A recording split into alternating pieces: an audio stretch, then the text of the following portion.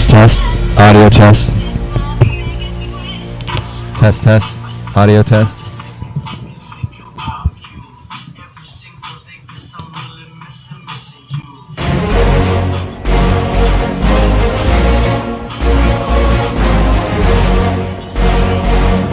Test, test. Test, test.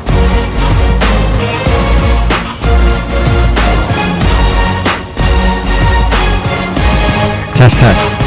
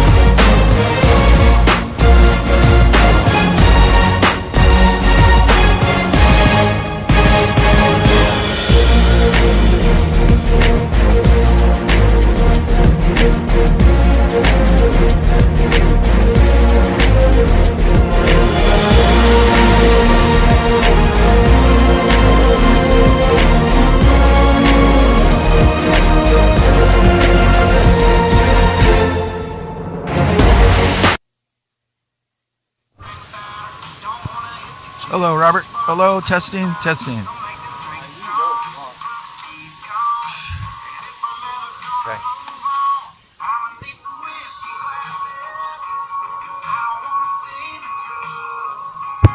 We welcome you to the first game of the Super Regionals at Kincaid Field here.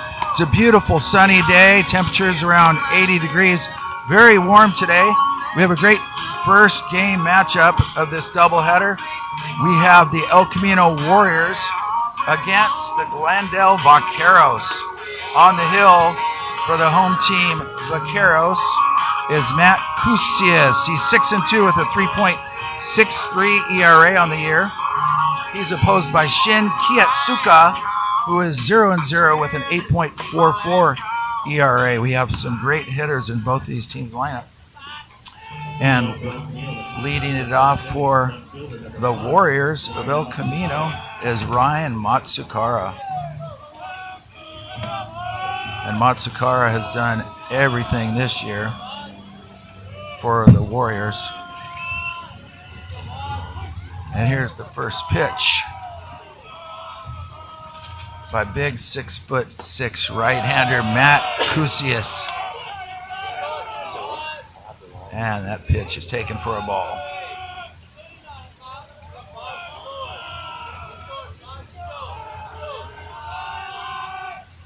Here's the pitch. Fastball taken inside.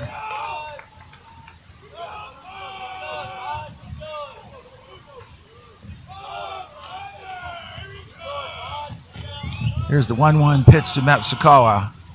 Fastball taken high. It's a warm day here. Spring has finally got here. It feels a little bit like summer.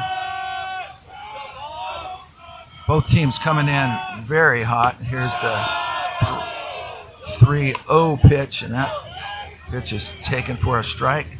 Counts 3-1. Both teams coming in hot. El Camino has won 9 in a row.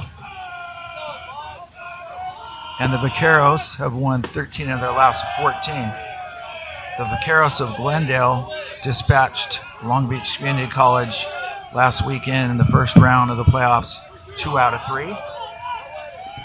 And the El Camino Warriors knocked off the defending state champions. And here's a little two-hopper to the cutout by the third baseman. He's going to have no play. It was a little two-hop ground ball. Thought the shortstop might get it. Third baseman cut him off. Couldn't get out of his glove. And that's going to be an infield single for Matsukawa.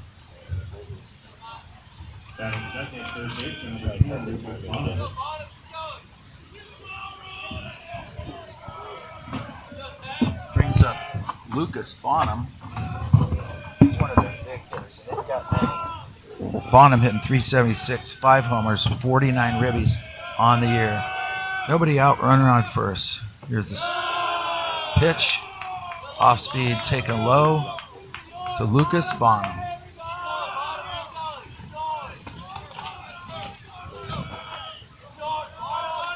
Bonham's out of El Segundo High School. Here's fastball taken high. Count goes to 2-0. And Cusias just struggling a little bit earlier here to find the zone. Bonham has been big hitter in their lineup. And there's a fastball taken for a strike. 5 homers, 49 ribbies, 54 runs, 5 steals.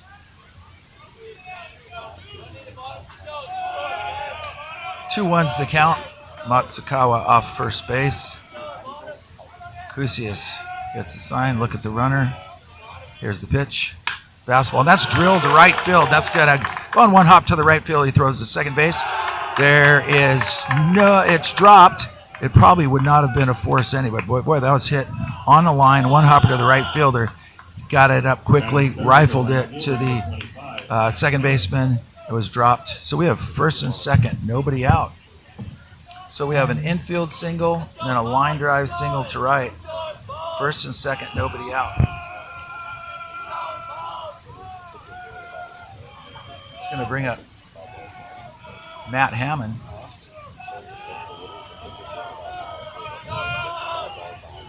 There's a check of the runner. Here's the pitch by Kusias. Fastball in there for a strike.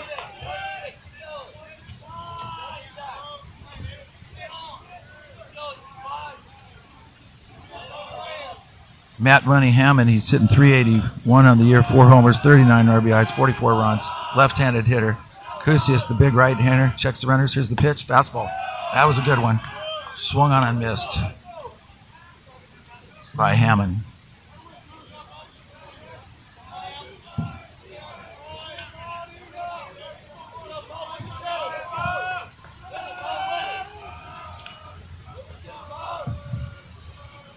Here's the pitch by Kusias, fouled straight back to the screen. Hammond out of Redondo Union High School. He's a sophomore.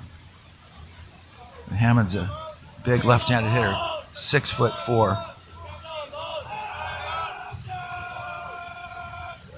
Here's the pitch by Kusias, and that's a fastball fouled off to the left.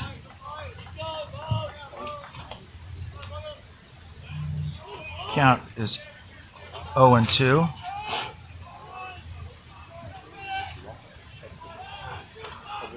Kusias getting the sign.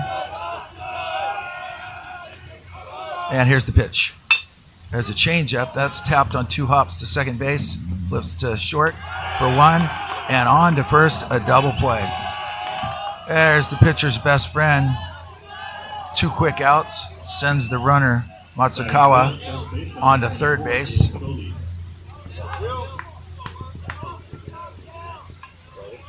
Brings up Gil Solis. Solis is the first baseman. Hitting .348. Here's the pitch. That was a little high. 1-0 is count to Solis. .348 for Solis. 4 homers, 36 RBIs. Seeing if the big 6'6" right-hander Matt Kusias can get out of trouble here. And here's the pitch. Fastball, taken high. Kusias thrown a lot of pitches here in the first. Double play really helped him.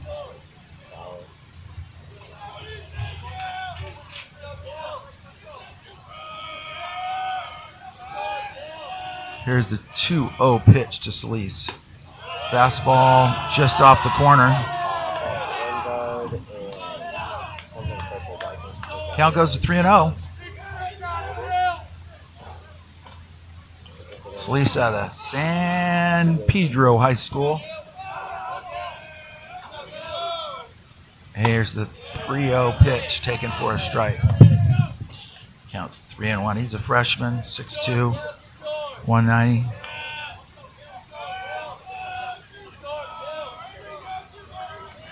Here's a 3-1 pitch to Solis. And that's swung on and missed. Good fastball there by Kusias. Count goes full. 2 outs, runner on third for the Warriors.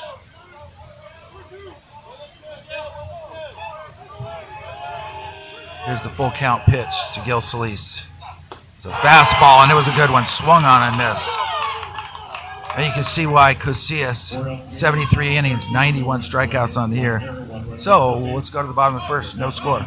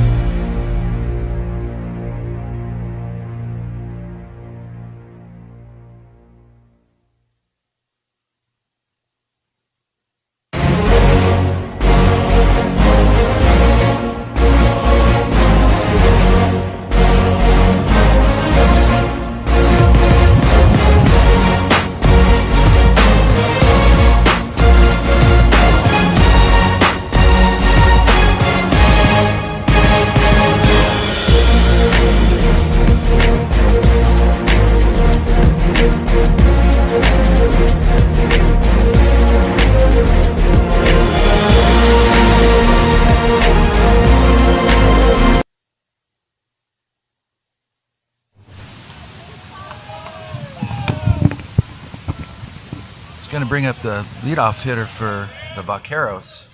And that's Alex Dolan. He's playing right field today.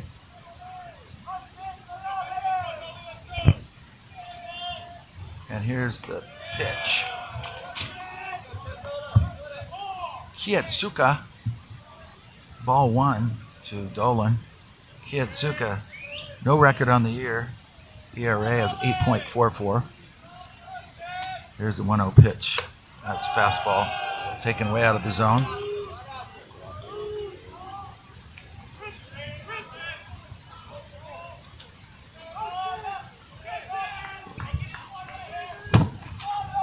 Here's the 2-0 pitch for Kietsuka. Taken for a strike. Off-speed pitch.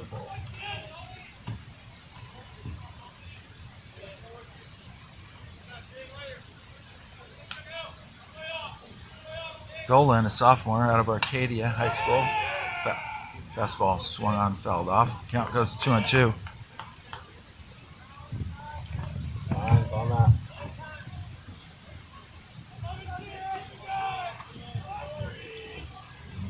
Dolan hitting .373 on the year, 39 ribbies as the leadoff hitter.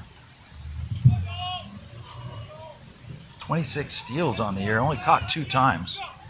Wow, that's speed. All these guys can run on Glendale. Here's the 2-2 pitch. It's off-speed pitch taken in the dirt. Count goes full.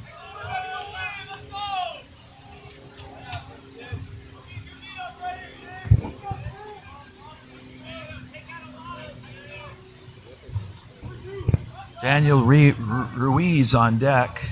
Full count coming up to Alex Dolan. Here's the pitch by Kietsuka.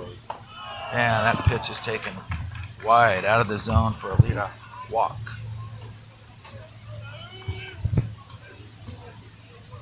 Batting second, center fielder number 6, Daniel Ruiz.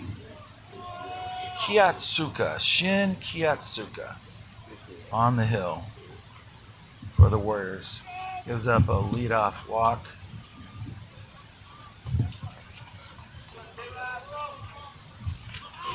Brings up Daniel Ruiz.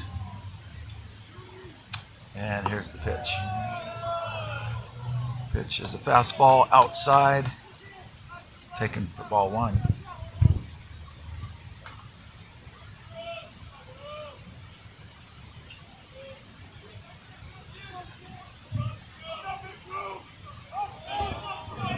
And here's the 1-0 pitch to Daniel Ruiz. And he's going to flip on over and check the runner, Alex Dolan.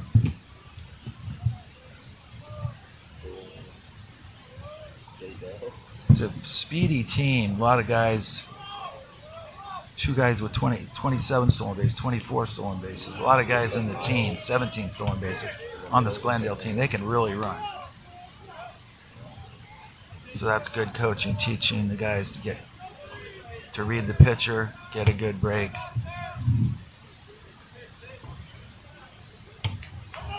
Oh, we got a 2-0 count to Daniel Ruiz.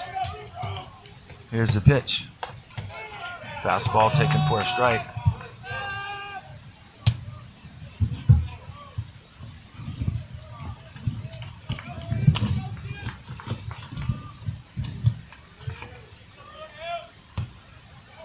Ruiz, 350 on the year, 3 homers, 28 RBIs, 27 stolen bases. Only caught 3 times. What a percentage. Hard to throw these Vaqueros out. Dolan off first. Kietsuka, the pitch. It's a curveball way outside. Count goes to 3-1. So Shin Kietsuka struggling with the first 2 hitters to find the zone. See on a 3-1 count what Daniel Ruiz is doing. If it's a fastball right down the middle, he'll get the green light. Here's the 3-1 pitch. And there goes the runner, and that pitch is in the dirt, taken for ball 4. So we have back-to-back walks to start the bottom of the first, and the Vaqueros are in business. I'm going to bring up Jake Price. Jake Price.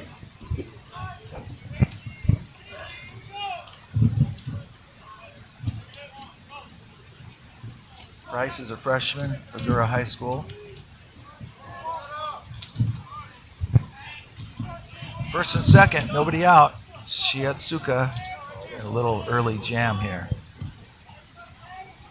Price squaring around to bunt.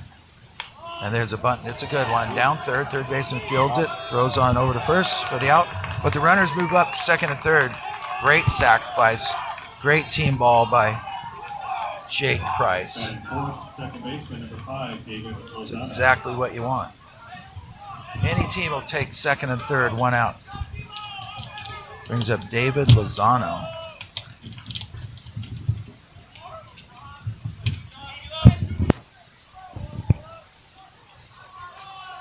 Second and third, one out. Lozano, freshman out of Harvard Westlake.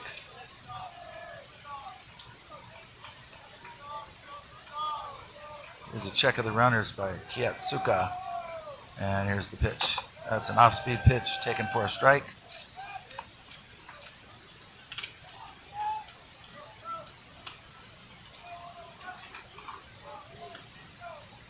Lozano, 306, 3 homers, 36 runs batted in. And there's the pitch. It's off the plate. Count goes to 1-1.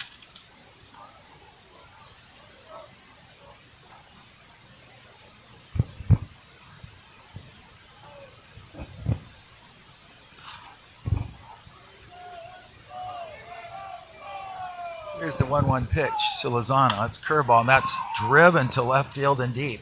Going back as the left fielder hauls it in on the warning track, but the runner tags up from third, and the Vaqueros have an early 1-0 lead on the big sac fly by David Lozano.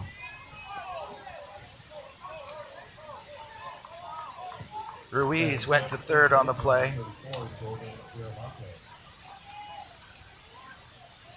Brings up Jordan Veramontes.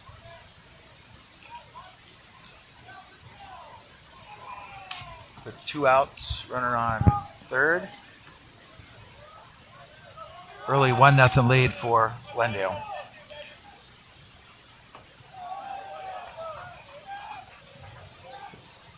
Veramontes, a lot of power, 280 on the year, 9 homers, leads the team, 40 ribbies. Big right-handed hitter. Kiatsuka in the stretch and the line. That's a curveball out of the zone. Count goes to 1-1.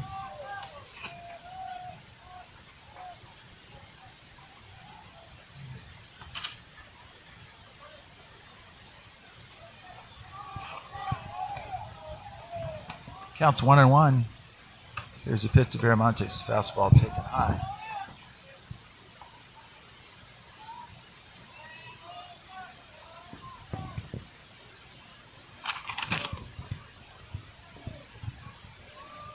Kiatsuka trying to get out of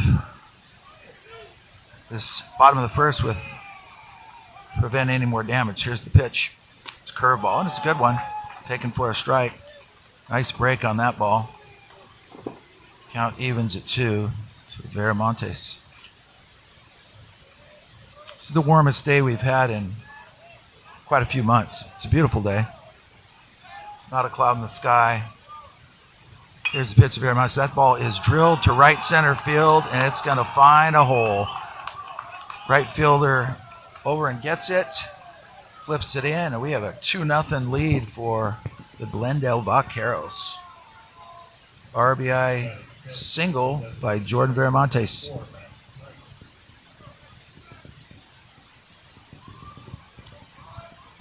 I'm going to bring up Max Price. Price is the designated hitter today.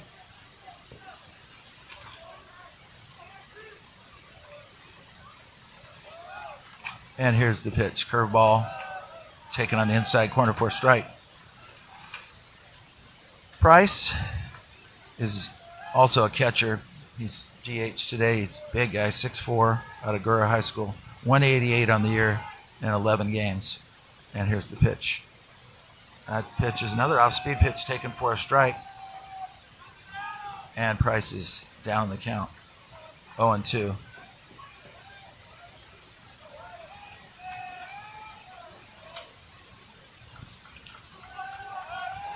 And here's the pitch, curveball. And that's a good one, taken for strike 3, but not before 2 runs are across for the Vaqueros in the bottom of the first. Let's go to the top of the second. 2-0 Glendale.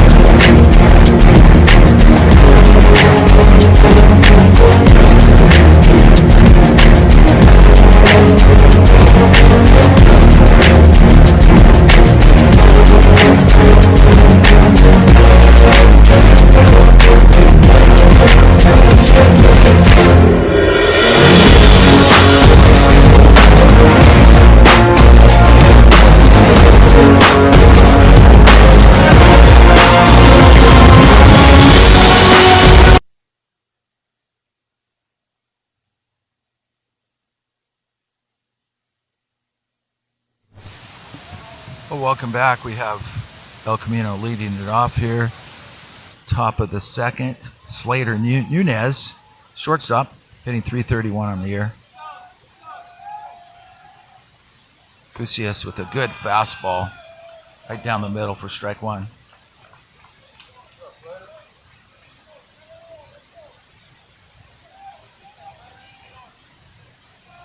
Here's the 0-1 pitch by Cusius. Another fastball, swung on and missed. The first 2 pitches here on top of the second were heaters, and he's got it going on now. It's tough to hit. And there's a fastball fouled off.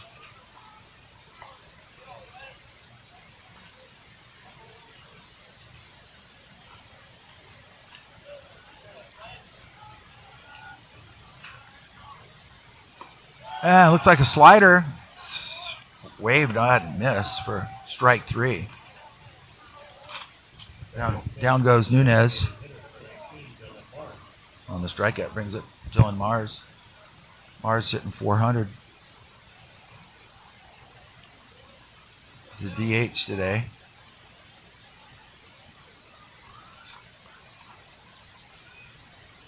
One out here. Fastball outside corner. Got the corner.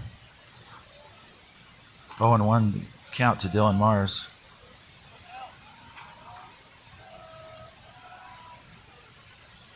Fastball way up high. Mars from Carson High School, hitting .400 on the year. 8 homers, 32 ribbies.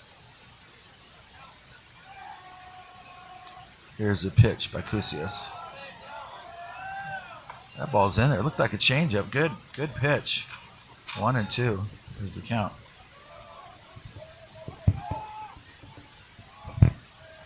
Here's the pitch. It's fastball. Fouled straight back to the screen.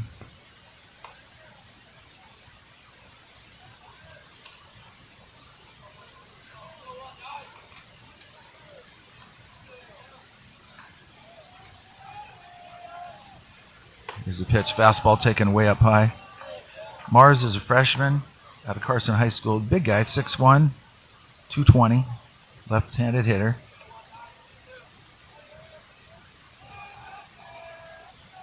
And here's the 2-2 pitch by Cusius. Again, the heat, high heat, swung on and missed by Mars, and he's down on strikes.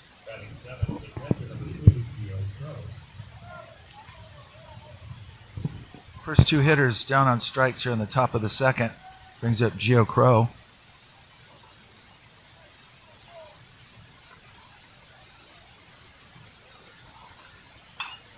Fastball swung on, fouled off to the right. Crow hitting .230 on the year. He's done a great job for the Warriors behind the plate this year. It's out of San Pedro High School. San Pedro, I always say Pedro. Crow played a year at Biola. There's an off-speed pitch taken for a strike. Counts 0-2.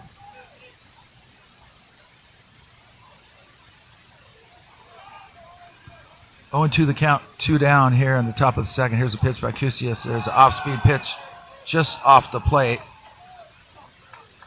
Crow took it. Counts 1-2. 2 down, top of the second. 2-0 Vaqueros. Here's a pitch by big 6'6" right-hander. And that pitch is just off the corner. Count goes to 2-2. Gio Crow. Of course, his real name's Giovanni. And all the guys I know named Giovanni have the nickname of Gio. Here's the pitch, fastball. Taken up high. Count goes full with 2 outs. Gio Crow, son of Dave and Michelle. Has a couple siblings, Massimo and Sophia. His favorite player is Buster Posey. Of course, he's a catcher. Here's the big pitch. That ball is swung and popped up. Catcher going over to the Glendale dugout. Reaches over. That is in the dugout. Great attempt there by the catcher for Glendale.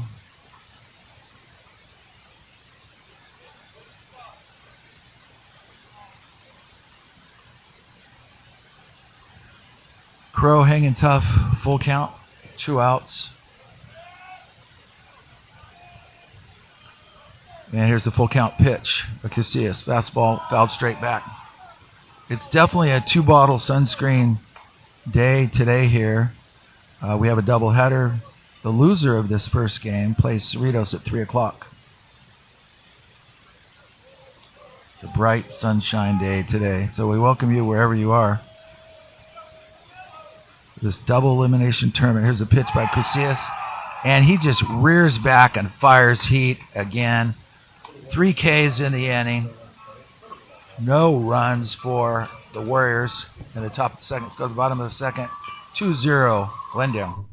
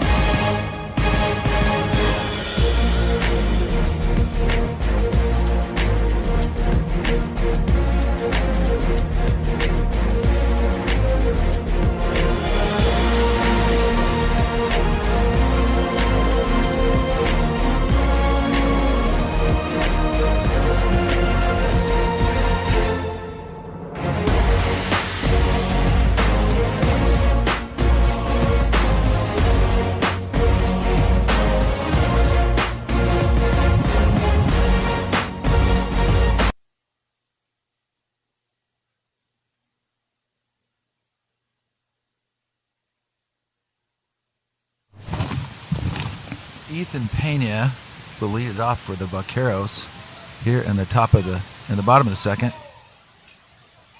Kiyotaka still on the mound here in the second. Off-speed pitch, taken for a strike. Looks like he's going to go with that slow curve. Struggled with his control in the first inning, walking the first 2 hitters. And here's the 0-1 pitch. That's a fastball. It's drilled. That's going to land on a line in front of the left fielder. It's a leadoff single by Ethan Pena. Batting in for Smith, number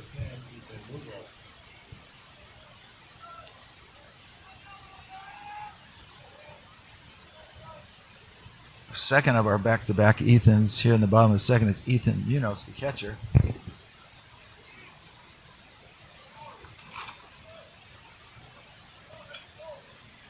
Sophomore out of Sierra Canyon. Runner on first. Kiyosaka checks the runner. Pitch is taken for a strike at the knees.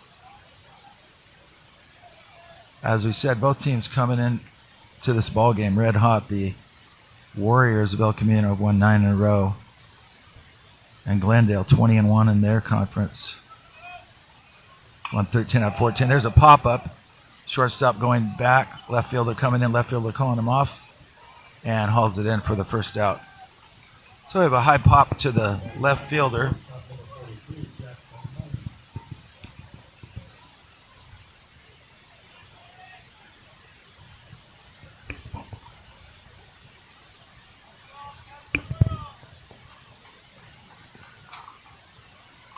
Brings up number 42, Jackson Lyons. And here's the pitch by Kiyosaka. Taken for a ball.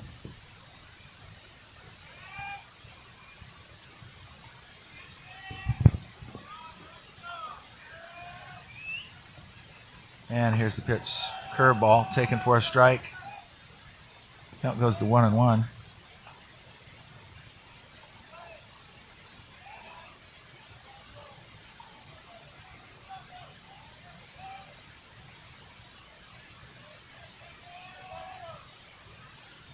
And here's the 1-1 pitch, fouled back.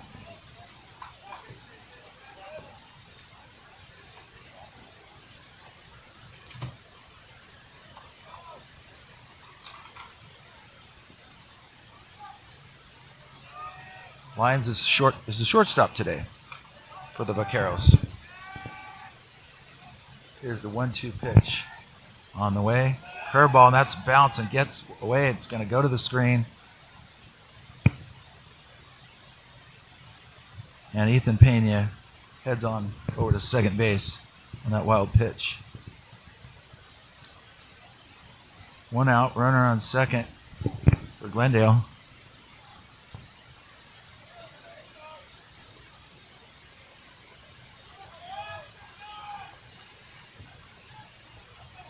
Two and 2 is the count. Checks the runner at second. And here's the pitch. Curveball down in the dirt. Lions hitting .292. 35 games out of Granada Hills Charter. He has a homer and 19 RBIs on the year.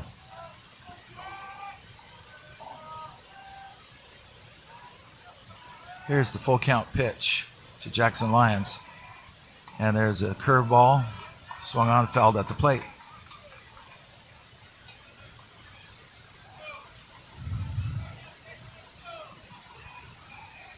Very warm day out here. We're on the border of Norwalk and Cerritos. Beautiful, warm Southern California day. Here's a pitch by Shin Kiyotsuka. Checks the runner at second. Here's the pitch, big curveball. That's taken for ball 4.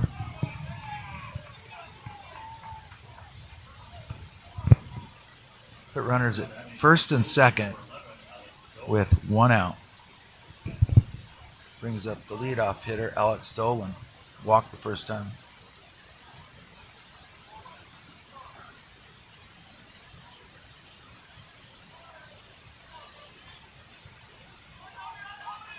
One out, first and second. Kiyotsuka checks the runner at second. Here's the pitch, fastball off the plate. Ball 1. Slight breeze blowing to left today.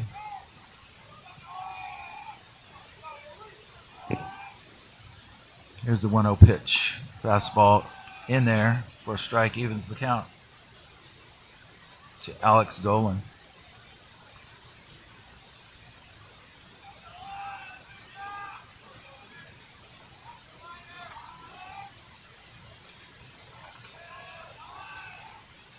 Here's the 1-1 pitch. That's in the dirt, and the runner's going to go to third. And here's the throw, and the throw is too late. Head first slide in there by Ethan Pena, and the runner on first goes to second. It's going to put runners second and third with one out.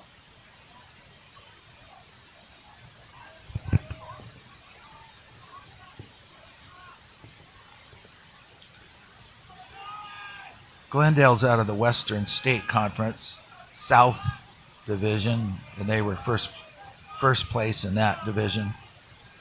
Second and third, one out. Here's the pitch, curveball, hit just wide of third. And El Camino was third place in the South Coast Conference at 16-8.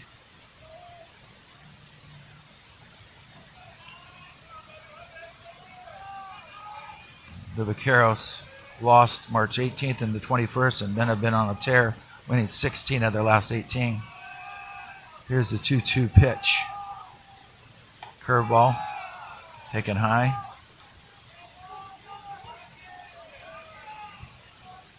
Dolan being very patient at the plate, works the count full.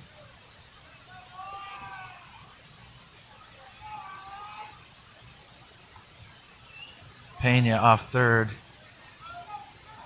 trying to shake the pitcher, acting like he's going to home plate. Here's the pitch, and that's wide again for a walk, and that's the fourth walk given up by Shin Kiyosaka.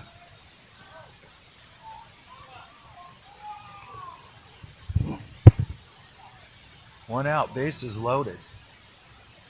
Pitching coach going to come out, talk to Shin Kiyotsuka.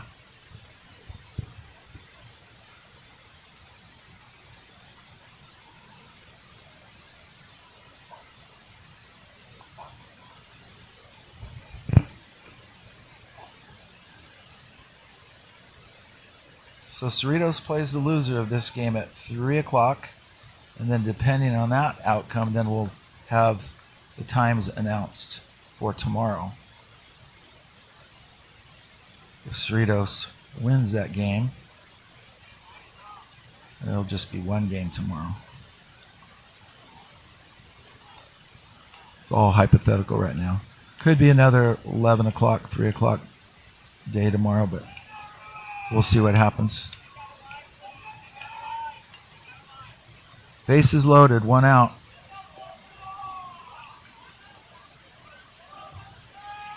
Daniel Ruiz at the plate. Here's the pitch, and that's bounced about 5 feet in front of the plate. Ruiz walked his first time also, and Shin Kiyotsuka is really in a jam here, and he needs a ground ball to get out of this. 1-0 pitch coming up. He's out of the stretch. Taken on the corner for strike one.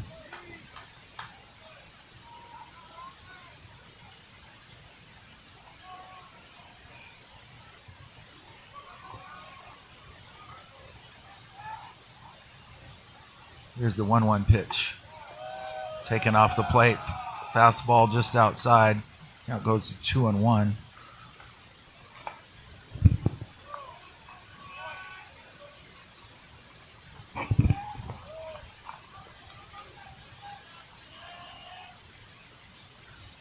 Here's the pitch. Fastball just off the corner. Didn't get the call. Count goes to 3-1. To Daniel Ruiz.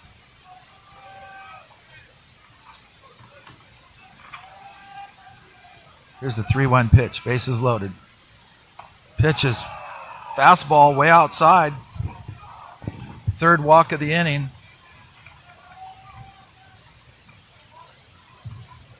Let's see, the coach. Third straight walk. Brings up Jake Price. Walks in a run, makes the score 3-0 Glendale. Not sure how much longer the coach can go with Shin Kiyotsuka. One out, bases juiced. Price the hitter. Here's the pitch. Off speed, taken low.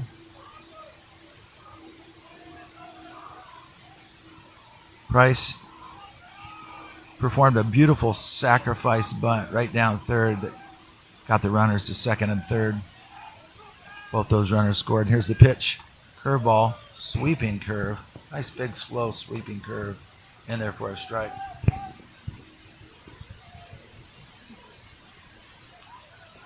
1-1 the count.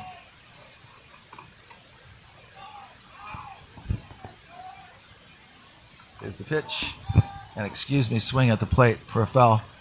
Counts 1-2.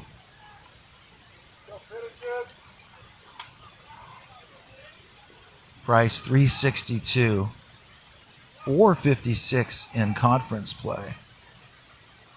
3 homers on the year. Let's see what he can do with the bases loaded here on a 1-2 pitch. Price, right-handed hitter. Here's the pitch. Curveball, and that ball is fly ball to right. And that's going to get another run home. Here comes the runner tagging. That's going to be 4-0 Glendale on the sacrifice fly by Jake Price. Well, sack bunt in the first, sack fly in the second, and he has been a very valuable player. 2 runs across here in the bottom of the second. Brings up David Lozano.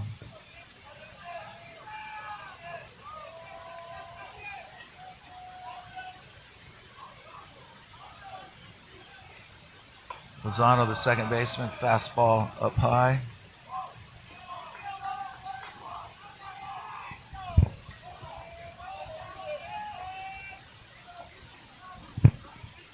One and 0 count. Runners on first and third. 2 outs. 4-0 Glendale. Bottom of the second. And there's flip on over to first.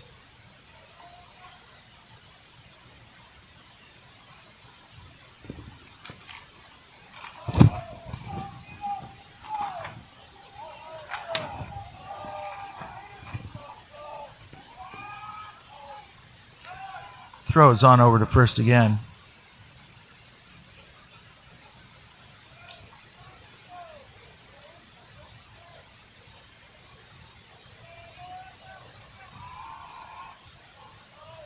David Lozano, number 5, the hitter.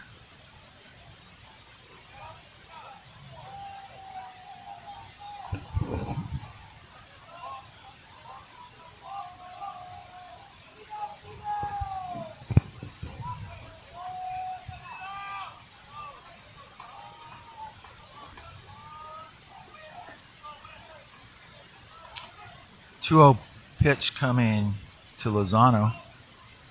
And here's a pitch, curveball that's in the dirt.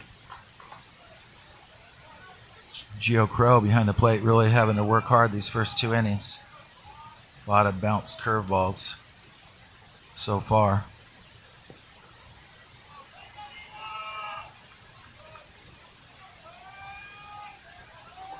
.30 count coming up to Lozano. Fastball taken right down the middle for strike 1.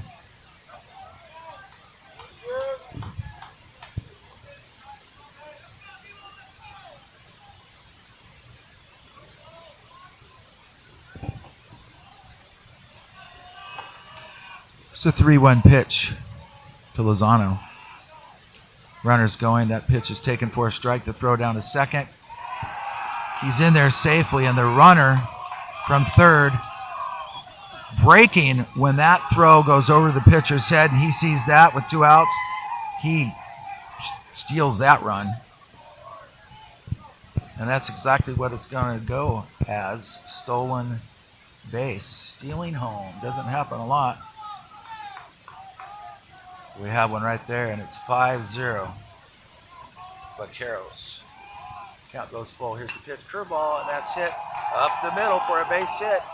Rounding third. Here comes the 6th run. The throw to the plate. Too late. 6-0 Vaqueros.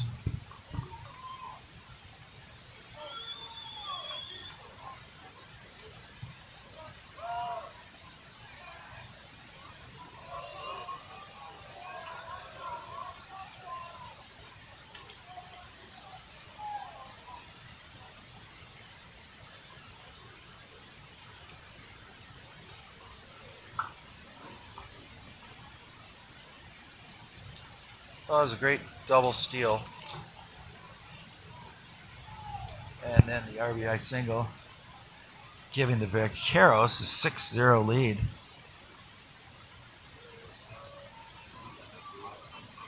And that's going to be all for Kiyotsuka. Shin Kiyotsuka goes an inning and 2/3, giving up 6 runs on 3 hits.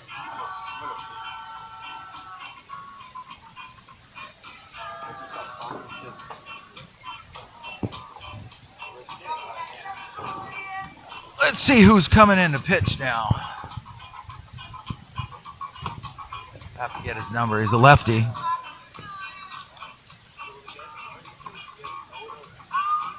Let's see. It's like Kona Agena, the left-hander, freshman, number 30, coming in for El Camino. Agena has been 25 and 2/3 innings, 35 hits, 5.26 ERA.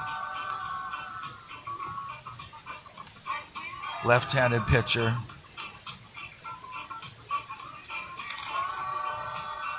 Agena's out of West Torrance High. 5'9" freshman. He's appeared in, this will be his 15th appearance.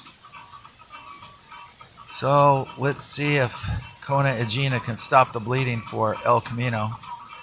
We'll be right back.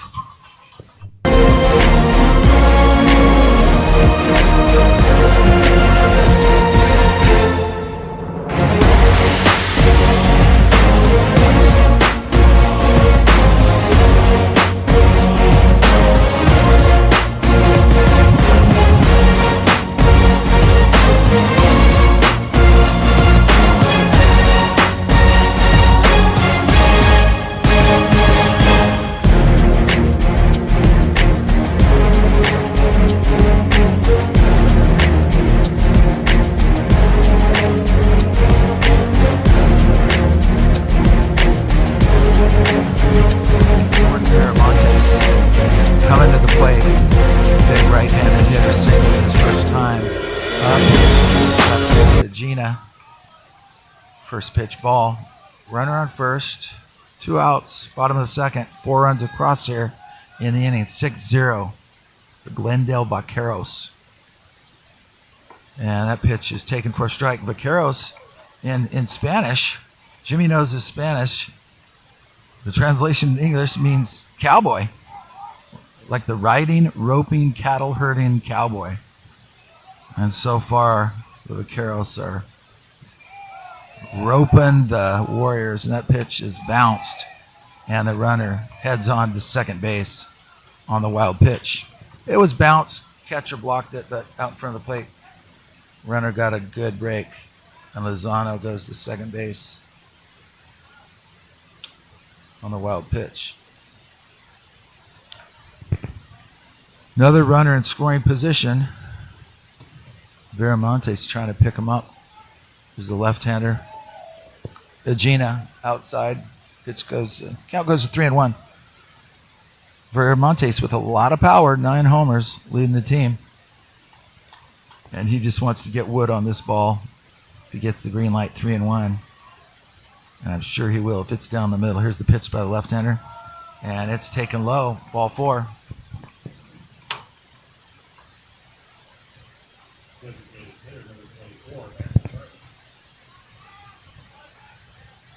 It's been a walkathon for the Warrior pitching staff today. That's their 5th walk of the day. 2 in the first. 3 here. Correction, that's 6th walk. 4 here in the second. Here's the check. That's a curveball, and that's going to be lined over the shortstop's head. Here comes the runner, and he's going to hold at third base.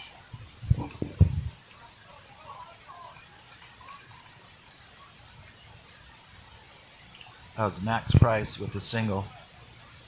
2 down. Bases loaded. Brings up Ethan Pena.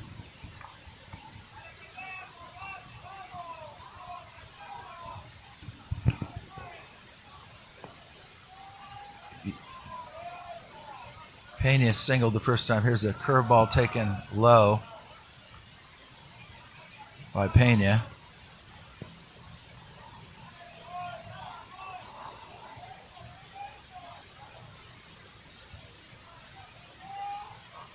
Vaquero dugout cheering there. Ethan Pena on. Bases loaded. Regina steps off.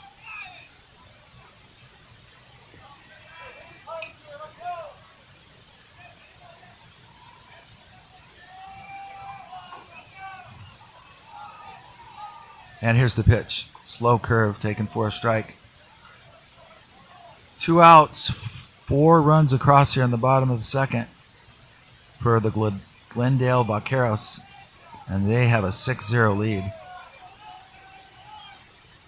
Here's the 1-1 pitch to Ethan Pena. That's fastball, fouled off to the right.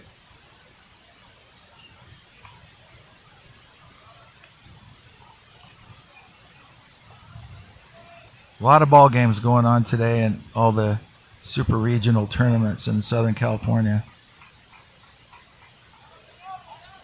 And we are here at Kincaid Field. 1-2 pitch, slow curve. And that ball is driven to left center field and deep.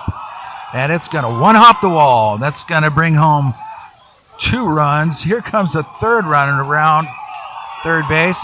He scores on a bases clearing, booming double by Ethan Pena. That was a slow curve, and he just timed it and just blasted it to left center.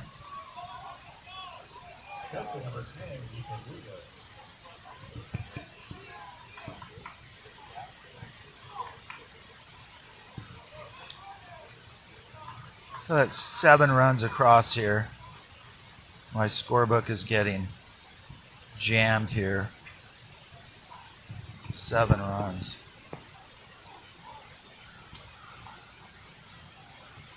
Brings up, there's a fastball taken way outside. Runner on second, 2 outs. Ethan Munoz up now, the catcher.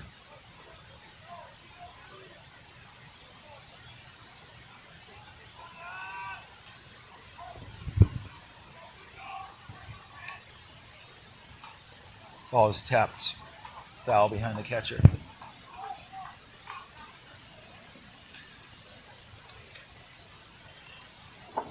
Ethan Munoz, 351 coming into the game.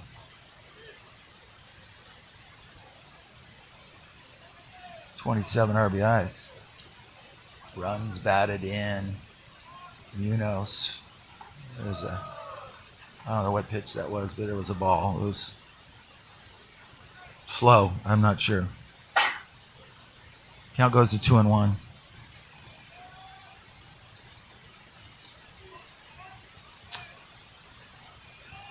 It's a 2-1 pitch by Agena. That pitch is popped up. Catcher coming over. Agena calling for it, and he cannot make the play. Those pop-ups are tough. That was about 10 feet in foul territory in between home and first. And if you haven't caught a pop-up before like that off the bat, that ball is drifting backwards, always going to be drifting back. So you have to watch it, and you have to drift your feet back. And that went about a foot over Agena's head. Foul territory. So Ethan Munoz gets new life. See if he can get the RBI here. 2 outs. Here's a pitch by Agena. Runner's going. That ball is driven between the hole of short and third, and that's going to get the RBI home.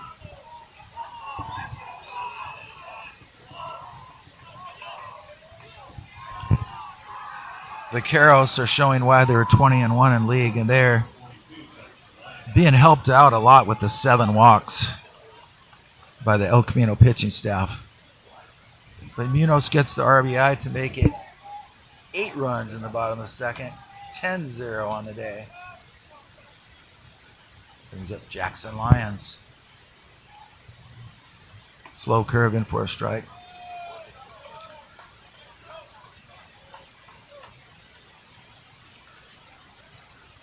Lyons the shortstop today for Glendale. 2 outs. Here's a pitch by Agena. Taken on the corner. Outside corner. Strike two. Counts 0-2.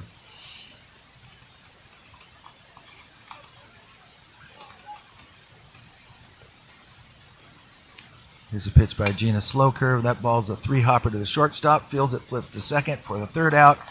And mercifully, this 2nd inning ends, but not before 8 vaqueros cross the plate to make the score 10-0 Glendale, going to the top of the 3rd.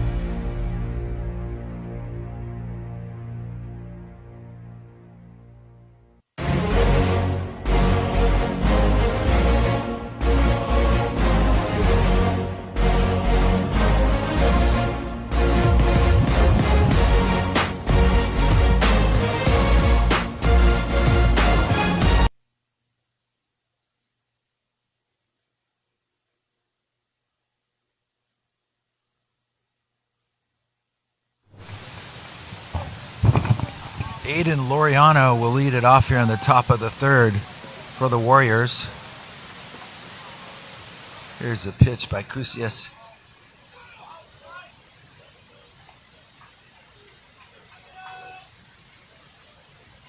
Taken for a ball. 10-0 Glendale here, top of the 3rd. All vaqueros. Here's the pitch, fastball. Taken for a strike.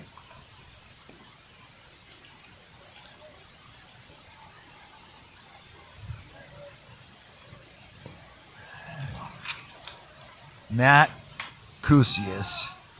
There's a pitch fouled off to the right in foul territory, way beyond first base, shallow right in the outfield, foul territory, and the first baseman drifts back. Makes a great play. Hauls it in for the 1st out.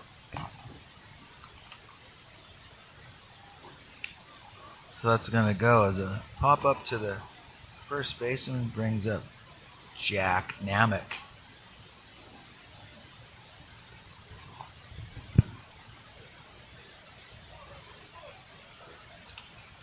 One out here. Top of the 3rd. Fastball taken for a strike.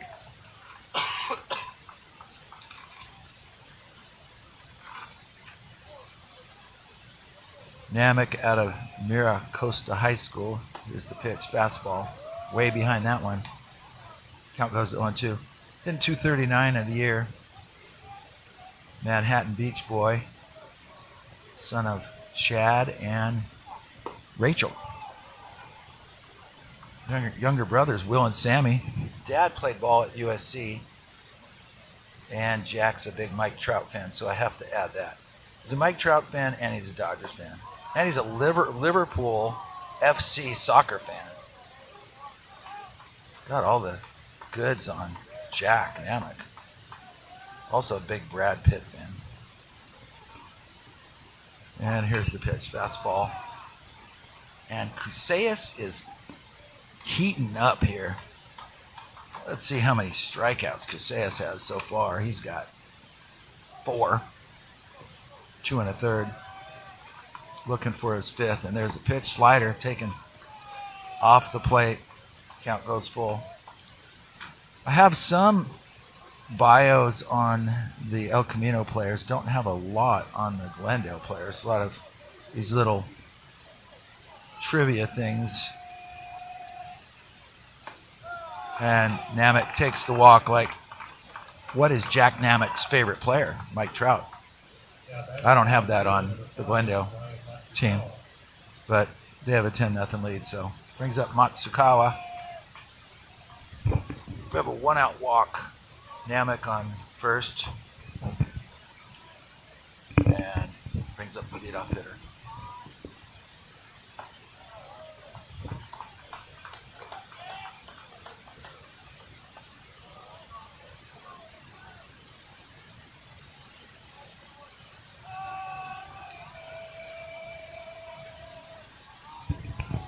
Here's the 1-0 pitch. Fastball taken off the plate, goes to 2-0. Matsukawa singled his first time. And he is a good hitter, 325 on the year. He's their leadoff hitter. That pitch is off the plate again. Count goes to 3-0. So, sometimes this happens. You have a big lead. Pitchers are out there. Might lose their focus a little bit. And here's the 3-0 pitch. Taken for a strike. Good fastball. And you just have to focus on that catcher's mitt. You have to just have tunnel vision. 3-1 count, runner at first base. Here's the pitch. It's taken on the inside corner. Count goes full.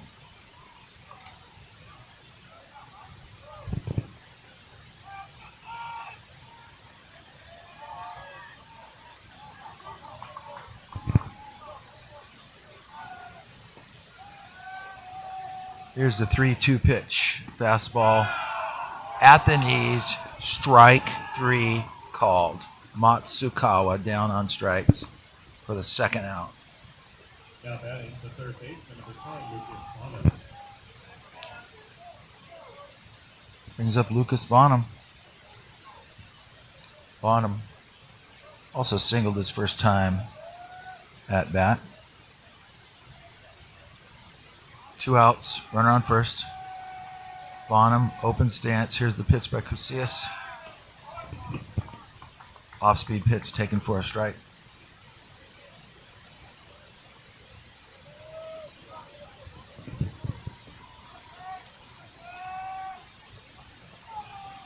Here's the pitch, and there's a ground ball. 2-hopper to short, flips on over to second for the force. The third out, and there's no runs across for the Warriors in the top of the third. We'll go to the bottom of the third, 10-0 Glendale.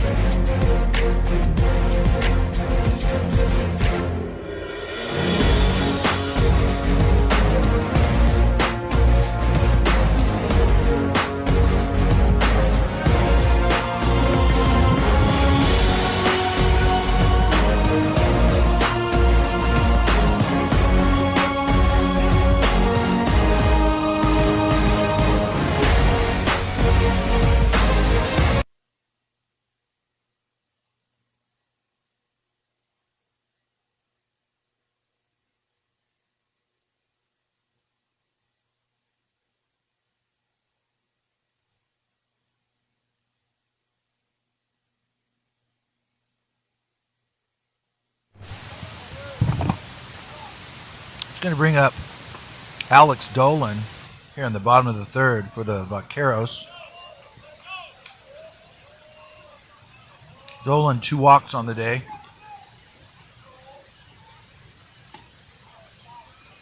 Count goes 2-0, looking for the hat trick in walks. Not sure what you call 3 walks in a row. We'll just call it the hat trick. The walk around the block. And that pitch is taken for a strike. Count goes to 2-1.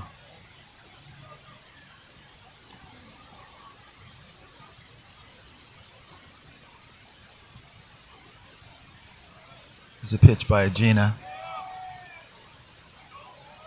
Pitch is up high. Count goes 3-1. So whatever you have planned for the weekend, we hope you have a good one. Whether you're going hiking in the mountains of Utah, and that's ball 4, leadoff walk, or you're going to the beach here in Southern California. Center fielder number 6, Daniel Ruiz. Leadoff walk here in the bottom of the third, and in Jaws they said, I'm going to need a bigger boat. I'm going to need a bigger scorecard because this is getting ridiculous. All these runners of the Vaqueros. Nobody out, runner on first. Daniel Ruiz at the plate, and there's a slow curve by Agena taken for a strike.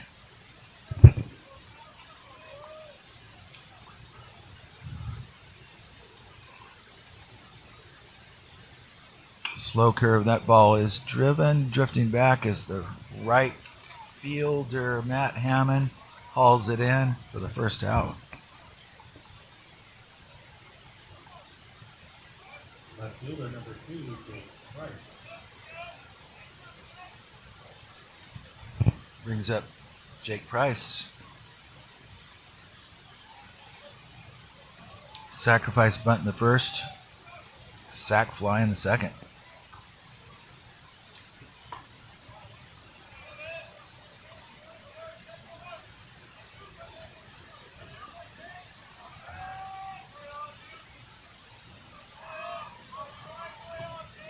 Oh, and 1 the count. Agena throws on over to first base. 10-0 game. I doubt if Alex Dolan is heading to second base, but maybe they're going to work on their base running. They have stolen a lot of bases this year. Something ridiculous. I have the number here. It's like 113. Just their percentage of getting thrown out is so low.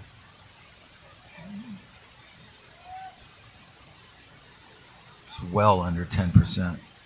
Here's a pitch by Agena. Slow curve. That pitch is fouled off towards the El Camino dugout. Lands just in front of the dugout. Third baseman, pitcher, catcher, all running towards it. Ran out of room.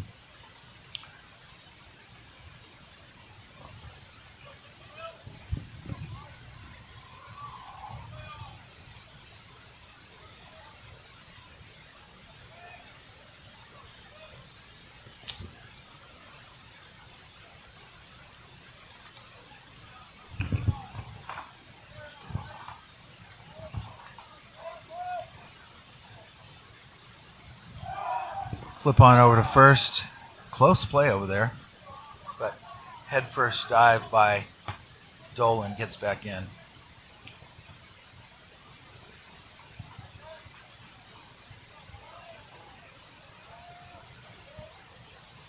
And the runner's going in a 10-0 game. Here's the throw, and it's 1 hop, and Alex Dolan is in there. The pop-up slide. Well, they're playing this game like a playoff game, getting, taking what the opposition gives you. If you can steal a base, steal a base. Who cares if it's 10-0?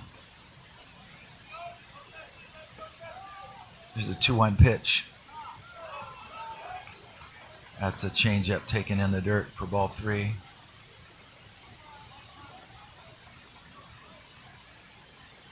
Jake Price, the hitter. Right-handed hitter against the lefty Agena.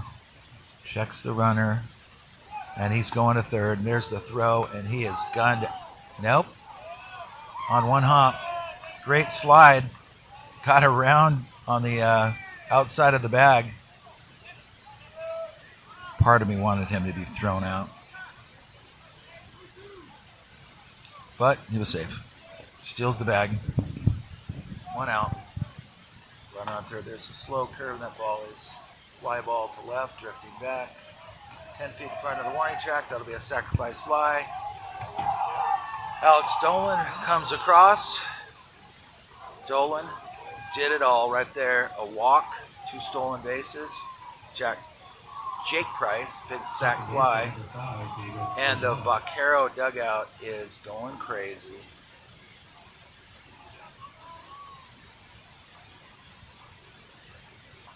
Two outs. 11-0. David Lozano, number 5.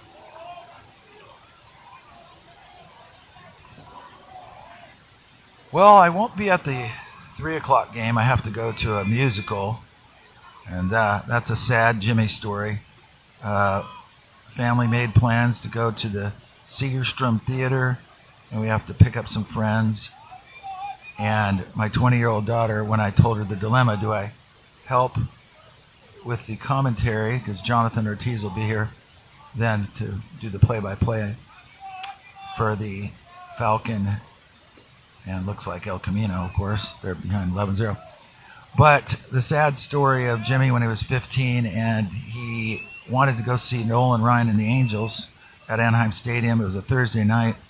Nolan was pitching against the Twins, and my mom said, no, I want you to go to the Long Beach Playhouse to support your sister's boyfriend in his play called Oklahoma. And I didn't want to. I said I wanted to go with Grant Westland to the game.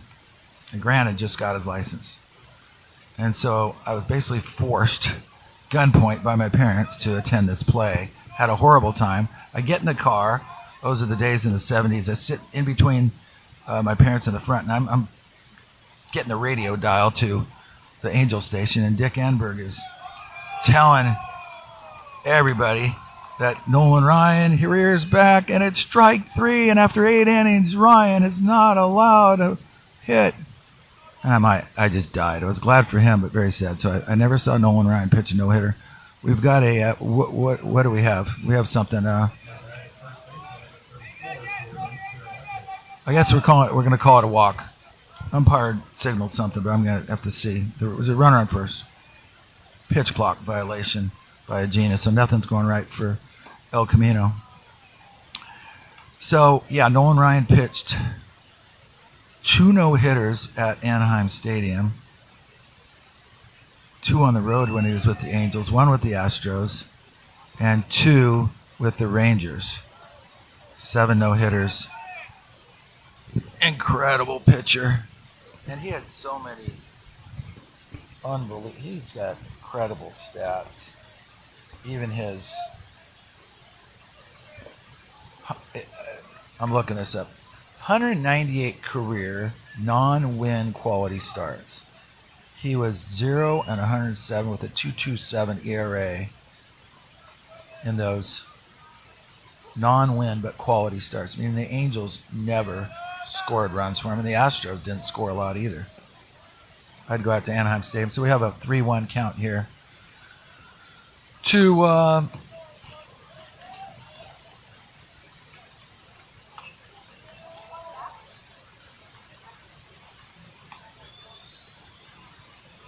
Jordan Viramontes.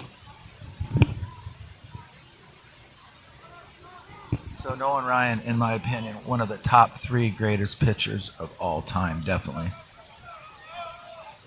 Played on teams that did not score. There's a slow curve. The ball's high fly ball to center field. Drifting under that is Jack Namek hauling it in for the 3rd out. Just a run across for Glendale. And we'll go to the top of the 4th. 11-0 Glendale.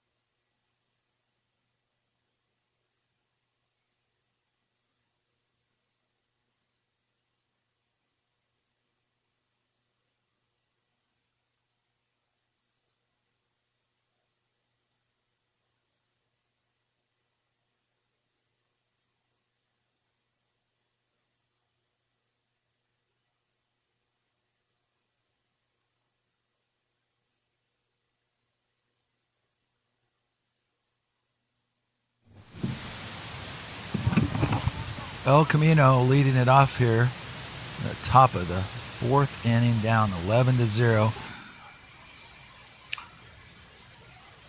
Big Matt Hammond at the plate, the right fielder.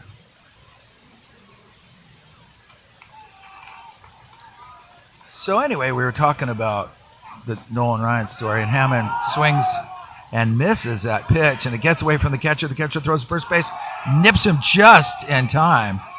So that's going to go as a strikeout and a 2-3 putout. Swinging K.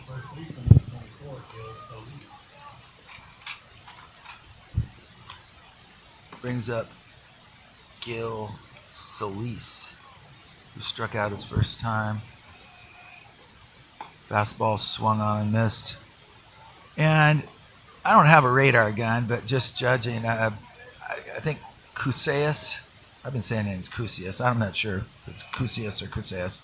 But anyway, big 6'6" right-hander. He's pumping up there 90 to 92 on that fastball sometimes. So he's one of the harder throwers I've seen all year. 6'6" guy, and that was straight out heat. Let out a grunt, just like talking about Nolan Ryan. Ryan and that wind, when he'd release that ball, he'd grunt and let everything loose. 103-mile-an-hour fastball. There's another heater. Maybe this is the last inning. I talked about this. Kuseas probably thrown about 55 pitches or so.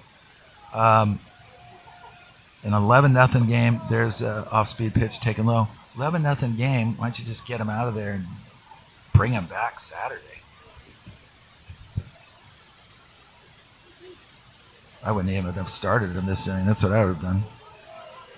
But they've got some good pitchers. Fastball swung on and missed. For the second out, and that's the sixth. 1, 2, 3, 4, 5, 6, 7. Seventh strikeout by the big right-hander.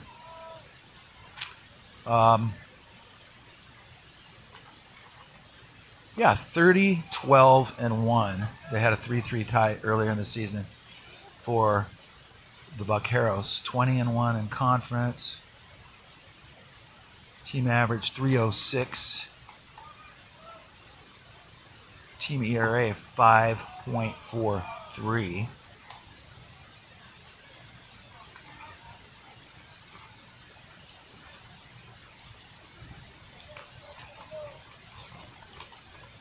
And Slater Nunez up for the Warriors with 2 down here in the top of the fourth.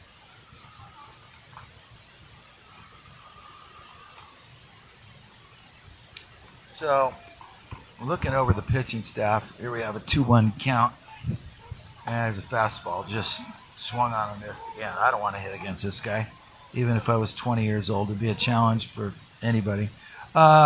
Looking at some of the pitching staff for Glendale, Kuseas 6-2, swung on and missed again, and he strikes out the side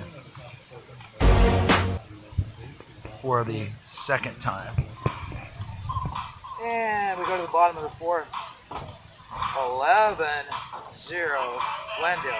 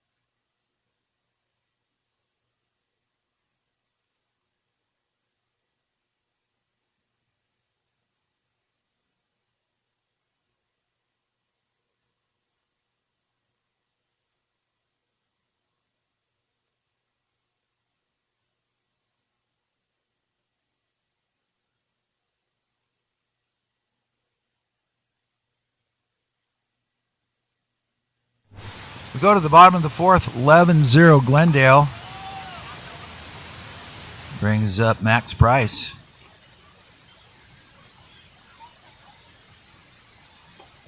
Price with a strikeout looking his first time and a base hit.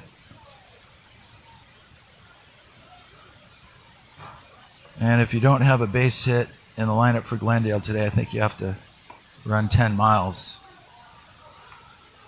0-2 the count to Max Price.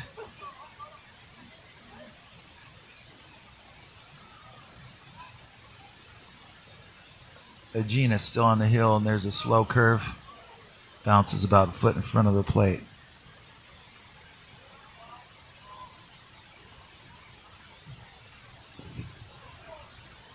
Glendale, 24.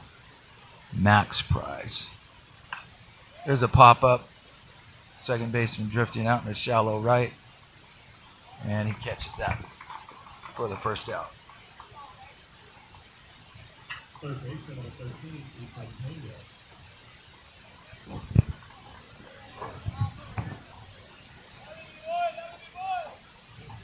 Brings up Ethan Pena. And he's done it all also with a single, double. There's a pitch by Agena, taken for a strike. Agena, not a hard thrower at all. Curveball, his fastball's probably in the mid 70s.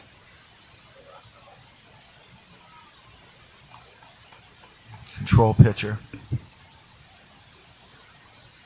But both pitchers have struggled.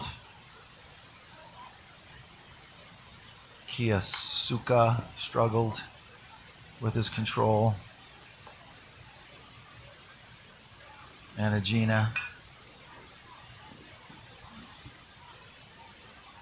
in his second full inning of work.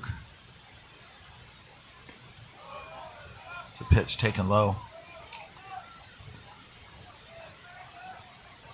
Ethan Pena.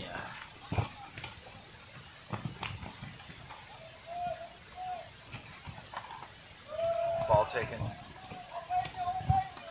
inside. Ethan Pena, 271. Has 8 steals. He's only been caught one time. 14 walks on the year. 5 homers, so he's got some pop, and he hits that one hard, but way foul on the ground, right at third. So I'm watching the Angels last night. I'm giving up hope on my Angels, and but they rallied. They were down 4-1, and my Angels, there's a line drive, base hit through the hole, hard hit ball. Left fielder up with it, holds Pena to a single. But the Angels rallied with a bases clearing double, a walk-off by Jorge Soler last night. And they beat the Blue Jays 5-4 in a game that I could have gone to because I was offered 25 tickets. But I have too much going on. 25 tickets, you say? Well, Wilson High School was given 500 tickets by the Angels. And there goes the runner. And he's in there with a head-first slide. Pena. Correct that. Ethan Munoz, the other Munoz, gets a stolen base. And they are not letting up if you are not holding those runners on. This is why they have 113 steals on the year. Dangerous running team. Munoz at the bat. Takes a strike. 0-2 the count. 1 out. Runner on the second. Pena on second. Munoz the catcher at the plate. Agena over his left shoulder. Checks. There's a slow curve. That ball's driven, but way foul. So I saw the Dodgers for a World Series champion. They have the best record after 33 games of any defending champion since like 1952. It's pretty good. I think they're 23-10, or maybe they lost yesterday. I don't know, 23-11.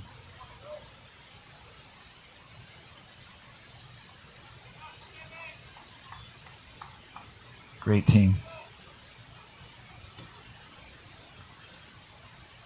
And Munoz, the hitter, creeps up about 3 inches in his stance, and he hits a hard line drive two-hopper that gets underneath the webbing of the third baseman, Lucas Bonham. And that's going to go as an error. It's hit hard, but Bonham just did not get down on that, so that sends Pena to third on the air. And we have 1 out, first and third. Brings up shortstop Jackson Lyons.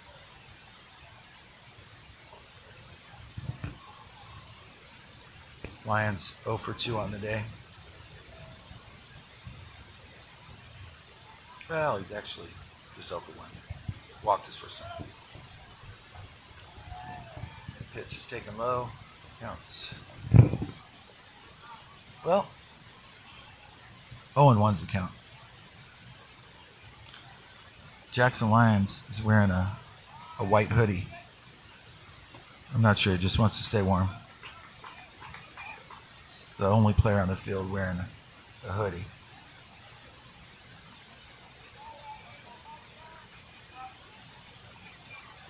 Down at the count, 1-2.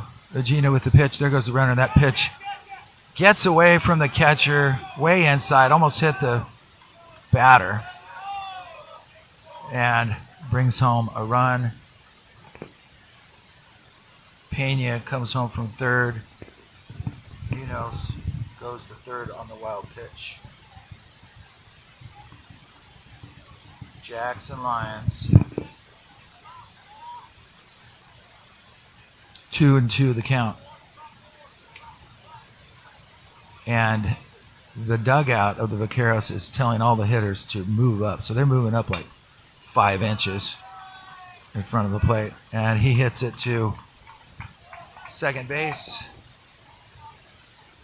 Gets the run home. That's the way to do it. Just hit a little two-hopper. Second, got the runner home from third. So we have 2 outs, 2 runs in the inning. Brings up the leadoff hitter, Alex Dolan. Next game is at 3 o'clock. Maybe. Could be 4 o'clock the way Glendale's hitting. We don't know when this game's going to end, but it'll be about 30 to 40 minutes after the conclusion of this game. So Agena on the hill, 2 outs, 2 runs in. There's a slow curve. That ball is a deep fly to center field, drifting back to the warning track, and Jack Namick hauls it in for the 3rd out. The ball kept going and going. That was a high fly ball. Got to the warning track. 2 runs across. It's 13-0 Glendale.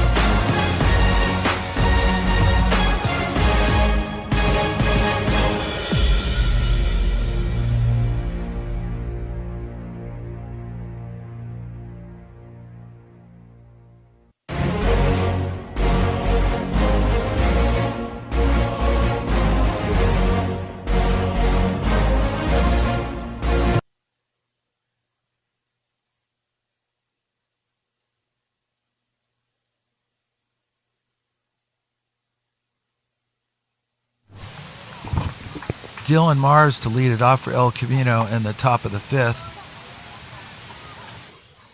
Big Matt Cruceus on the hill.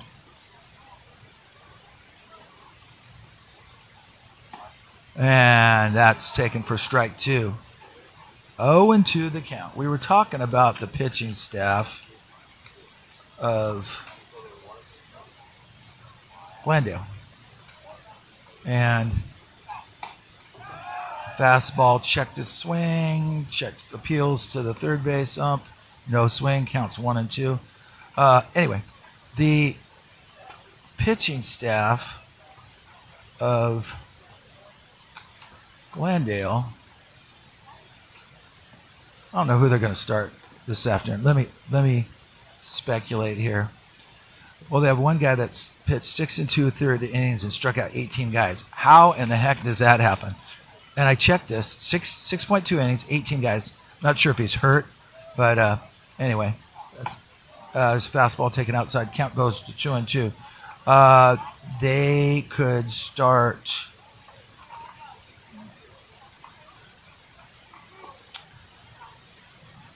They could start Liam Thatcher, 5-2 with a 3.94 ERA. He's 5-2. It's probably the best bet. Liam Thatcher going to start against Cerritos, 3:00 game, and he'll be opposed by Noah Andrunas, the big sophomore, who's offhand I believe he's 10-1, could be 11-1. Oh, we have a runner on first. Okay, on the walk, Mars, leadoff single. We have catcher Gio Crow at the plate. Crow struck out his first time, as just about everybody in this lineup has struck out. Big right-hander checks the runner. Here's the pitch, fastball. And swung on and missed.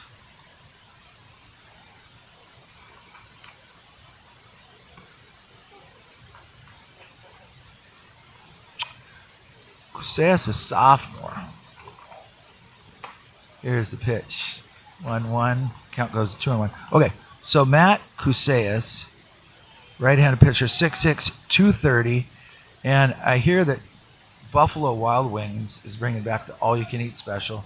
But if big 6'6", 230-pound Matt Cruceus comes in, they might just put the rope up and say, hey, okay, yeah, because Jimmy can eat, and I'm sure big right-hander can eat too. He's out of Simi Valley. They produce a lot of Simi Valley High. They produce a lot of good talent. Simi Valley, the Weaver brothers out of Simi. We can go on and on. Simi Valley High School. Counts 2-2. Here's the pitch. That pitch is drilled on the ground down the third base line. That's going to go for extra bases.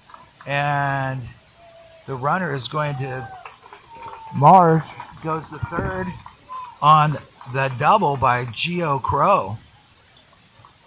So we have a walk and a double. And El Camino trying to get on the board here in a 13-0 ball game. It's going to bring up Aiden Laureano. 268 on the year. Second and third, nobody out for the Warriors. Laureano out of Redondo Union High School. Fastball taken for a strike. 268 coming into this ball game.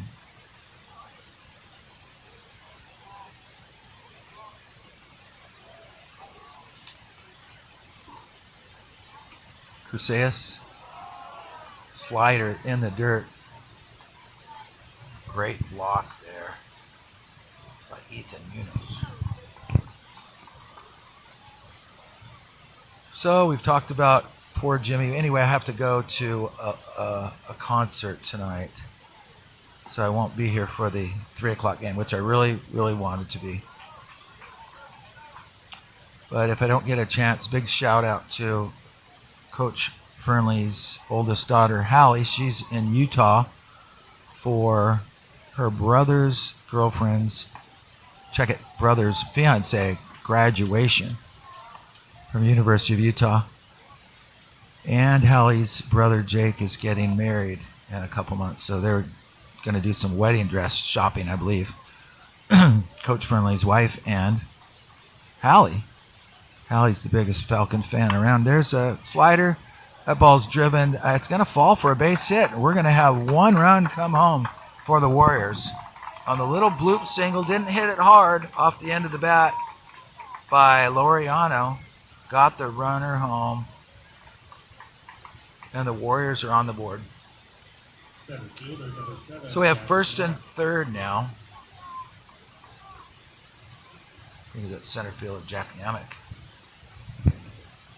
who walked in the third inning. Here we are, top of the fifth, 13-1. Vaqueros, Namek at the plate. Right-handed pitcher against right-handed hitter, and a good swing by Namek. Fouled that back to the screen. Jack Namek out of Miracosta High School. Big soccer fan, and I'm sure he loves Ted Lasso, the series. 3-season series, I just finished that. Great. There's a fastball swung on miss. Namek down the count 1-2.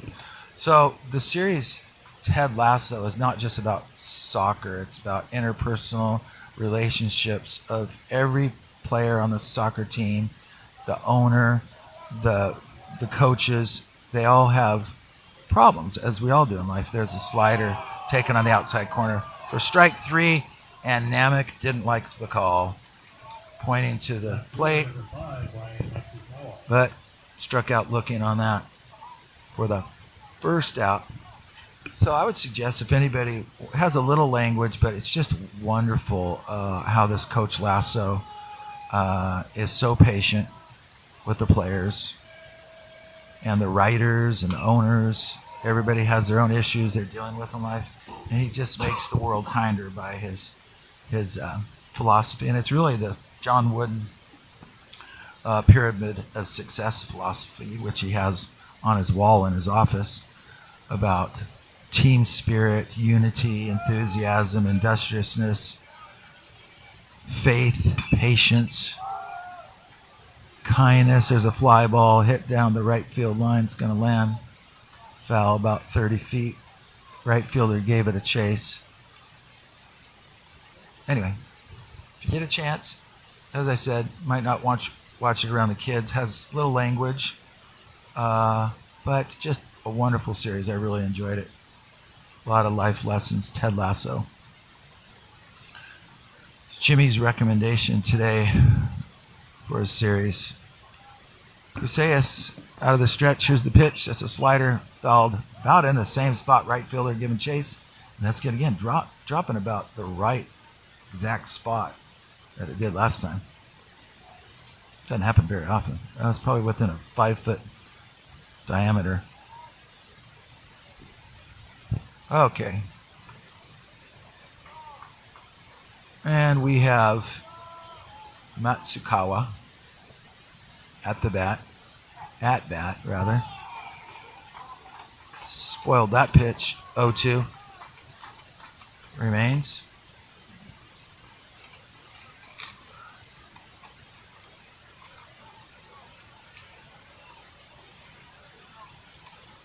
Oh, 2 to Ryan Matsukawa. His nickname's Mats.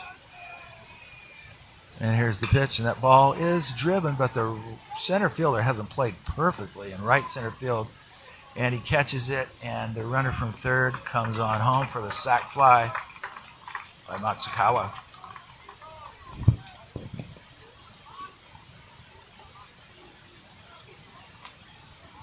So now we have 2 outs. Runner on first. Brings up Lucas Bonham, the big third baseman, with 2 outs. Runner on first. Bonham, as we said before, 376, 5 homers, 49 ribbies entering this ballgame.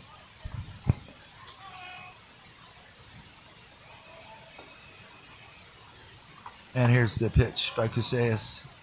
Fastball's in there.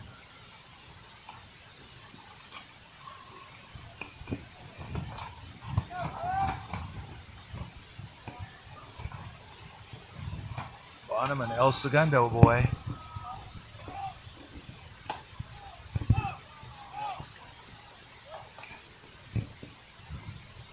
Bonham, number 10. El Segundo produces a lot of good talent. Dad Robert, Mom Jennifer. And there's a fly ball that's hit far to the center fielder, drifting back. And that is hauled in by Daniel Ruiz in center field. But 2 runs come across for the Warriors. They're on the board. It's 13-2 going to the bottom of the 5th.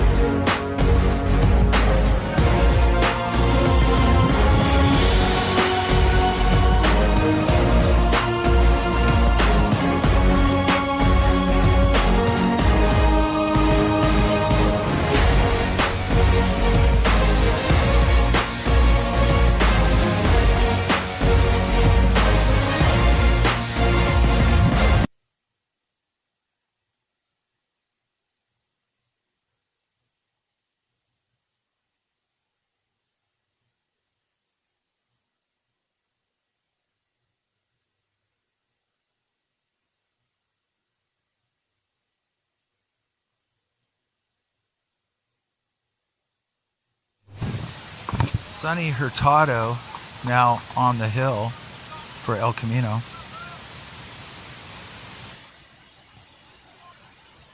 And we have some other changes we'll get to. We have Daniel Craig taking over in left. We have a new catcher. Nate Torres behind the plate now for El Camino.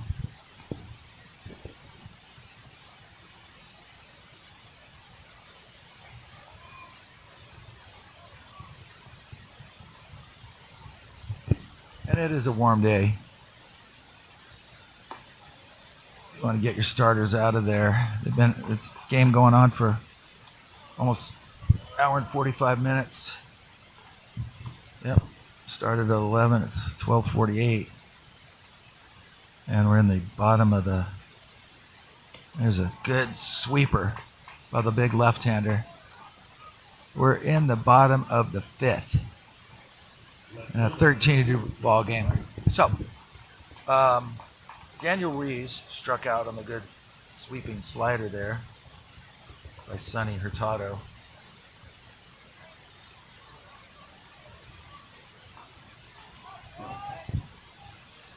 And that's going to bring up Jake Price for Glendale.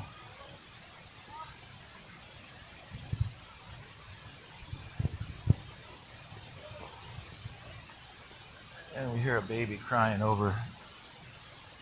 Sounds like baby crying over by the El Camino dugout.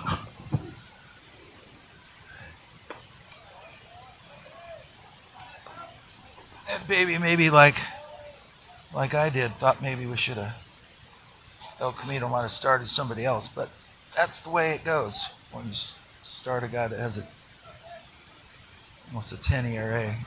Hurtado behind in the count, 2-1.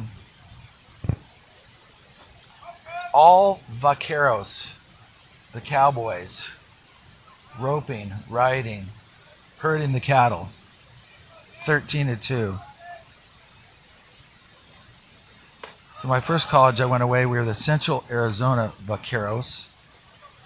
I was in 1977, 78, and then a year later went to Santa Barbara City College Vaqueros. I just played there in the fall, and then I went on to my Jimmy's adventure of trying out with a bunch of pro teams. And there's a fastball that's taken for a strike. Count goes full. But every player has his journey until either you decide to hang up the uniform or somebody tells you. But it's always good that you go out on your own. If you get cut from a team, there's a little blooping fly ball that's going to be caught by the sliding right fielder. And Jake Price is down for the second out. Never let a coach, never let a friend tell you your ceiling. Never let them tell you how good you are. Never let them tell you you can't make this team, that team. It's all about proving them wrong. Many players, look at one of the best examples is Tom Brady, 6th-round draft pick out of Michigan. Oh boy, he thought about that every time he practiced. 6th-round draft pick, I'm going to show you. 20 years in the league, Hall of Fame quarterback, all types of records. Jimmy's talking football now. Well, that's a slider taken on the inside corner, strike one. And the hitter is David Lozano. Lozano, sack fly, sack bunt. What a ball game. That doesn't happen very often. Great ball game. Good team play there. 0-2 pitch to Lozano. There's a curveball hit deep to center field. Drifting back is the center fielder for El Camino. Hey, and we have a 1-2-3 inning. No runs across for Glendale. And it's 13-2. We'll go to the top of the 6th.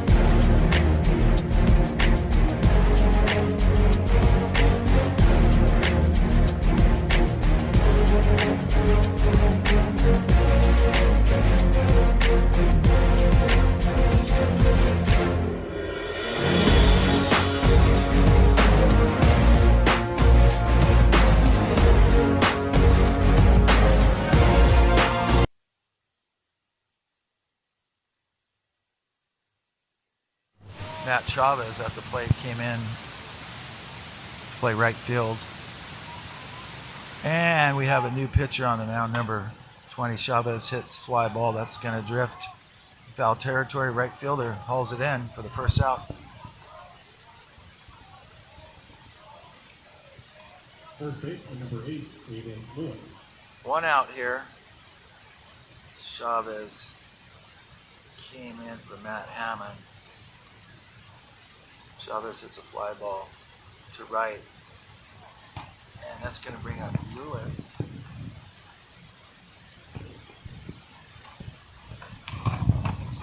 For El Camino. Caden Lewis. First time at the plate.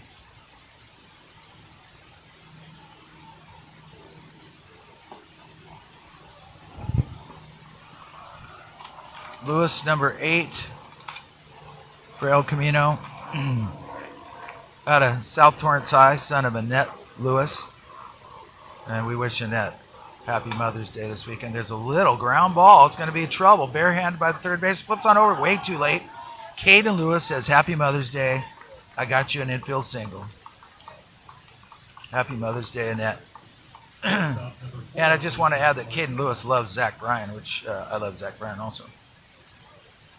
So infield single by Lewis. And that's going to bring up Mason Martinez, number 4.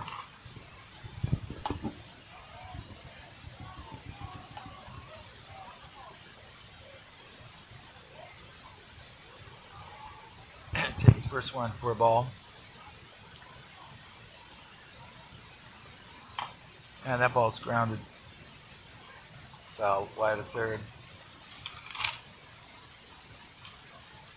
So the new pitcher, Nate Flores, in 6'1" freshman. He's 1-0 on the year, 17 innings, 5.82 ERA, 19 walks, 19 Ks, 8 walks rather. Here's the pitch.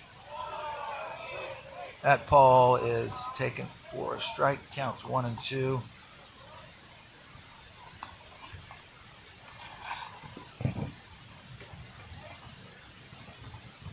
Mason Martinez at the plate. Here's the pitch. That ball's drilled. One hopper by the diving shortstop to his right. That's going to be a single. Nice swing of the bat there by Martinez, Mason Martinez. So we have a lot of new players in. Brings up Dylan Mars. Dylan Mars.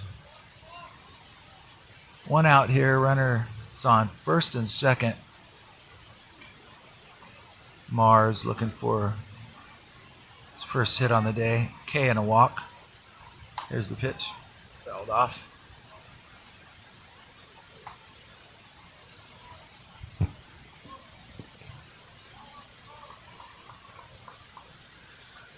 Well, this weekend we want to wish Happy Mother's Day to all the mothers out there, of all the players. Can't go through every single, I have some of the players' mothers' names here, their fathers' names. A lot of the El Camino guys in their bios, but we wish everybody a happy, safe Mother's Day. Here we are, Kincaid Field. It's a warm day. It's a 2-bottle Gatorade day today for sure. And there's the 1-1 pitch to Mars, taken outside. Count goes 2-1.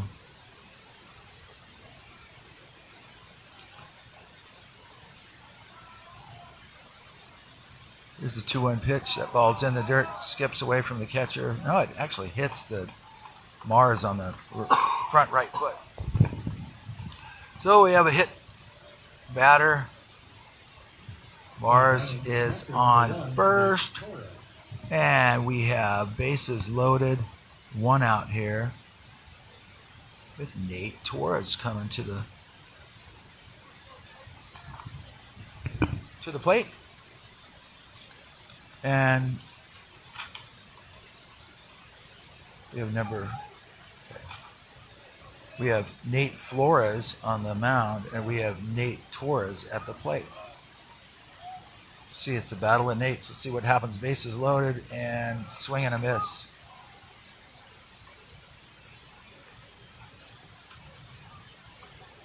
Big Nate Flores ahead in the count, 0-1. Bases loaded, one out. And here's the 0-1 pitch slider. Swing and a miss by Nate Torres. Torres, a sophomore, 5'11", out of Torrance.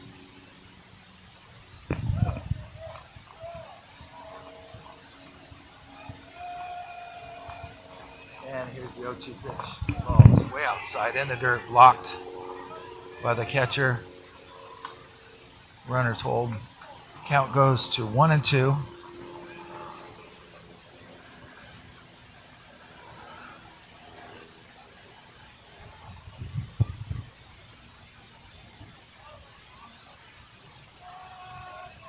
Torres looking for some runs batted in there. There's waves at that one. Slider for strike 3. Second baseman number 22, Egan Floriano. 2 outs for the Warriors, and the 6 brings up Aiden Loriano. Bases loaded. Nate Flores on the hill. Ball's way outside. 1-0.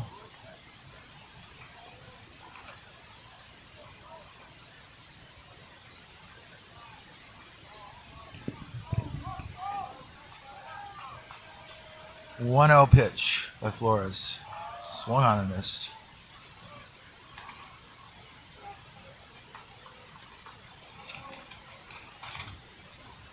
Loriano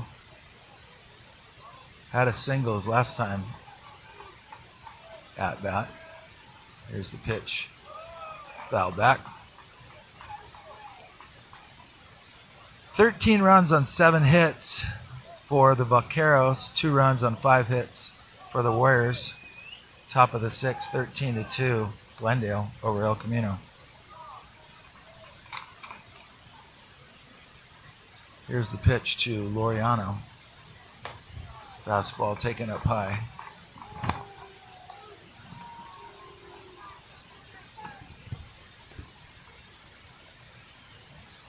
Loriano, South Bay guy, Redondo Union High School.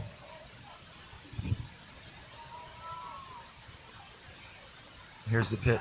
That's a slider swung on and missed, and the Vaqueros are out of the inning. But after 5.5, it's 13-2 Glendale.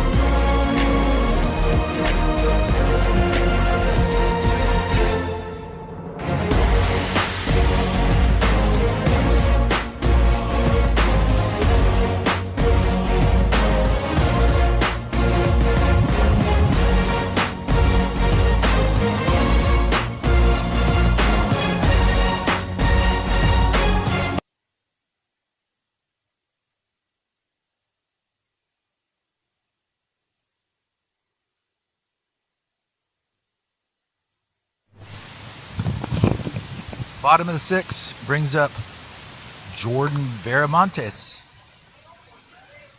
And he takes a strike. Veramontes with a single and a walk and a fly out.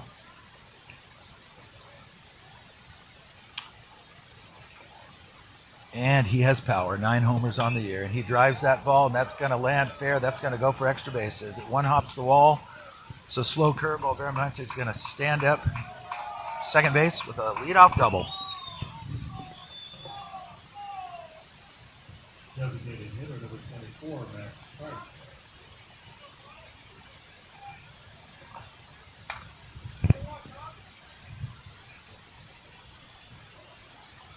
It's going to bring up Max Price. Price on the day.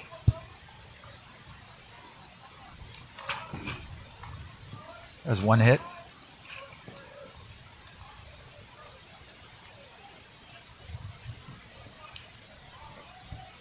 So another runner in scoring position for the Vaqueros, and here's the left-handed pitcher. It's on the hill. Swung on and missed by Max Price.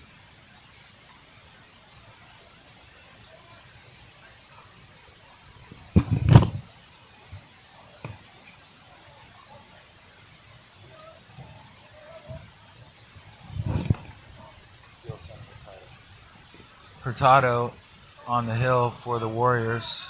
Heading the count, 0-1, runner on second. Nobody out. Here's the pitch. Ball's in the dirt, skips away. The runner heads on over to third.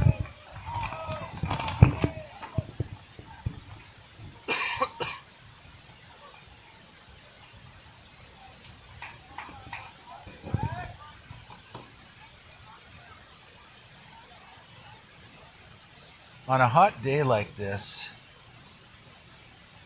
you know, getting the starters out for El Camino is wise. In a blowout game, you're down by 11 runs. Fifth inning, they put in 4 or 5 new players. Get your starters in the shade. Problem is there's not a lot of shade in that dugout. Sun's coming down, right? Shade in the Glendale dugout, but not a lot of shade in that El Camino dugout. So you have to stay hydrated, because it has not been warm in months. That ball is hit foul right off the top of the left foot of Max Price.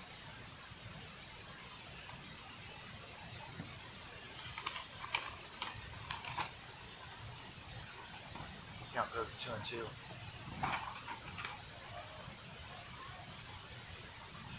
Price, a big guy, 6'4". Here's the pitch by Hurtado. Slow curve, swung on, fouled straight back.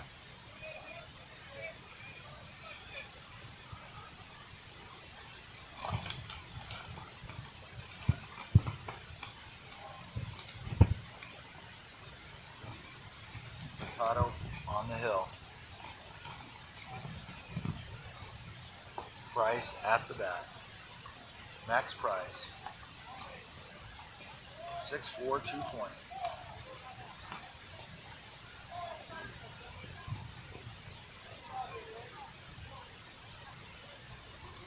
Full count. Nobody out. Runner on third. Runner scampering down third, trying to shake the pitcher. The lefty on the mound. Price fouls it off to the right and out of play. Well, we have about 20 fans that came out for Glendale on this Thursday morning, 11 o'clock, El Camino side. And we have a little bit more than that. We've got probably about 45 or 50 for Glendale. And Hurtado hits Price in the left shin area. Price is trying to shake that off. Now batting third base, number 13, Ethan Pena. So we have first and third, nobody out. Brings up one of the stars of the game for Glendale, Ethan Pena. Pena done nothing today except 2 singles and a double. Looking for his 4th hit on the day.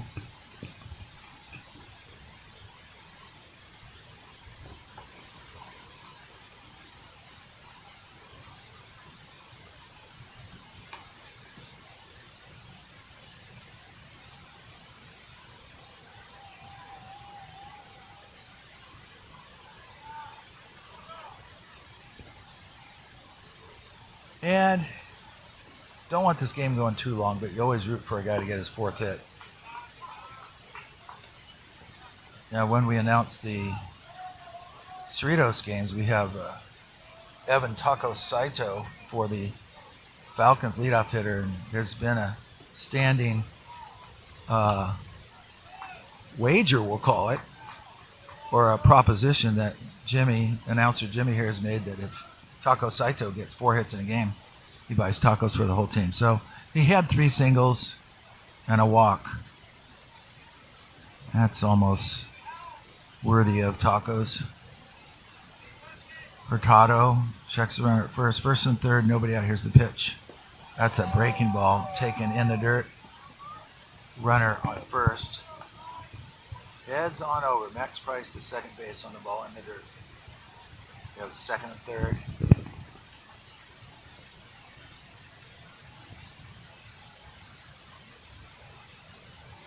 Well, I was at the Wilson-Milliken High School game yesterday, and that ended up Milliken won 5-2. So they share the title in the Moore League, both going in the playoffs. And there's a ball that's driven. That's going to be landed for his 4th hit in front of the center fielder. Wasn't sure if it was going to get down, but it did. Big time Ethan Pena.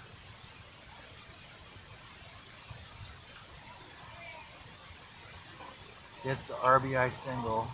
And we have first and third. Brings up Ethan Munoz, the catcher. Well, Glendale will have the afternoon off, and it'll be El Camino against the Cerritos Falcons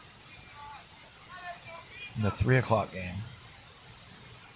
Here's the pitch by Hurtado, and that ball is drilled, and that's hit on a line right at the center fielder.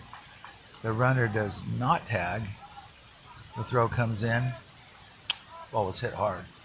Got out in a hurry. Right fielder hauls it in for the first out.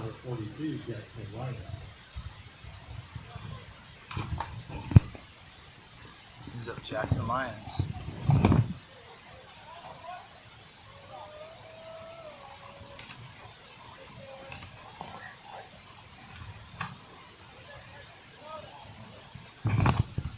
Here's the pitch by Hurtado, and that ball's popped up. Second baseman drifting out, right fielder coming in. That ball's going to land for a single. And the runner comes home from third, and the runner goes to second. RBI pop single for Jackson Lyons. When it rains, it pours. C&I singles everywhere. And it's 15-2. Brings up Alex Dolan, the leadoff hitter. Wind's starting to pick up. So the afternoon game, we're going to have a good stiff breeze blowing out as usual to left field.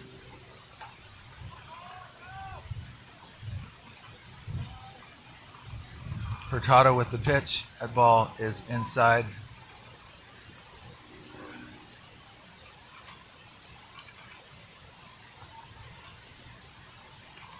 So a 4-hit day by Ethan Pena. 5 strong innings by Matt Kuseas. And here's the pitch. Fastball taken inside. And that count goes 2-0.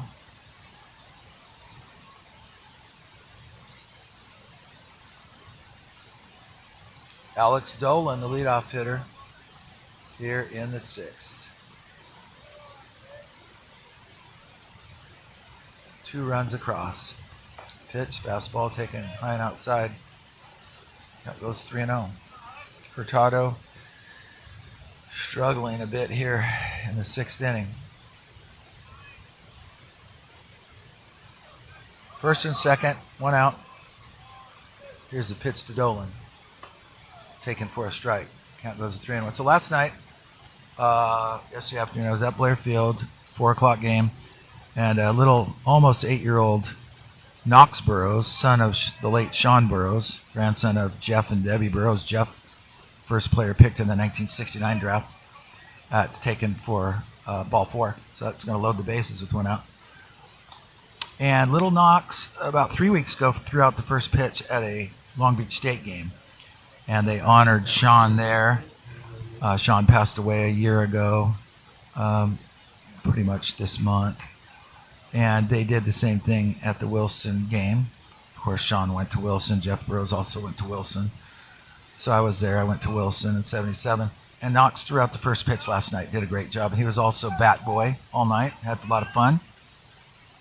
Here's a pitch by Hurtado. Curveball taken high. The day before he came to Wilson field and met Andy Hall, the coach. Was given a uniform that said Burrows on it. And was put in the cage and had about 20, 30 minutes of instruction off the tee. Soft toss in the cage. Little 8-year-old. Came straight from school and probably no snack. Getting a little tired out there. But Knox Burrows, he's a champion. So a lot of people in Long Beach would like the Stearns Park to be renamed as Burrows Field. Here's a pitch by Hurtado. There's a fastball. It's fouled off into the bullpen. So some people trying to get a petition to change the name of the field there. 2-1 the count.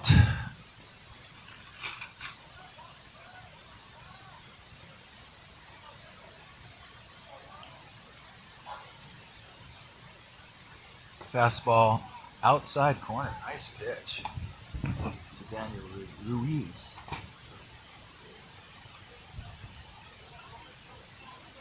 One out. Ruiz the batter. Hurtado, bases loaded. Here's the pitch. Curveball. That ball is popped up. Second baseman calling for it. He's under it for the second out.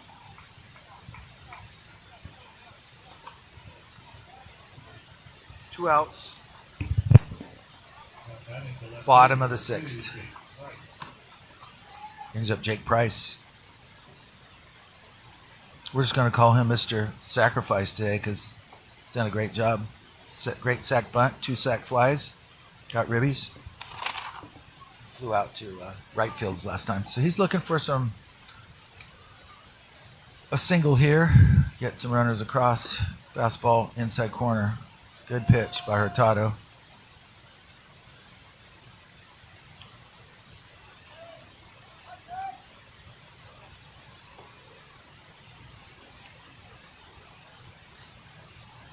Price, right-handed batter, slow curveball, swung on, fouled at the plate. Counts 0-2. So that was a lot of fun seeing little Knox Burrows losing his father. Sean was a 9th pick in the 1999, maybe 1998 draft out of Wilson High School. Played for the Padres, played for the Diamondbacks a little Tampa Bay, little Minnesota Twins. Curveball, that ball is a 3-hopper to short. He's up with it, flips on over to first, and that's the 3rd out. So 2 runs across here in the bottom of the 6th for Glendale. At the end of 6, it's 15-2.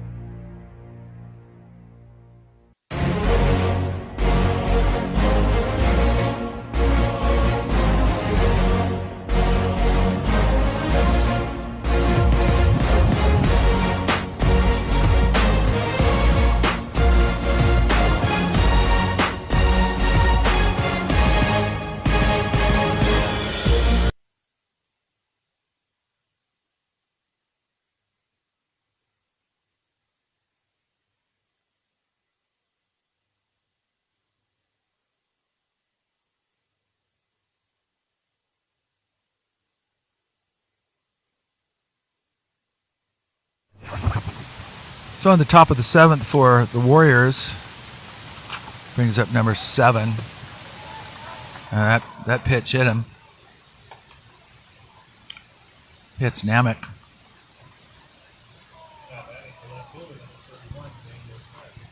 So leadoff hitter on. Going to bring up Daniel Craig. First time we've seen him at the plate.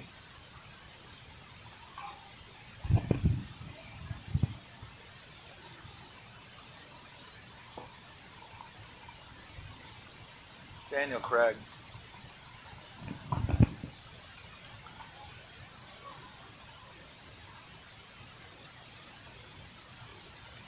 Freshman from Bishop Montgomery.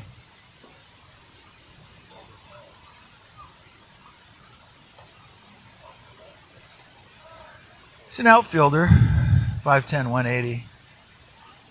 Counts 2-0 to Daniel Craig.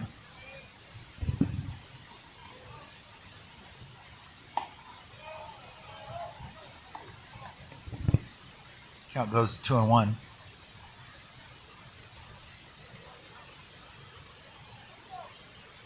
Flores on the hill for the Vaqueros. Big right-hander.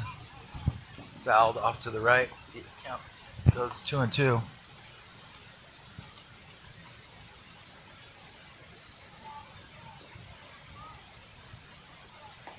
Have a right-hander warming up in the bullpen for El Camino.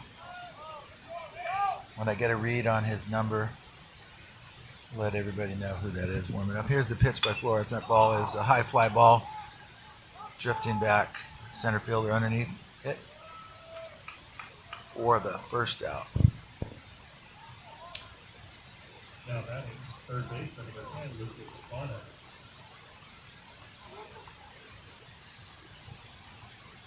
Brings up big Lucas Bonham. As we've said before, Bonham, one of their big hitters, leads the team in runs batted in. 49, 376, 5 homers. There's a little bounding ball. Going to be trouble over the pitcher's head. The shortstop fields it, flips on over, gets away from the first baseman, and the runner goes on over to third. So that's going to go as an infield single. That was a tough play. Bonham. Little high hopper over the pitcher's head. Shortstop came on. Fielded it.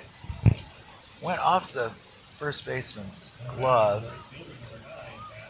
Scored as a hit. First and third. 1 out. Brings up Matt Chavez for his first at bat.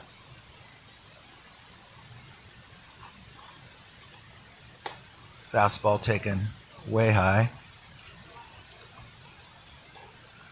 Chavez, out of Torrance, sophomore.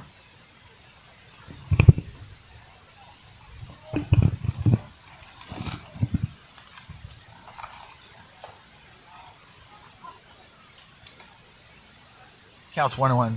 Chavez loves Corey Seager, and I've been waiting for this. His favorite food, everybody, is crumble cookie. Now, he's going to have to talk to his mom, Brenda, and the mom's going to have to tell him that crumble cookie is not a food. It's a 1,500 calorie cookie that you shouldn't have very often. And he loves Beauty and the Beast. Had to throw that in there.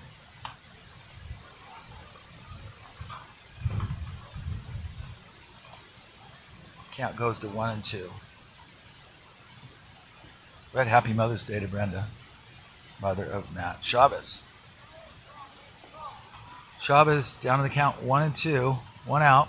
Runners on first and third. Here's the pitch by Flores. Ball is fouled over the Glendale dugout.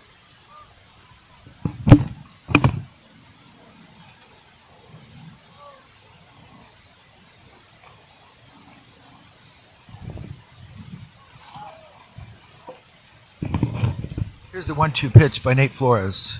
That's a slider well off the plate. And Matt Chavez evens the count 2-2. I want Matt Chavez to get a single here. Here's the 2-2. That ball is whacked to deep to left field. Going back as the left fielder to the wall. This ball is gone. Yeah, big fly. Matt Chavez, happy Mother's Day to Brenda. Awesome. That was a hanger by Flores, and Matt Chavez just jumped on that and rode that right over the home of the Falcons wall in left center field. And they touch helmets at home plate.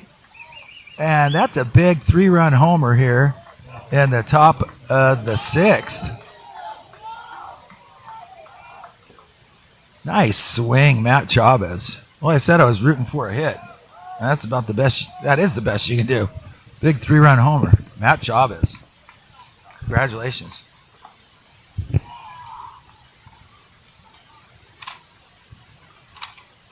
Chavez.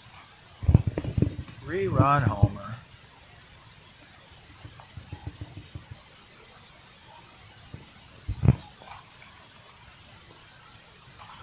Brings up number 8, Caden Lewis. And the coach is going to go out and talk to Flores.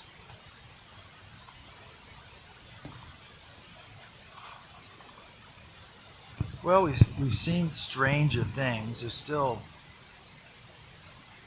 3 innings to play. Here on the top of the 6th. 1 out, so 3 2/3, 7th, 8th, and 9th. And we have seen stranger things. One time I was at an Angel game. Angels were behind by 7 runs. This is back about 1993. Bottom of the 9th, people I were with said, "Hey, we're going to leave, Jim?" No, we don't leave. Angels rallied for 7 in the bottom of the 9th to tie it and won it in the 10th. So, Caden Lewis at the plate. And that's taken high for a ball. It's 2-0. So the coach came out, talked to Flores, said, "Don't worry about it. Everybody gives up a 3-run homer once in a while. It happens to all of us. Heck, it's happened to Nolan Ryan many times. There's a ball driven to deep left field, going back to the wall. This ball is gone. Yes, back-to-back homers. Caden Lewis, touch them all. And I would say that's going to be all for this pitcher. Back-to-back homers by Chavez and Lewis. Nice swing. Got a breaking pitch and just rode it. Yeah. Caden Lewis. Happy Mother's Day to Annette. Oriole fan is Caden, and he swung the bat there. Loves Gunnar Henderson, guys. Gunnar Henderson. Lewis. 247 hitter. Only 1 homer on the year, and he hits a homer in the playoffs. Good job, Caden Lewis, and that's going to be all for Nate Flores. So we're going to take a little break, and we'll be right back with the change of pitchers.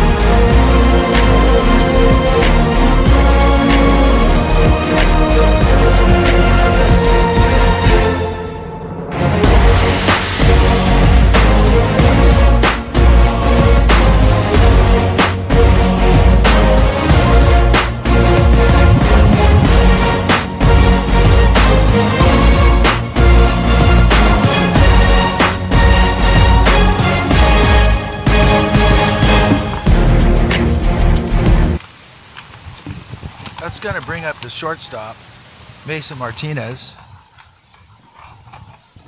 for El Camino. Nobody on. One out here. Top of the, where are we? Top of the seventh. Yeah, top of the seventh. 4 runs across for El Camino. This would be a monumental, historic comeback, being behind 15-2 entering this inning. They scored 4. Okay, new pitcher on the mound is Jamison Johnstone for Glendale. Number 40. 19 2/3 innings, 16 Ks, 13 walks, 6.41 ERA, sophomore out of Agoura High School, right-handed pitcher. Counts 2-1.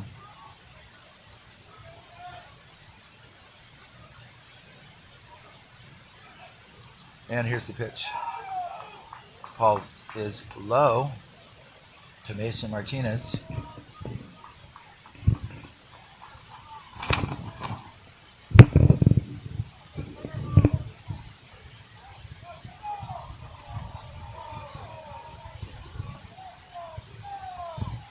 And here's the pitch. Ball's taken low. And it's a walk.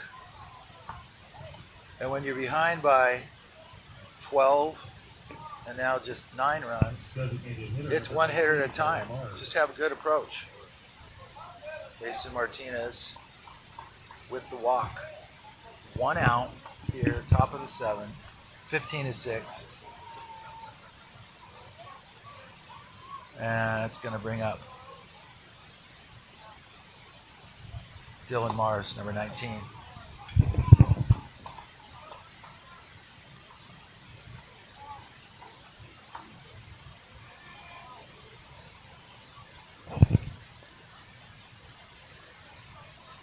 And Johnstone pumps in a strike.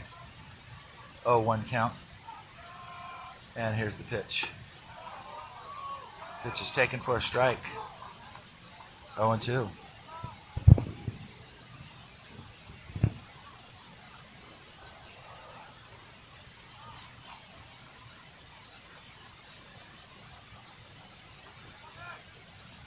And here's the pitch to Mars. And that's taken on the outside corner. Strike 3. Looking for the second out.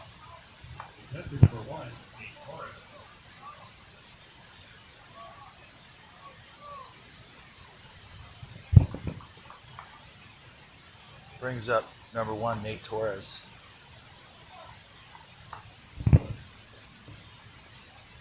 And here's the pitch. Fastball. Good fastball, outside corner.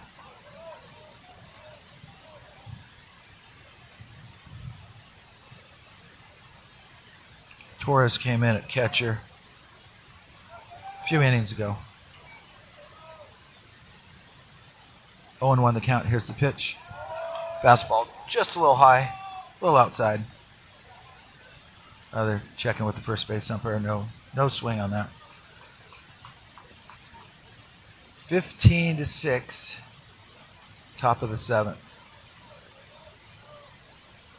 Jamison Johnstone on the hill, checks the runner, and there's a nice fastball outside corner, swung on and missed by Nate Torres. Behind in the count, 1-2, 2 outs.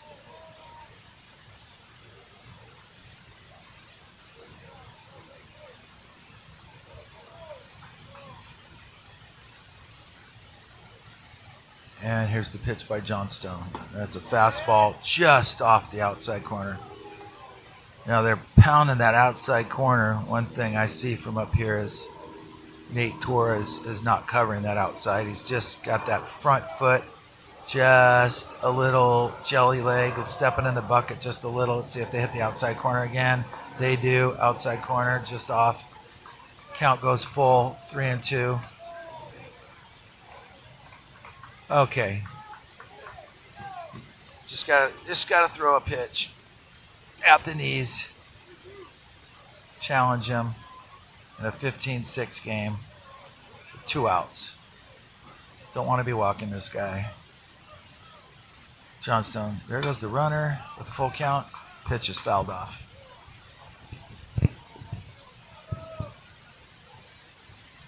So there's been a lot of times where you're watching a ball game. In the NBA, the last several days, Boston had 2 games against the Knicks. Both Celtics they're up by 20 points. And both games, the Knicks came back and won. And here's the pitch by Johnstone. Swung on and missed. Strike 3. That's going to end the 7th. But 4 runs across for El Camino, and it's 15-6. We go to the bottom of the 7th.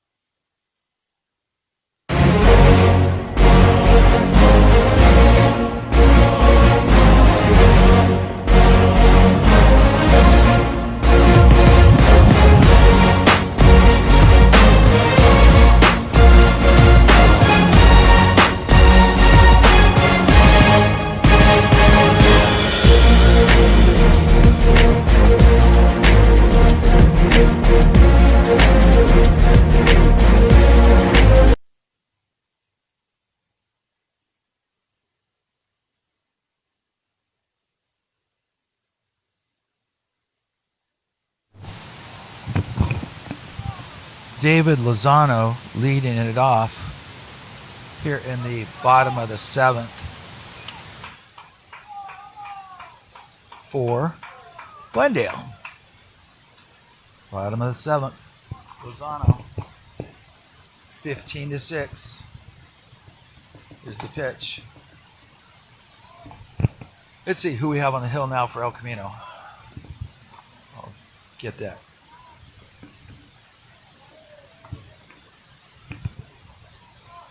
Will DeBlanc on the hill for the Warriors. That pitch almost hit him. It's 2-0 is the count. Lozano. Looking to get some of those runs back. El Camino 4 in the top of the 7th. Let's see what the Vaqueros can do. They scored 2 in the first, 8 in the second, 1 in the third, 2 in the fourth, nothing in the 5th, 2 in the 6th. So let's see what they do here in the 7th. 3-0 pitch Lozano. Pitch is taken high. Leadoff walk. Now batting first baseman number 33, Mike Bang. Mike Bang is hitting now for the first time for Glendale.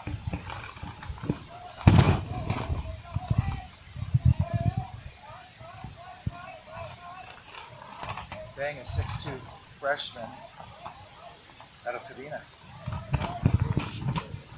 That pitch is in the dirt, goes to the screen, and Lozano will head on over to second.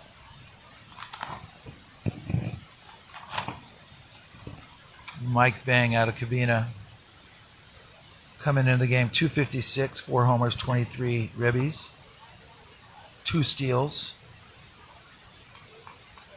freshman.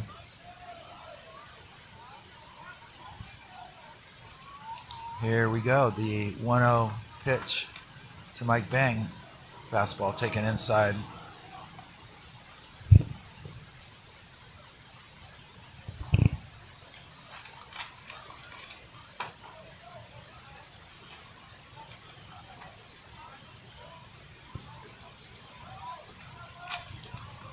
And here's the pitch to Bang.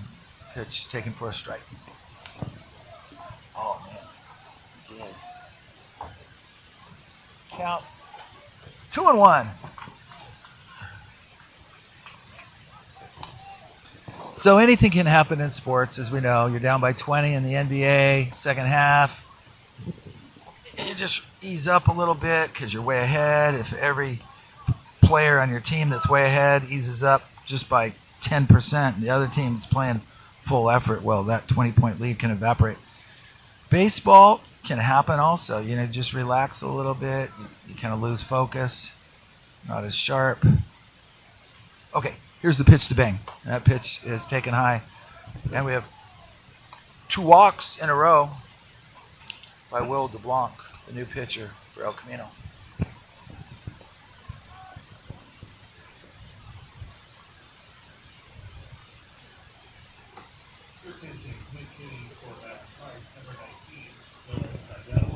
Dylan Seidel is pinch hitting for Price now.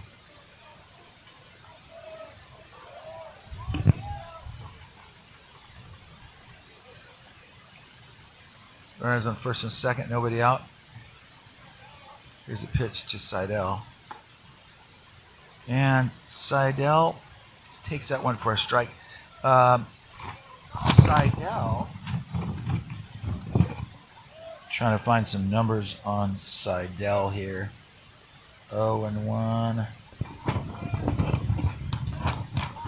Pitch. Seidel wearing pink batting gloves. I'm sure he's doing that to say Happy Mother's Day to his mom. Seidel.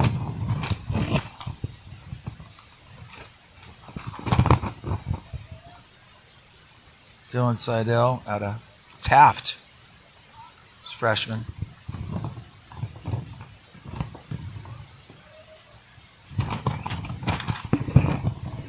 Two and one the count to Seidel. 6-1. 28 games. Let's get the correct numbers here on Dylan Seidel.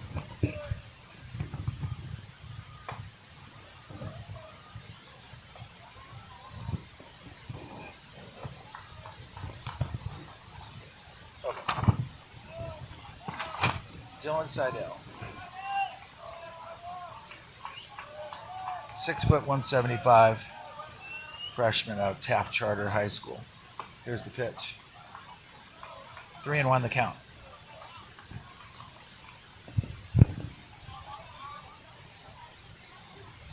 Bottom of the seventh, 15-6. Vaqueros. It's been all Vaqueros since early. 10-run lead after 2. And here's the pitch. There's a ground ball wide of third. And that's going to scamper on through. And the runner is going to hold up at third. Nope. Yep, he's challenging that left fielder, but got back to third. So we have bases loaded. Nice single there on a few hops wide of to the glove side of the third baseman. So we have bases loaded. We have nobody out. And guess who's coming to the plate? But Ethan Pena with 4 hits on the day.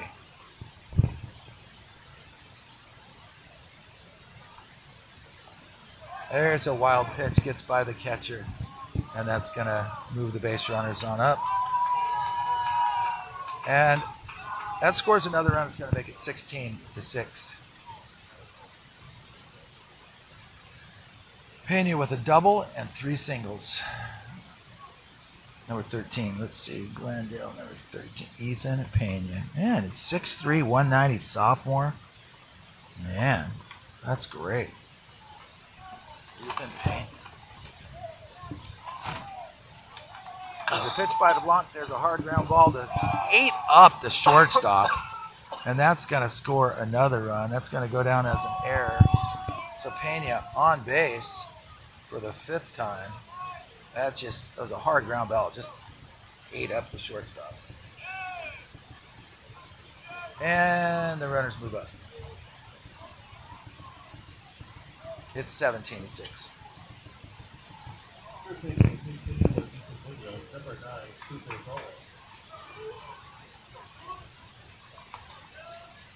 Number 9, Cooper Bowen, pinch hitting. Sophomore out of Agoura. 1st and 3rd. 17-6. Here's the pitch. Fastball taken for a strike.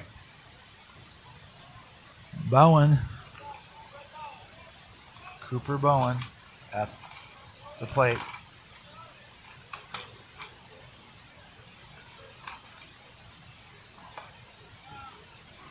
Hitting .217 on the year. 6 RBIs. 3 stolen bases. And the count goes to 0-2. It's Cooper Bowen. Here's a pitch by DeBlanc. Curve that didn't break. Went behind Bowen. Catcher. Got it. 1st and 3rd. Nobody out. 1-2 the count. Bowen with an open stance. And here's the pitch by DeBlanc. Fastball gets away from the catcher again, off his glove. It's about a foot outside, and another run comes home. Makes it 18-6. Runner on first moves up to second. Pena to second. Ethan Pena. So we have runner on second, nobody out. Bowen at the plate. Teammates rooting for Cooper Bowen. El Camino dugout rooting for Will DeBlanc. And here's the pitch. Hard ground ball on 4 hops to the shortstop. Fields it. Throws on over to first. That's the first out on a 6-3 put out. Runner remains at second base. So, number 42, Jackson Lyon.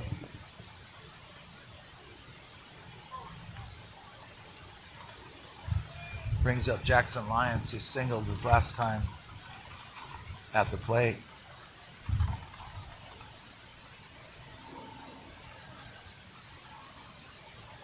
DeBlanc checks the runner at second, and here's the pitch to Lyons. Taken away outside.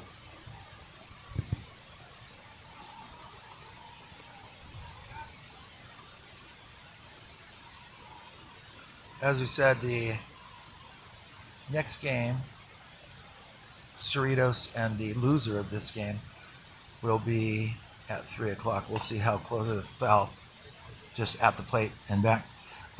It's 10 minutes to 2. This game's not going to be over till 2:30. So that game will probably start 3:15-ish, 3:20. Here's the 1-1 pitch by DeBlanc, way outside again. DeBlanc, 3/4 pitcher, really struggling. He's pulling off with his left shoulder, left hip. Everything's flying out, so that ball's flying way outside to the right-handed hitter, DeBlanc, right-handed pitcher. Let's see if he can get on balance here. Balance that front leg. A lot better there. Ground ball right back over the mound, and that's going to be trouble. And that's an infield single by Lyons.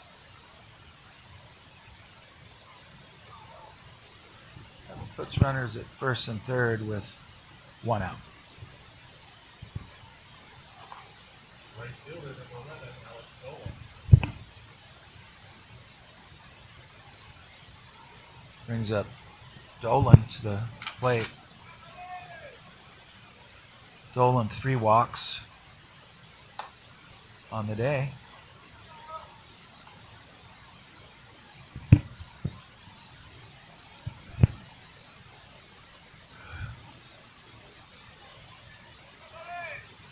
One and 0 the count to Alex Dolan. That pitch is fastball way up high.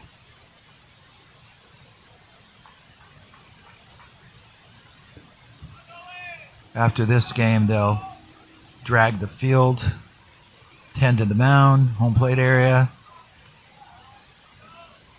It's a fastball taken for a strike. Count goes 2-1.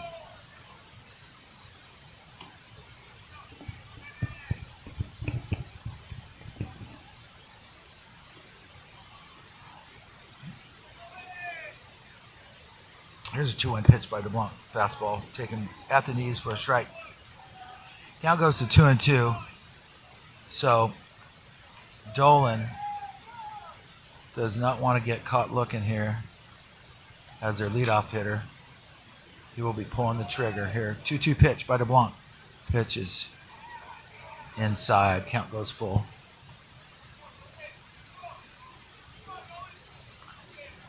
Vaqueros dugout still cheering their teammates on, even with a 12-run lead. That's what good teammates do. There goes the runner at first, and there's a ball driven to right field and deep. It's going back. It's in the gap. It one hops the wall. Dolan's rounding second, and he's going to hold there. And that's a 2-run double.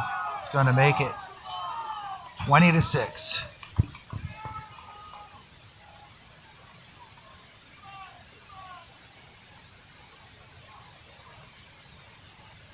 So five runs across here in the bottom of the 7th. When we started the inning, we counted down, well, how many runs they did in the first, second, and what are they going to do here in the bottom of the 7th? Well, they decided to put their hitting shoes on again, and they've one out here, runner on second, 5 runs across against Will DeBlanc.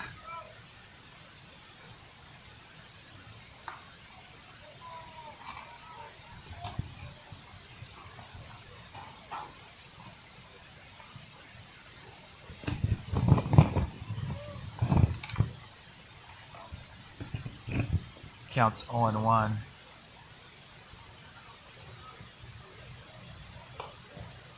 Changeup taken outside.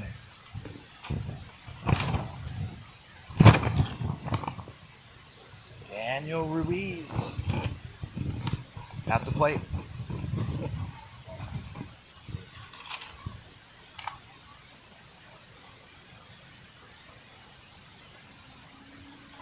And that hits him. And Ruiz not happy about that because he wanted to swing the bat. He had a couple walks on the day, a couple flyouts, like a ground out. But hit batsman heads on over to first.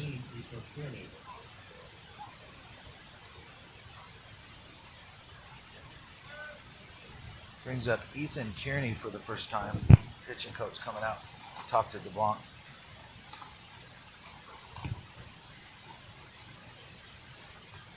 Kearney, 6 foot, 170 sophomore out of Ladura.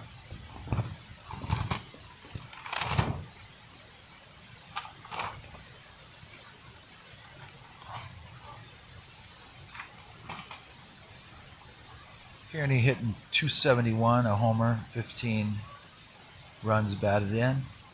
26 runs, 13 steals, only caught 2 times. Can't catch these guys. They have an excellent steal percentage. Well over 90%, most of these guys. So that pitch is taken inside. So Kearney's first at bat of the day. Kearney, a left-handed hitter against right-handed pitching Will DeBlanc. Runners on first and second. 1 out. 20-6.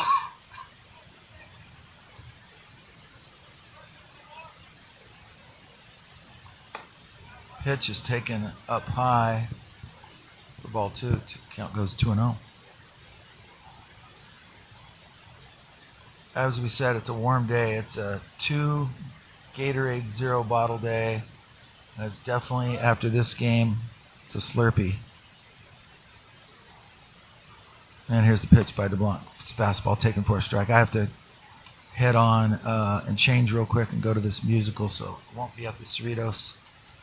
And the loser of this game, as it looks like it's going to be El Camino, but don't want to call this game yet. It's 20-6 in the bottom seventh. Count goes to 3-1 to Ethan Kearney.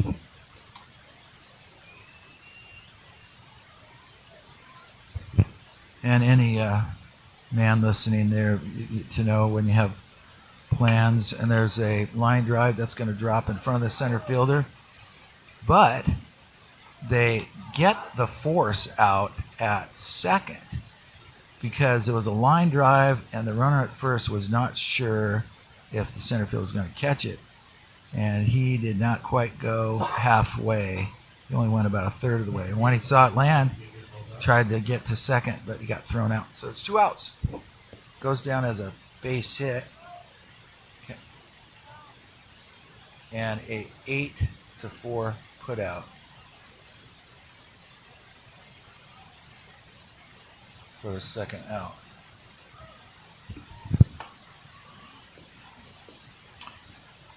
Okay.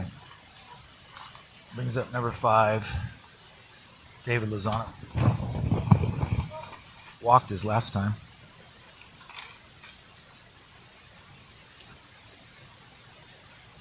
Couple walks, base hit, sack.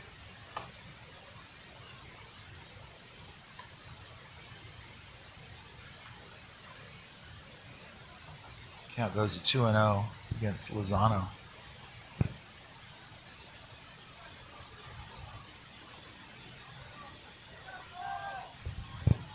Here's the pitch by DeBlanc. Fastball, outside corner. Strike one. Count 2-0.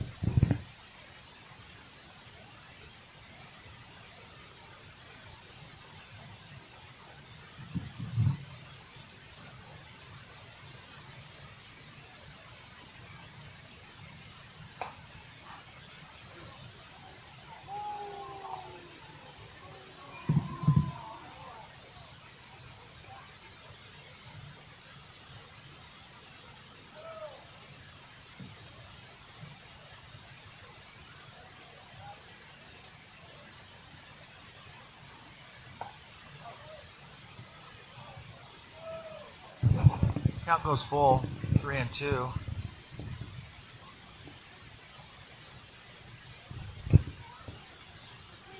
To Lozano.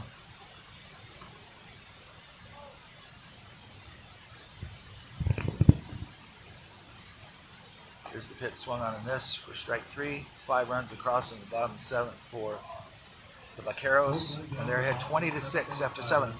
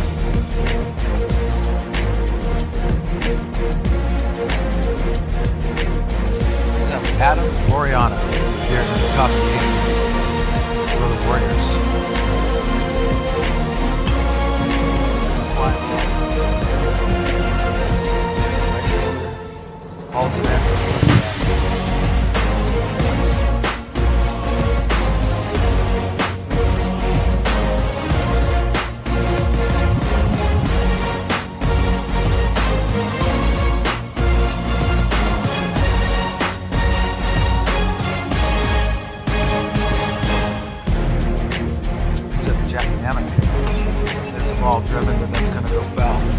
Hit it hard, but about 30 feet foul.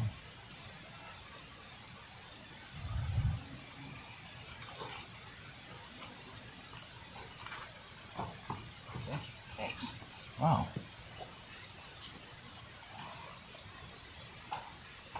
And that next pitch hit Jack Nemec.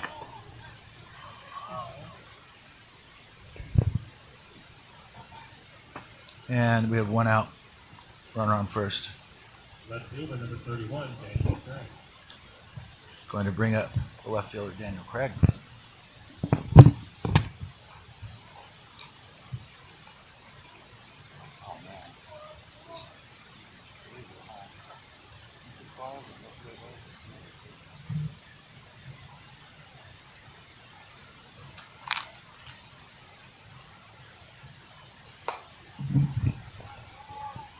Fastball high and outside to Craig.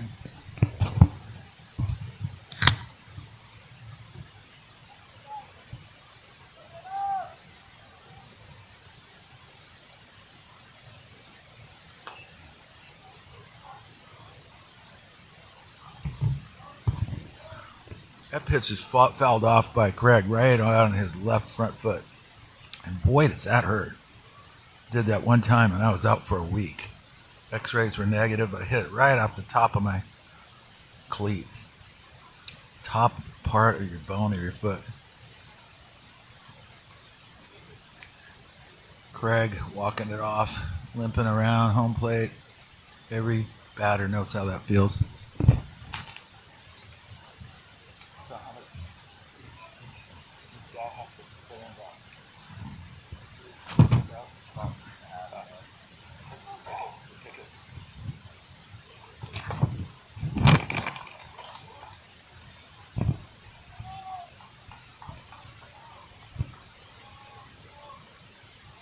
Counts 2-1.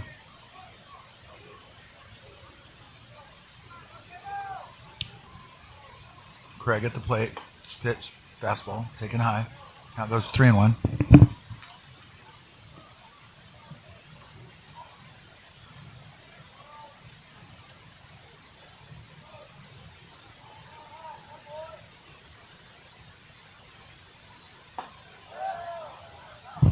Count goes full. 3-2.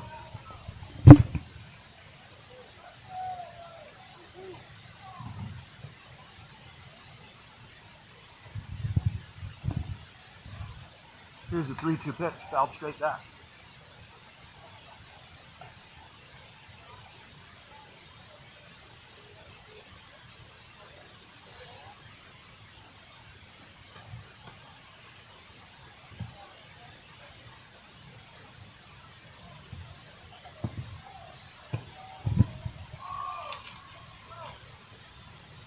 And here's the pitch.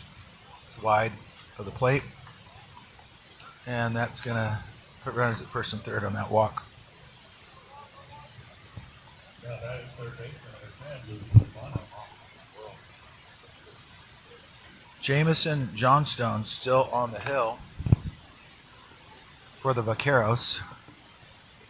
It's going to bring up dangerous Lucas Bonham. And he drills it. That's going to be an extra bases down the left field line. One hops the wall. In comes one run. And the runner's going to hold at third. Lucas Bonham, big RBI double. They score 20-7. Just jumped on that. We said he was dangerous. He jumped all over that pitch.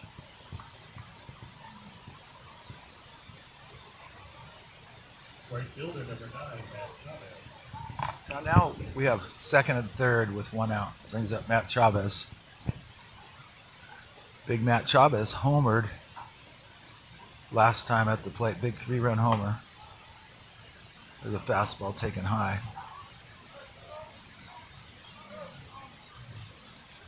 Chavez got an off-speed pitch and just cranked it over the left center field fence.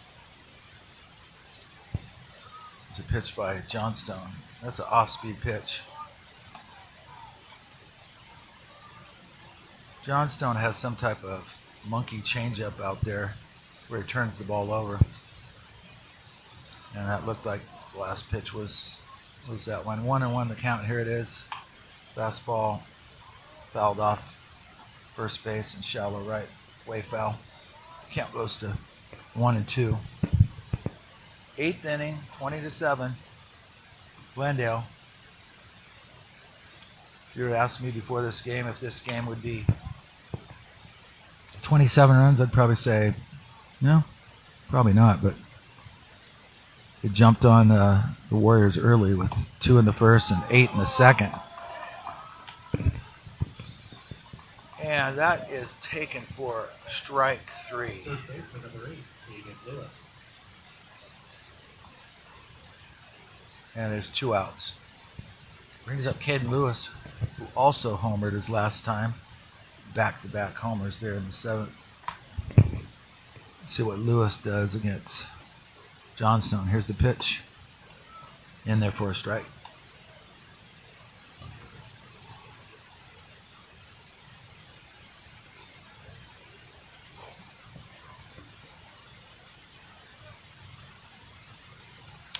Here's the 0-1 pitch by Johnstone. Fastball, outside corner.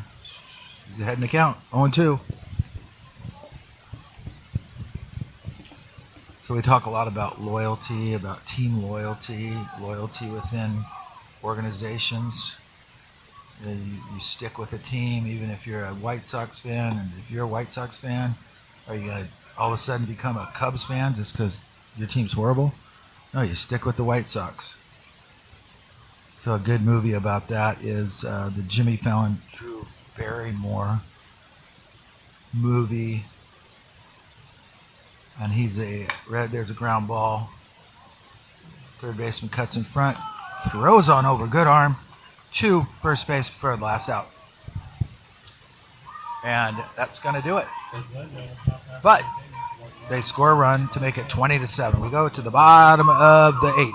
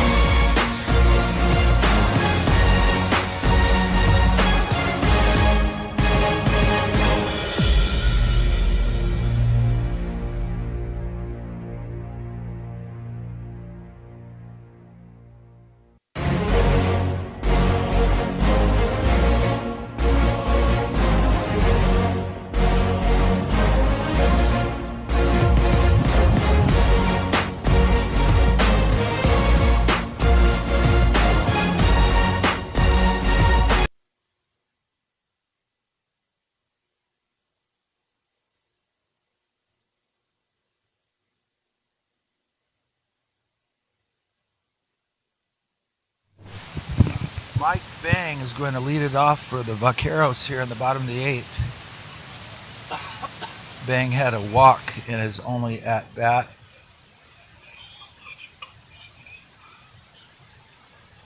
And who do we have on the hill? Who's this? DeBlanc's still out there.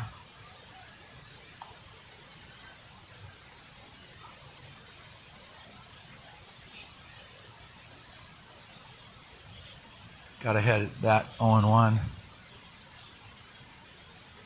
And here's the pitch to Bang. And that ball is driven to deep right center field, drifting back as the center fielder.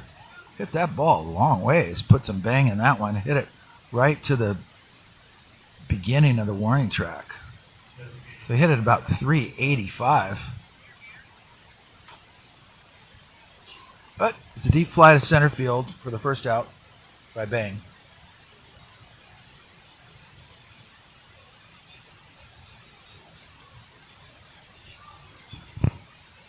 going to bring up Seidel, who singled in his only plate appearance. And that's taken for a strike. He didn't like the call. Pink batting gloves by Seidel. Ball's taken outside.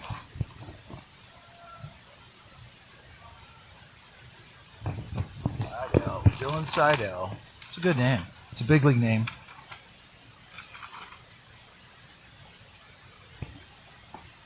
That pitch is taken low.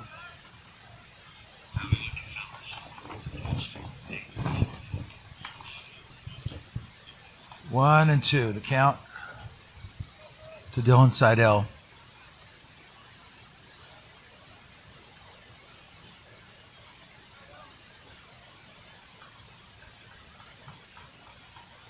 Here's the pitch. That ball is drilled, about took the head off the pitcher, and he had to duck. So all Seidel's done is come on in the 7th inning, line a single, and then 8th inning, about take the pitcher's head off. Brings up Ethan Pena. 5 plate appearances, 5 times on base. Player of the game, no doubter, along with starting pitcher Kusius. Pitched 5 strong. So, Pena looking for his 4th hit of the day. And for his 6th time on base. Here's the pitch. Fastball way outside and high.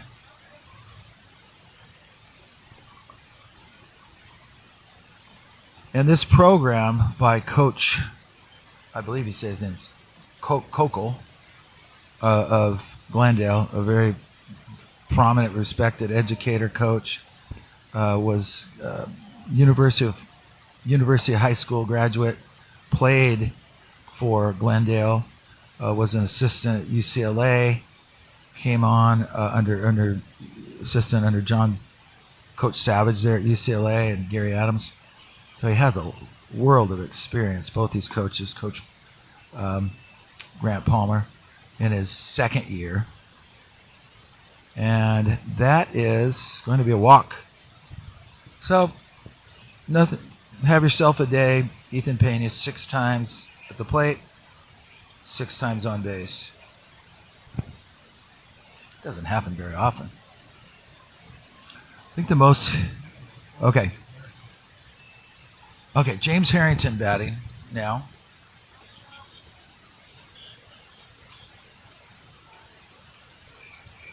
And his first plate appearance. Or is it first and second? 1 out.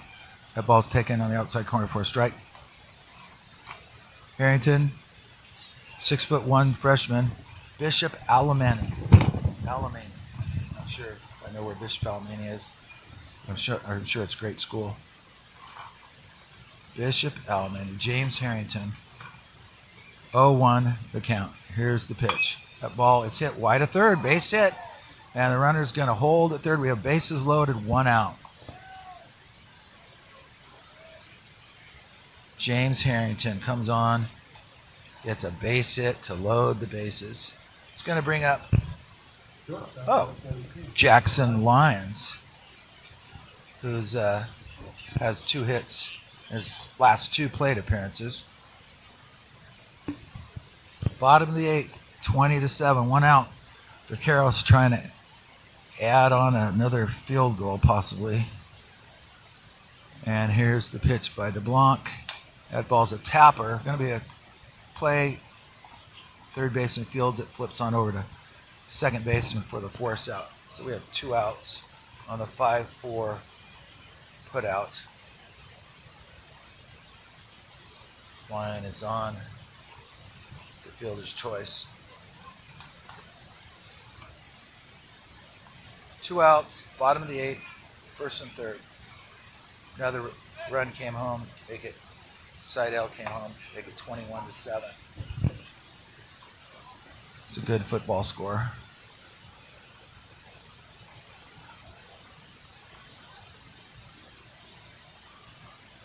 Let's see. That brings up Alex Dolan.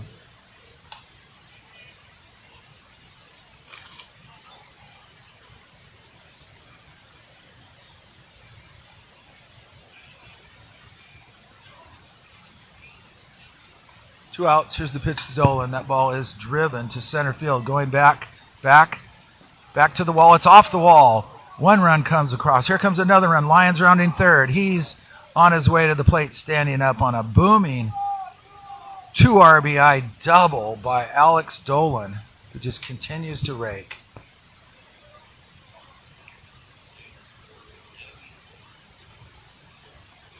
Left fielder number 6, Daniel Lewis. Makes it 23-7.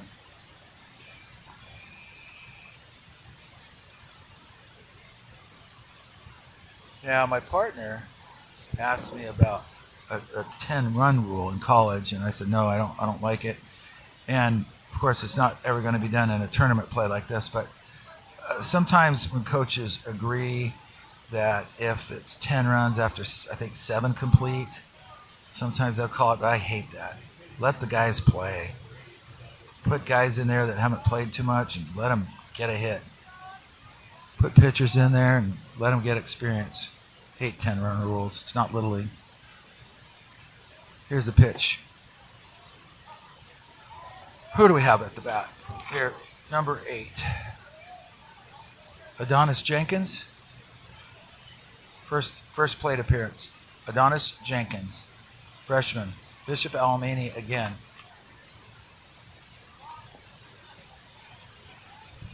Two outs. DeBlanc.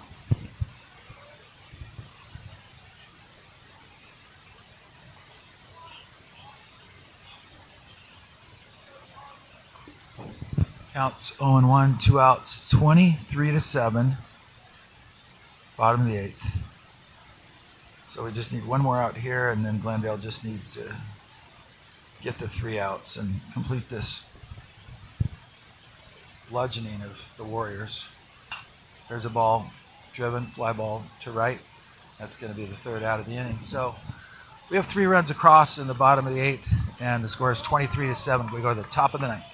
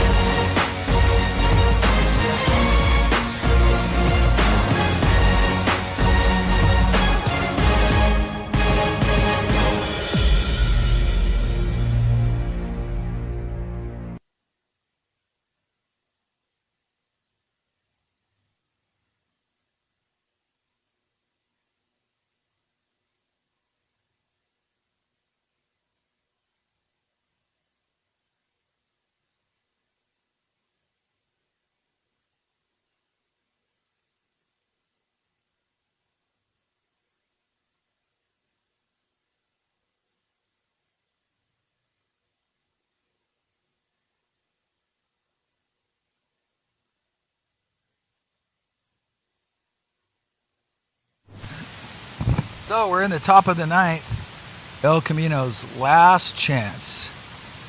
And they need a couple touchdowns. And more. A couple touchdowns and two-point conversions. 23-7.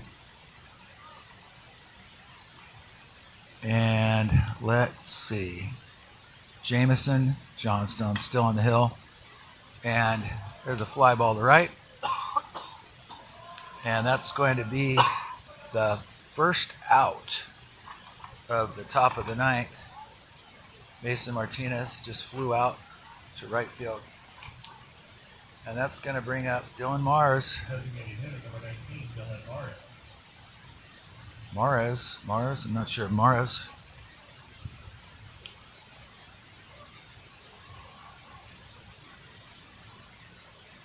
And here's the pitch taken way outside. So as we said, they have to get the field in shape, have to drag it real quick, fix the mound, put a little quick, maybe even a quick water on there. I'm not sure if they will, but probably not. Just get it ready and get this field ready. There's a foul ball. Got to settle down the dirt, so they might quick spray of water, real light. And just a beautiful Southern California day. May 8th.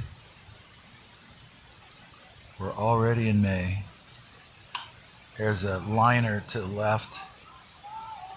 Drifting back about 4 steps is the left fielder for the second out. So one more out, and then the handshakes begin for Glendale. Vaqueros, it's been all Vaqueros here today.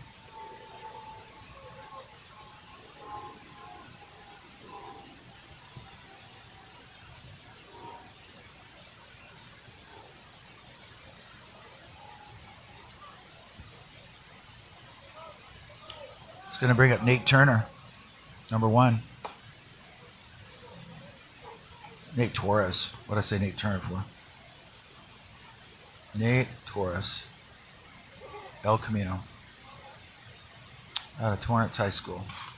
So, Jamison, Johnstone on the hill. Fastball. Outside corner. Counts 1-1. Not sure if this is going to be... I would think it would be the same umpiring crew. You just want to, work 7 hours and get your double pay for showing up. Here's the pitch by Johnstone. There's a pop-up over by the Glendale dugout. Catcher coming over. Makes a great sliding effort. Great hustle by the catcher. Wow, give him a lot of credit. Your team's up by 16 runs. Make a beautiful sliding attempt. But it's a strike. Counts 1-2 to Nate Torres. See if Nate Torres can get, as they say, wood on this ball and get a single. Hits a little weak tapper to first, and the first baseman is going to take it himself. That's going to do it. We really thank you for joining us today. It was all the Glendale Vaqueros today in a 23-7 romp over the El Camino Warriors. That gives Glendale 1 victory in this tournament, double elimination tournament, so they'll play tomorrow. We don't know what time yet. And that's going to set up a matchup in about 30-40 minutes with El Camino against the host of this tournament, the Cerritos Falcons. Thanks for joining us. It was all Ethan Pena on base 6 times today. It was big Matt Cursius, big 6'6" right-hander, and a wealth of other Vaqueros who pounded the ball and got a lot of walks today. And it was just a team effort by the Vaqueros. Thank you for joining us, and join us in about 30 to 40 minutes for the next game, Game 2 of this Super Regional. Bye-bye for now.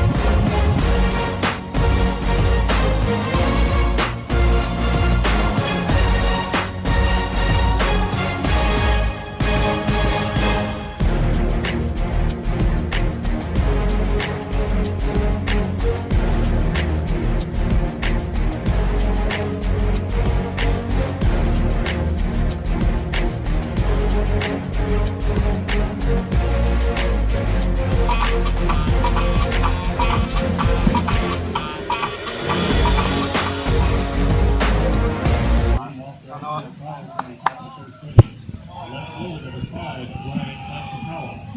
a beautiful Thursday afternoon, we welcome you to the campus of Cerritos College in Kincaid Field for today's playoff matchup featuring your Cerritos Falcons and the El Camino Warriors. Hello, everyone. My name is Jonathan Ortiz, bringing you some action on a beautiful afternoon. The weather is warm, and playoff baseball is upon us. No balls in a strike here to the Warriors leadoff hitter. That's Ryan Matsukawa. The Warriors losing the first game against Glendale City College. 23-7 was the final score. The Vaqueros wasting no time, just an absolute powerhouse on offense, and that was on full display. Noah Andrunas, the right-hander out of Gar High School, on the mound this afternoon for Cerritos. Delivers a pitch on the outside half that misses the Blankets. 1 ball and 2 strikes. Andrunas this afternoon comes into the game with a 2.53 ERA, 10-0 on the season. Has 81 strikeouts through about 82 innings pitched. This one is popped up towards the right side in foul territory. Wyatt Oramande makes the play and 1 away. So El Camino played their first match of the afternoon at 11 a.m. It was a brutal 3-hour and around 25-minute game. As mentioned, 23-7 was the final score.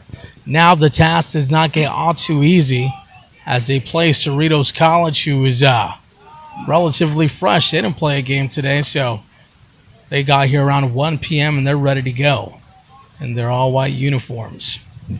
A ball and no strikes to count here to Lucas Bonham. It was a silver lining in the lineup for the Warriors this afternoon. Or I should say earlier this morning.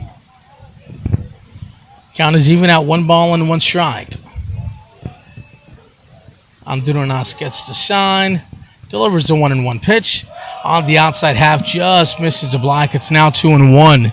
As mentioned, Bonham, a silver lining for the Warriors in Game 1 against Glendale. He went 3 for 5 with an RBI. Here's the 2-1 pitch from the right-hander out of Gar High School. On the outside corner for a strike, it's now 2-2. From left to right in the outfield for the Falcons, Isaiah Rios. In left field, Evan Saito out in center. Owen Martin out in right. The 2-2 pitch is off the end of the bat towards the right side and out of play. We'll do it again at 2 balls and 2 strikes. Mateo Heredia at third base, Shake Fowler at short. Dylan Emmel at second base, Wyatt Oramande at first, and the battery of Ryan Reyes and Noah Andrunas. Do it again at 2-2. Breaking ball. Stays high, swung on and missed for strike 3. That could have been a fastball as well. Throw it around the horn, Ryan Reyes. First 2 batters retired by Andrunas on the mound, and that brings up Matt Hammond.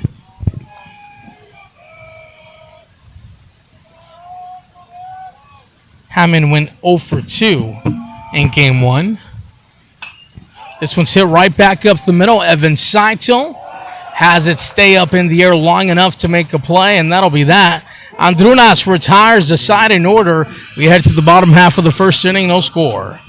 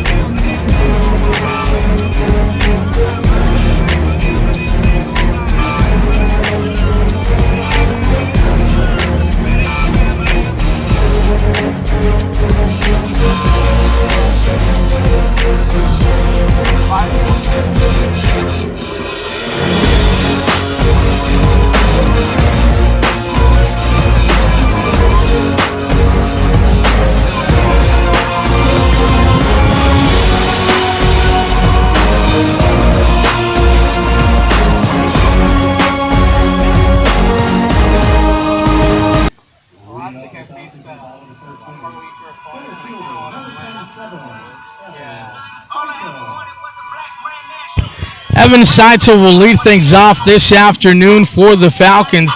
It'll be Saito, Owen Martin, and Brody Cuellar this half inning. They're facing Cameron O'Neill.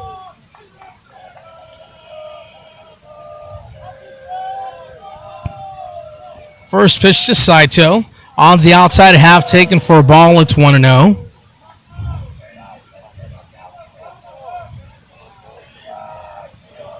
No score, just getting started. We're in the bottom half of the first inning.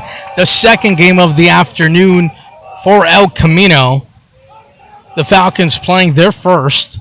I'll tell you what, though, O'Neill on the mound wasting no time in between pitches as the 1-1 is on the outside half, snipes the corner for a strike. It's 1-2.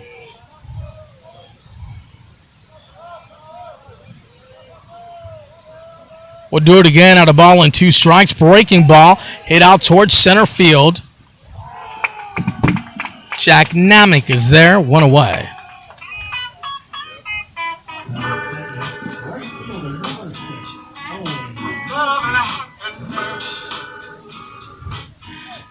And Cameron O'Neill at this point waiting for Owen Martin to get into the box.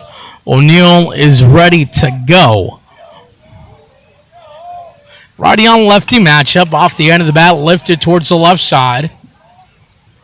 Ryan Matsukawa battles the sun, makes the play, 2 away.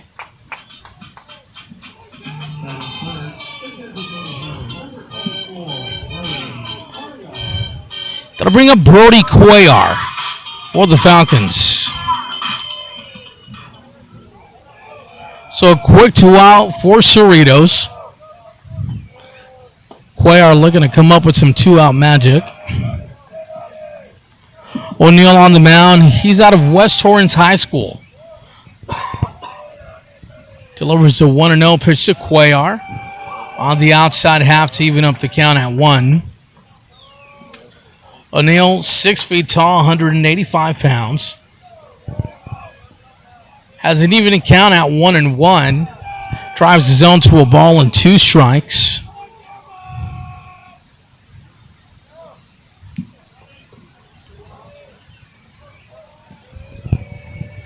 He delivers the 1-2. Outside corner and it misses. 2 balls and 2 strikes. Wyatt Oramonde awaits in the on-deck circle for the Falcons. O'Neill gets a sign from Gio Kroll behind the plate. Here's the 2-2 pitch. Swung on and missed. First strike, 3. So both Noah Andrunas and Cameron O'Neill go 1-2-3 to start their afternoon.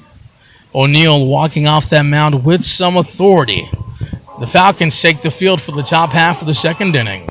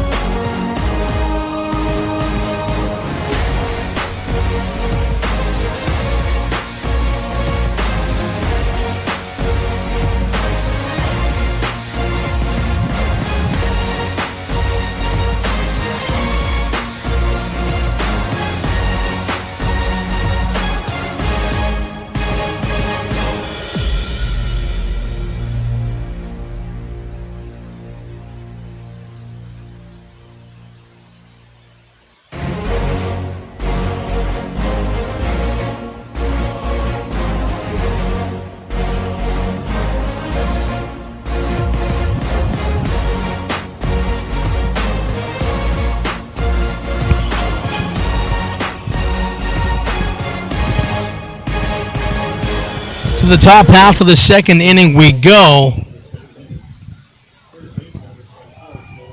It'll be Gil Solis, Slater Nunez, and Dylan Matis for the Warriors. If anyone gets on, Gio Crow will have an opportunity at bat. Andrunas delivers the first pitch at the knees for a strike. It's 0-1. Andrunas faced the Warriors earlier this season, back on March 27th. Through 6 complete innings, surrendered 3 runs on 5 base hits.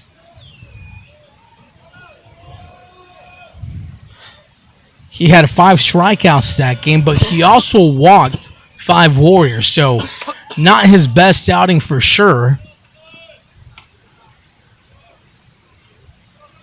But he still managed to put his team in a situation, or in a position to win, I should say. Looking to do the same here in the playoffs. The 1-2 pitch on the outside half, and the home plate umpire pulls the trigger for strike 3. Throw it around the horn.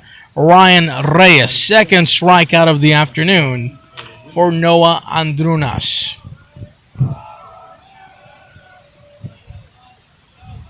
That brings up Slater Nunez.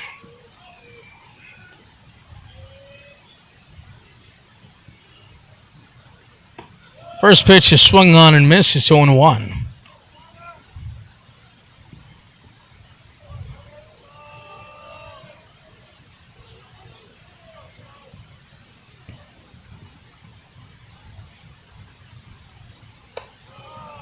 Fastball that stays high. 1 ball and 1 strike to count.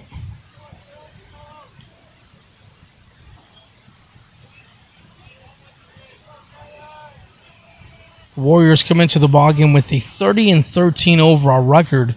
They finished 16-8 in conference play. That includes a 9-game winning streak to close out that season, which was snapped earlier this morning, or I should say this afternoon, by Glendale City College. 23-7 the final score, as the 1-2 is lifted towards the right side in foul territory, or Amande runs out of room.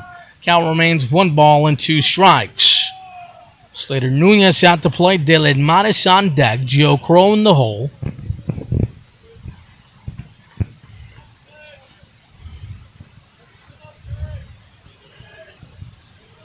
Andrunas looking for strikeout number 3 of the ball game. Misses his own right there to even up the count at 2.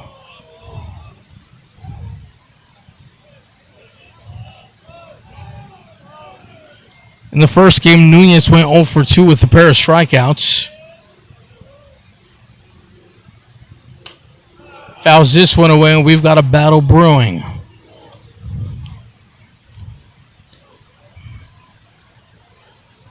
The Warriors had a lot of substitutions in game 1.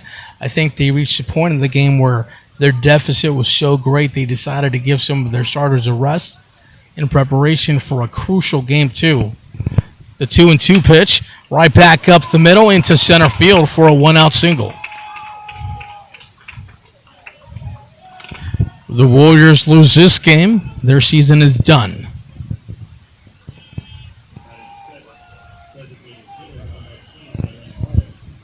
Dylan Mares steps into the box now. He went 0 for 3 in game 1. That includes a pair of strikeouts and a walk. He also came around to score. Has Slater Nunez aboard at first base.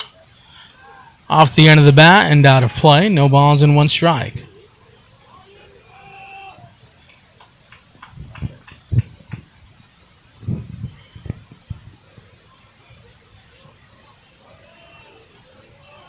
It feels like summer on the campus of Cerritos College. Throw down to second base. A swim move, but the tag is applied. For a split second, the ball got away from Ryan Reyes. I did not expect Nunez to break from first, but he did. A good pick on the opposite end. Also a tag for the second out of the inning. So Andrunas now narrows in, has all eyes on Dylan Mares. Has him in the hole here at 1 ball and 2 strikes.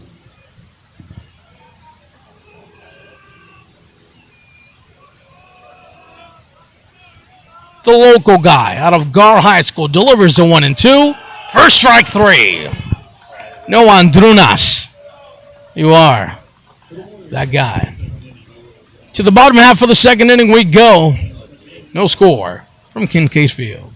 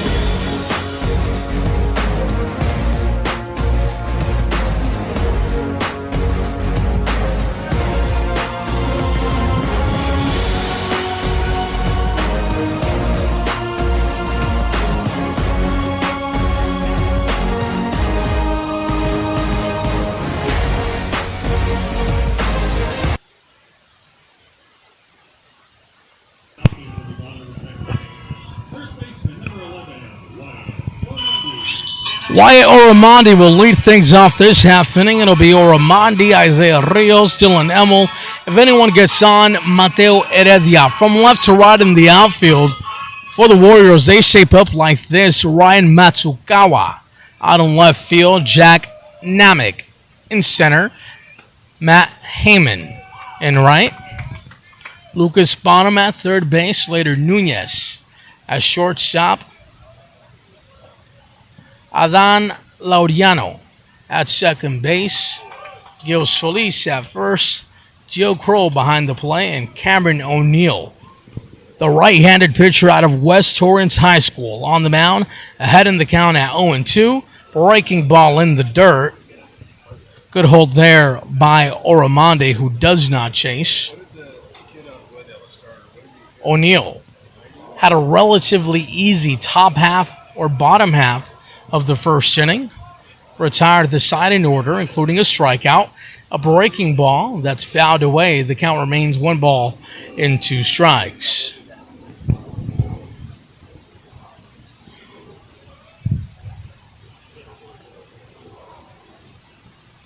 The outfield and infield playing out a normal depth. As the 1-2 pitch misses way out of the zone. 2 strikes now the count.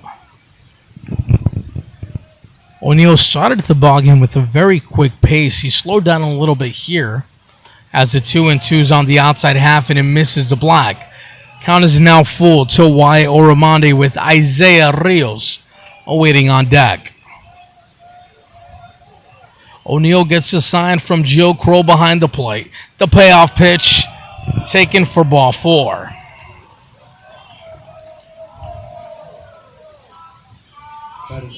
So Wyatt Oramondi, first base runner of the afternoon for the Falcons, reaches on a walk. The left-hander Isaiah Rios looking to generate some offense for his ball club and break open that goose egg in the run column.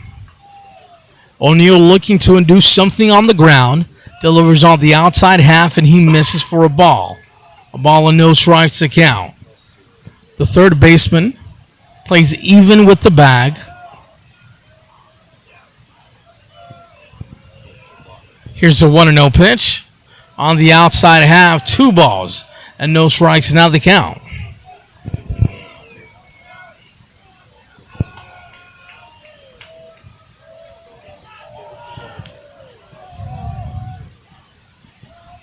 Here's the 2-0. Inside fastball that swung on and missed. 2 balls and 1 strike. Now the count. El Camino used 4 pitchers in that first game against Glendale.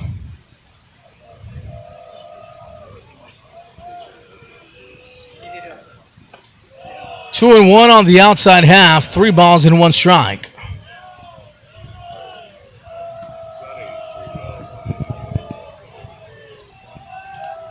Dylan Emmel waits on deck. Pressure mounting here for Cameron O'Neill. The right-hander delivers a 3-1, fouled back towards the netting. 3 balls and 2 strikes.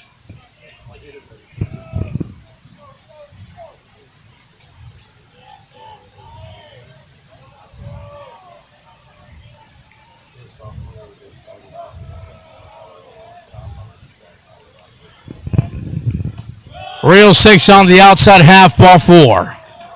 So back-to-back walks to open up the bottom half of the second inning for the Falcons. Runners on first and second base with no outs for Dylan Emmel.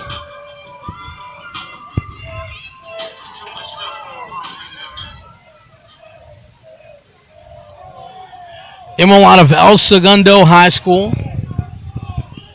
6'1", 200 pounds. Third baseman plays in. Pitch is fouled back. Emmel is swinging away. This is an opportunity for him to bunt, but he gets the green light. Third baseman plays in. The bunt is now shown them pulled back. It's now 1 ball and 1 strike. Emmel comes into the ballgame with a .322 batting average.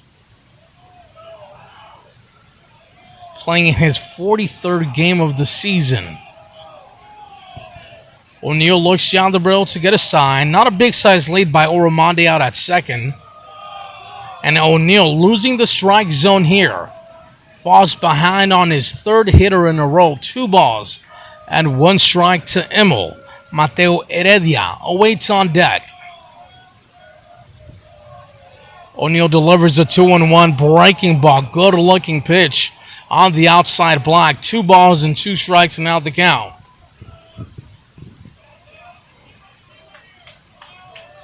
The Falcons dugout coming to life. Here's the 2-2. Lifted towards center field. Namek makes the play. One away.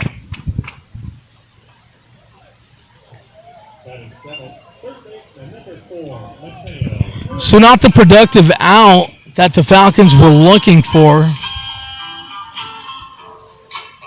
Emma would have loved to have at least advanced to runners.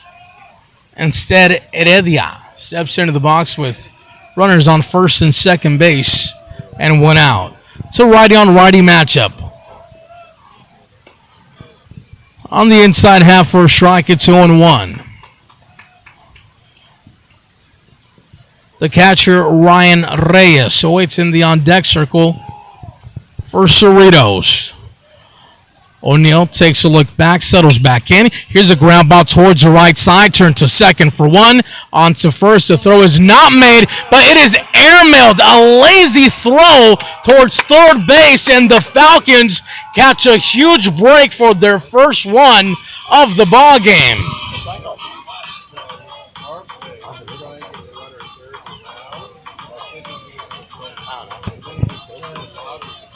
My little scale thing right here, it says it's level.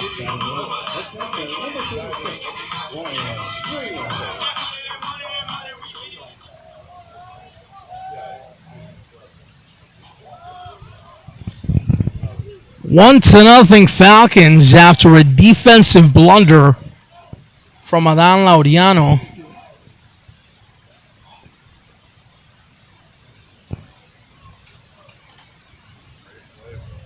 He spun to make the throw. Completely airmailed it.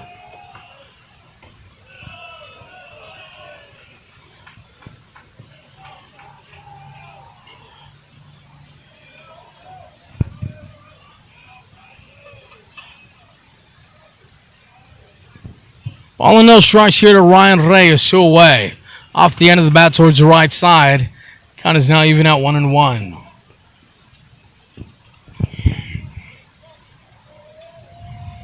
Jake Fowler awaits on deck, 1-0 in favor of the Birds.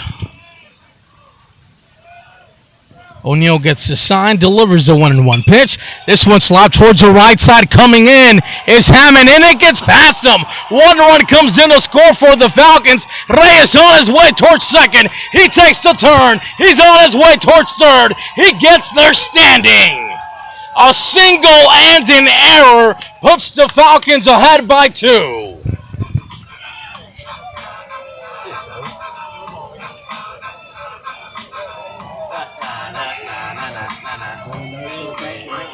From bad to worse for the Warriors here in the bottom half of the second inning.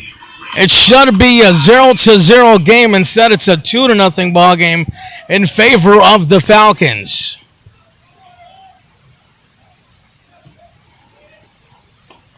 On the outside half for a strike, it's 0-1.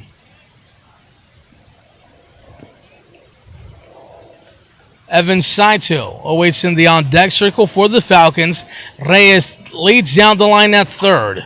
Bunner shown them pulled back, caught a strike anyway. No balls and 2 strikes. Cameron O'Neal, the pitcher, has got to be very frustrated with what he is seeing from his defense. Here's the 0-2. Bouncing ball towards the right side. Tag is applied and the inning is over.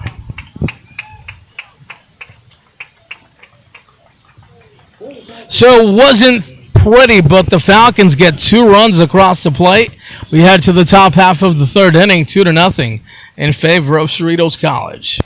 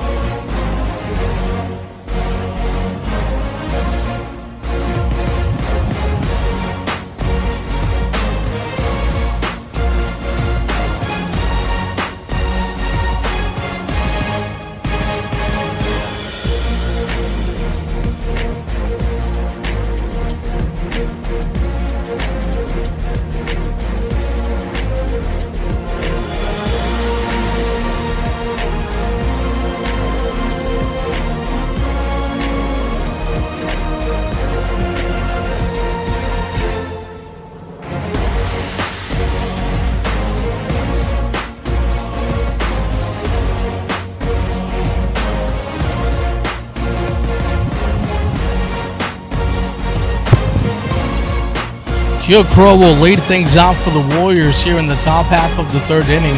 The Falcons out in front 2-0. Noah Andrunas continues on the mound here for Cerritos College. Gio Crow at the plate. Adan Laudiano on deck. Jack Namick in the hole. Easing ground ball towards the right side. Dylan Emmel makes the play. Batting eighth, the second baseman, number 22, Laudiano steps into the box now.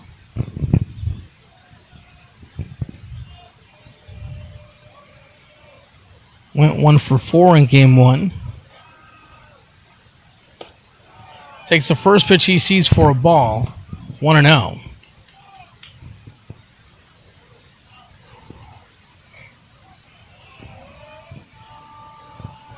Andrunas delivers a 1-0 pitch on the outside half. Catches the block. The count is now even at 1 ball and 1 strike.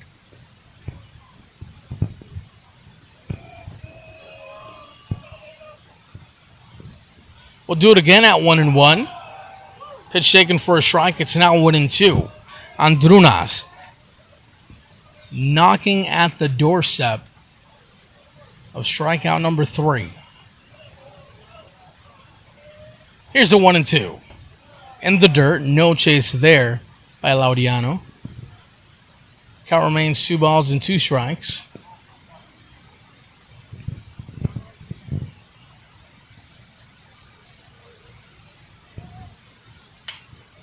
Towards the right side and out of play. Andrunas retired the side in order in the top of the first inning.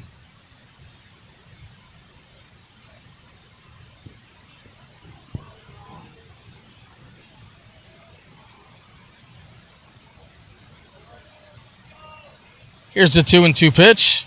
Off the end of the bat towards the right side and out of play.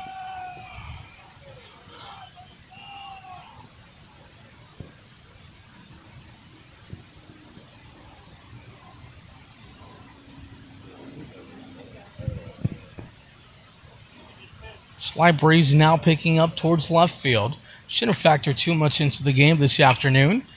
Here's the bouncing ball towards the left side and out of play. So a battle brewing here between Laudiano and Andrunas.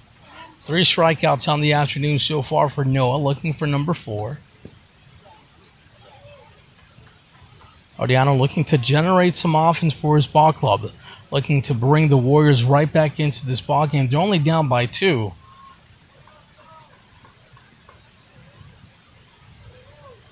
The 2-2 pitch, right back up the middle, cut off by the shortstop, throw over, in time to get him. A 1-hopper there to Jake Fowler, wasted no time gunning it across the diamond for the second out. Jack Namick steps into the box now.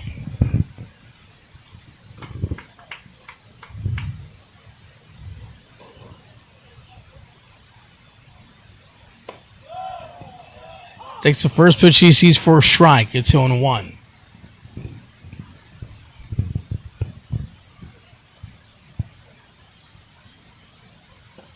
On 1 pitch, drives the count to 1 ball and 1 strike.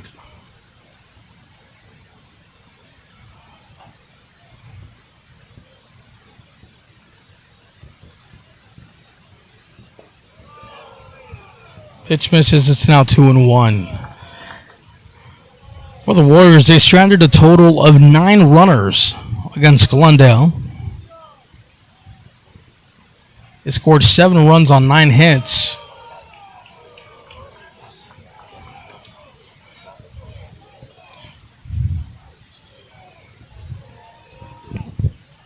Three balls and 1 strike here to Namick. The 3-1. Drives the count to 3 balls and 2 strikes.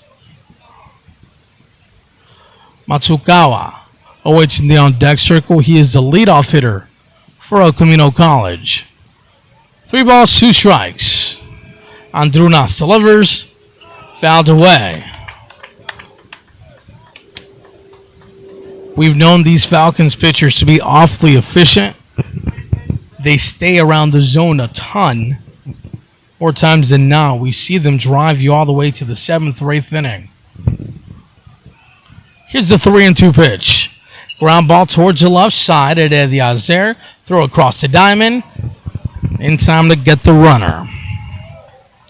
So another 1-2-3 inning here for Noah Andrunas. We head to the bottom half of the third. 2-0 in favor of the Falcons.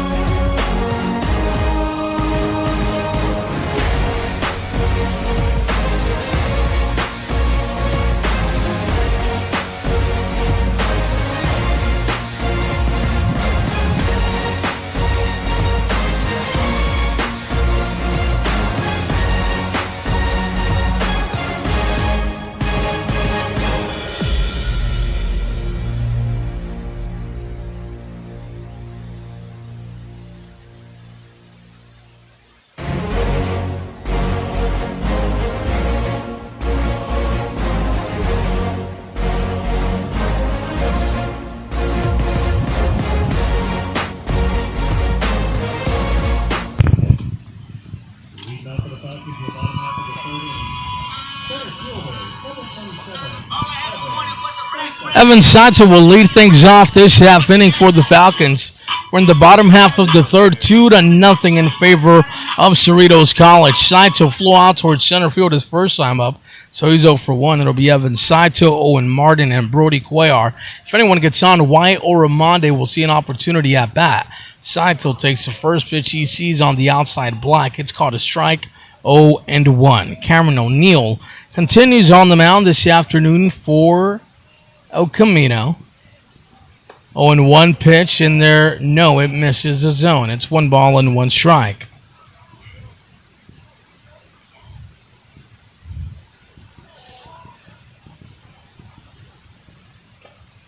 Tipped into the catcher's mitt. Now that's strike 2.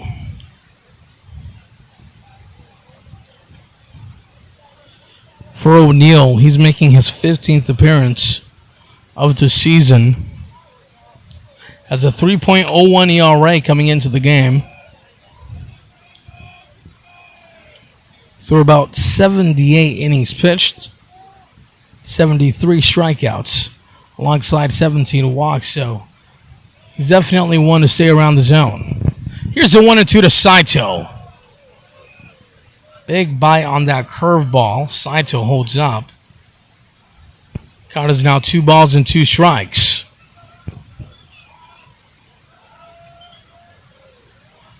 The 2-2. Foul towards the right side and out of play. We'll do it again. The Falcons scoring twice in that bottom half of the second inning by way of a pair of errors.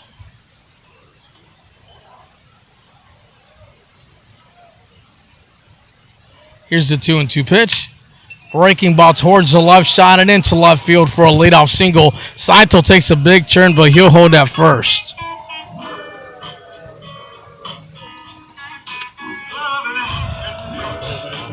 So Saito timing that curveball perfectly. Hit it hard towards the left side and on the ground as Owen Martin steps into the box now. Martin, his first time up, flew out towards the left field, so he's 0 for 1. Brody Cuellar moves into the on-deck circle for the Falcons. Lucas Spanum on the left side of the infield at third base. He plays in. First pitch is taken for a strike. 0-1.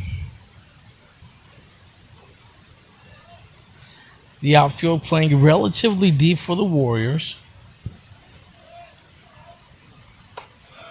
Fastball on the outside half, and it misses zone. 1 ball and 1 strike.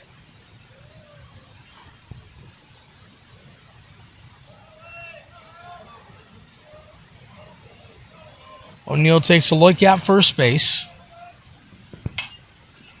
Lifted towards the left side in foul territory. That one goes out of play. Evan Saito, he leads off the bag at first. He reached on a ground ball single.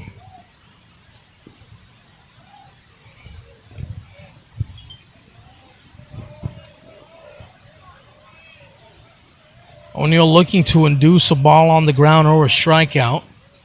The right-hander has this one slapped the opposite way and out of play.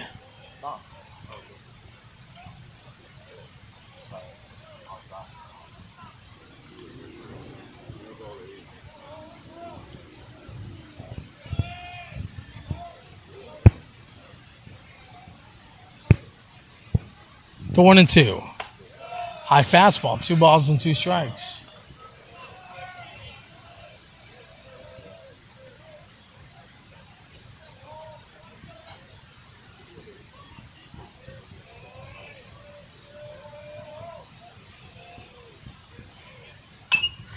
Towards left center field, it finds some outfield grass for a base hit.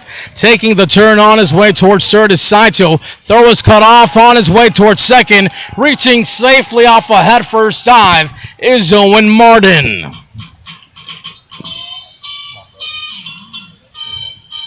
Some aggressive base running here for Cerritos College, and it pays off. As now Brody Cuellar steps into the box with an opportunity to put his team in front by 4. Has runners on third and second base with no outs. His ball club already up on the scoreboard 2-0.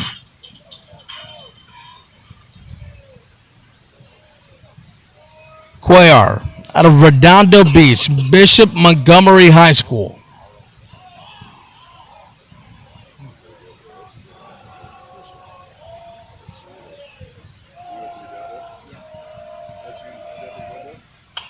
Off the end of the bat towards the right side, and it's out of play. Cuellar came into the game with a .321 batting average, 4 home runs, and 43 RBIs. He's been an RBI machine in the middle of the lineup for the Falcons. This one's fly towards the right side in foul territory. Count is now no balls and 2 strikes to Brody Cuellar. O'Neill on the mound has 1 strikeout so far. Would have loved to find number 2 against this Falcon slugger. Isaiah Rios awaits in the on-deck circle for Cerritos. Evan Saito leads off the bag at third base. Owen Martin off the bag at second. Saito, he reached on a single. Martin on a double. Here comes the 0-2 pitch to Brody Cuellar. Breaking ball outside of the zone. Cuellar does not chase. Drives the count to 2 balls and 2 strikes.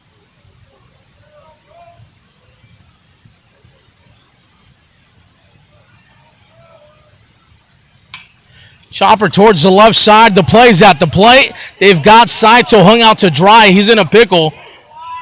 The tag is applied. Cuellar moves to second base. So he trades places with Owen Martin. Owen Martin now at third base. Cuellar now at second. Evan Saito tagged out at the play. A heads-up play there by Warriors third baseman Lucas Bonham. Prevents the third run of the ball game from scoring for the Falcons.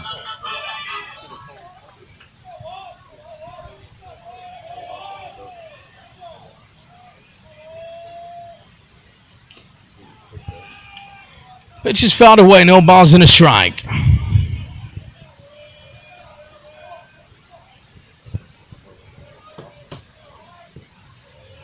Wyatt Ormonde at the plate. He walked his first time up and came around to score. Takes the second pitch he sees for a ball. It's 1 ball and 1 strike.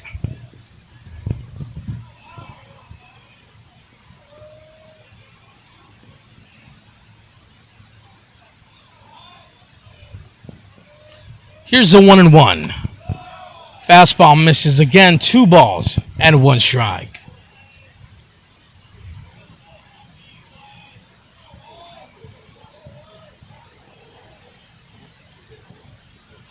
We mentioned earlier in the broadcast, O'Neal on the mound does not walk a ton of guys.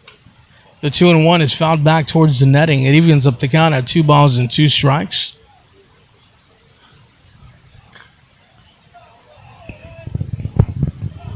Oramonde at the play. Isaiah Rios in the on-deck circle. Dylan Emmel at the hole. The 2-2 is popped up towards the right side. The first baseman, Gil Solis, takes authority, calling off Cameron O'Neal, who initially was calling for the ball.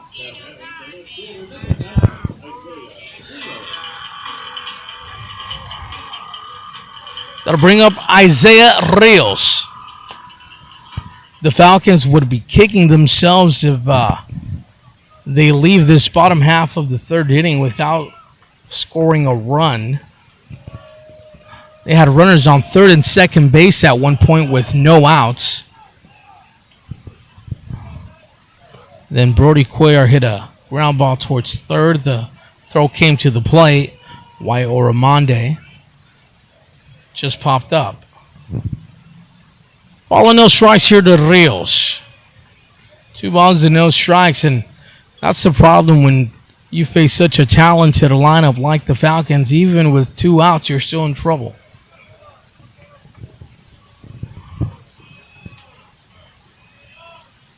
Two and O's off the end of the bat towards the left side.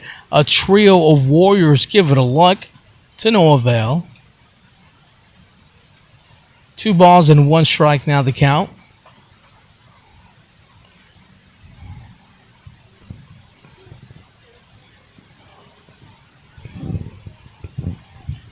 Dylan Emmel awaits on deck.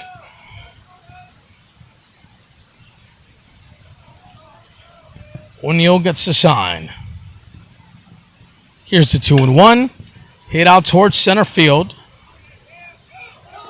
Namick tracks it down, and Cameron O'Neal is juiced, getting off that mound.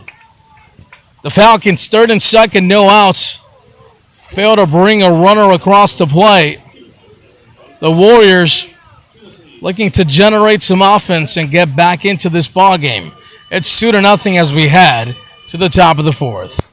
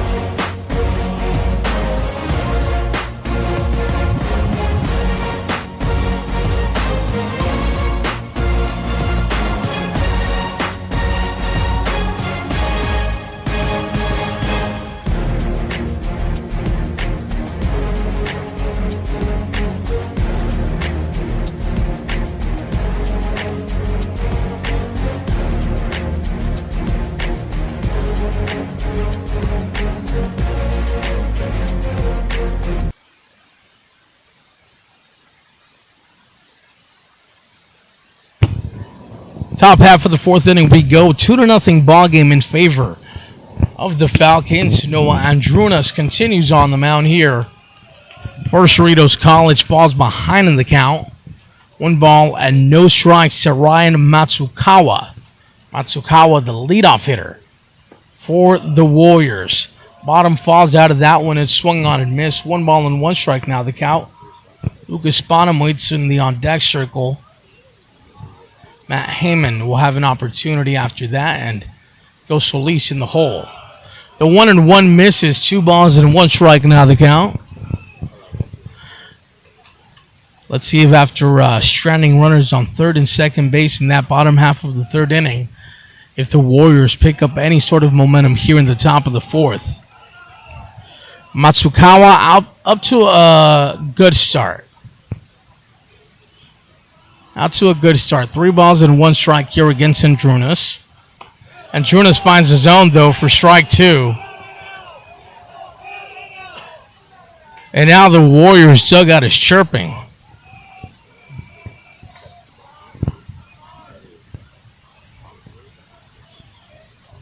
Here's the 3-2.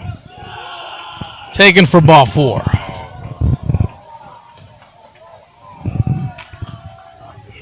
Third baseman, number 10, Lucas Bonham. Lucas Bonham steps into the box now. As we mentioned earlier, he went 3 for 5 against Glendale City College in game 1. That game started at 11 o'clock in the morning. Hits this one out towards right center field. Owen Martin on his horse, and he will not be able to catch up to this one. 1 run will come in to score for the Warriors on his way towards third, reaching safely. The throw momentarily gets away from Mateo Heredia. But Isaiah Rios, heads up baseball, backing up his third baseman to keep the game 2-1 in favor of his ball club.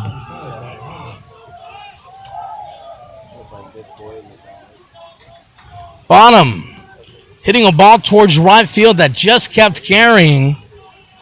Thought for a second there that Owen Martin had a play. Sliding towards the left side. No balls and a strike. So the Warriors now in business. They have the tying run 90 feet down the line at third with no outs. Here's the 0-1 pitch from Andrunas. That one is fouled away. Andrunas would love to find strikeout number 4 right here against Matt Hammond.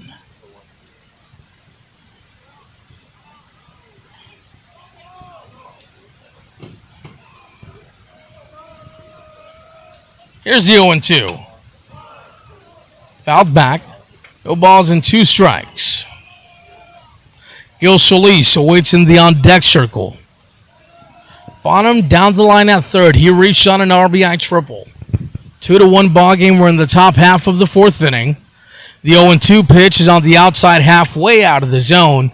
1 ball and 2 strikes. Now the count to Hammond at the plate.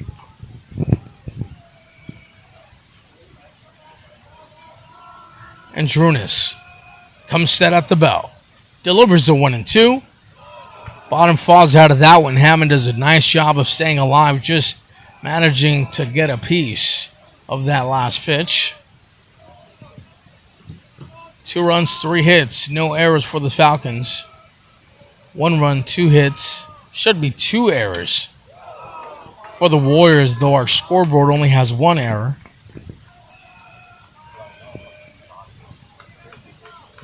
Ball and 2 strikes. The count here to Matt Hammond. He flew out towards center field his first time up. A fly ball this time around could score his ball club a run. Gets this one off the end of the bat towards left field. The runner will tag. Rios does have an arm. Strong throw from Rios. Oh, that was a really good throw, but it was cut off.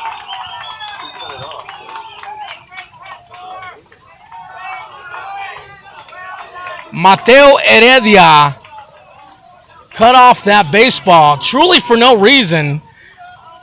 The only runner was at third base.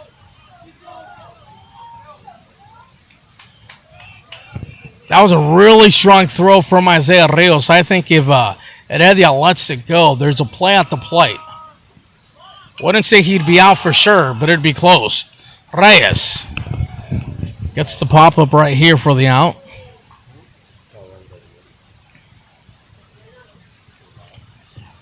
Shortstop, number 13, Slater Nunez. Slater Nunez steps into the box now, all tied up at 2 here in the top half of the 4th inning. The Warriors looking to keep their playoff dreams alive. Pitch is on the inside half for a strike at 2-1.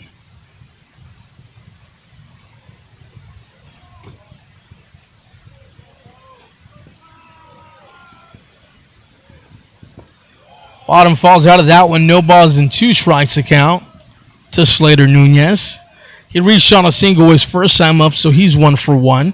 Dylan Mares awaits in the on-deck circle for the Warriors.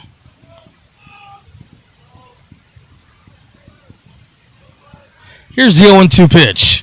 Swung on and missed for strike 3. For Camino, the top of the fourth inning, 2 runs, 1 Fourth strikeout of the ballgame for Andrunas. But 2 runs come across the plate for the Warriors. We've got a brand new ballgame as we head to the bottom half of the 4th inning. You're listening to Birds Baseball on YouTube Live. Jonathan Ortiz on the call.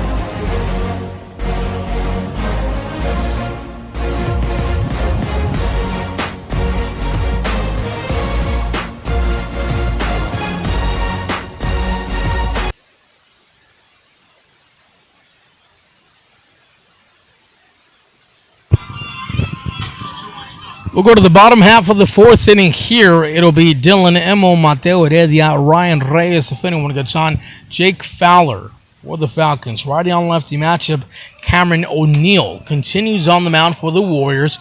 Delivers a first pitch fastball way outside of the zone. It's 1 ball and no strikes. The right-hander out of West Torrance High School working quickly once again. The 1-0 on the outside half for a strike to even up the count at 1. O'Neill appears to have found new life after his team tied up the ballgame in the top half of the 4th inning. Here's the 1-1. That's a breaking ball. Runs inside. And will just manage to get a piece of that one, but it was tipped into the catcher's mitt. 1 ball and 2 strikes. Only 1 strikeout on the afternoon so far for Cameron O'Neill on the mound, looking for number 2 right here against Dylan Emmel, the Falcons' second baseman. 1-2. Tipped into the catcher's mitt. Was it dropped? Yes, it was. So Emmel manages to stay alive.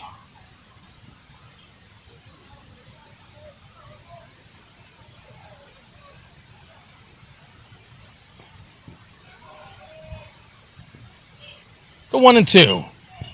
Belted out towards right center field. Matt Hammond on his horse. That'll split the gap and roll all the way to the wall. Or instead, it's actually cut off. A heads-up play there by Jack Namick.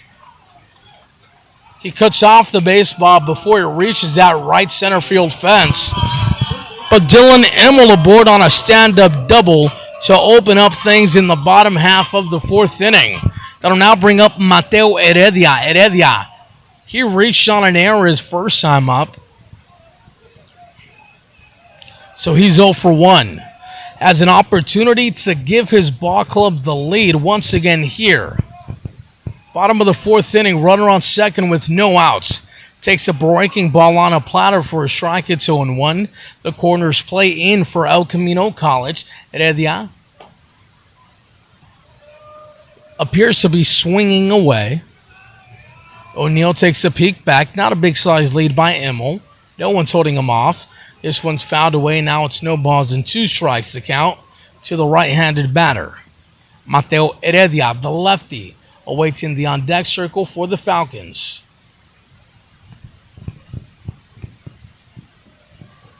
O'Neill gets the sign from Crow.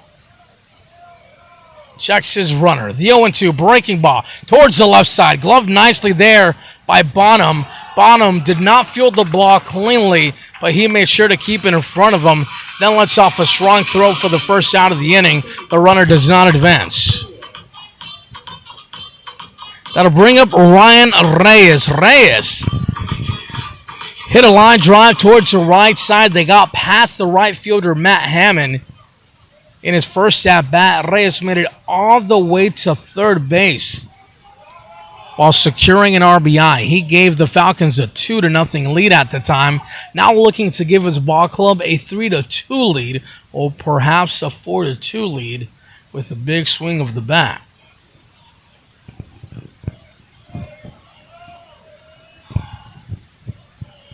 Here's the 0-1 pitch. In there for a strike. It's now 0-2.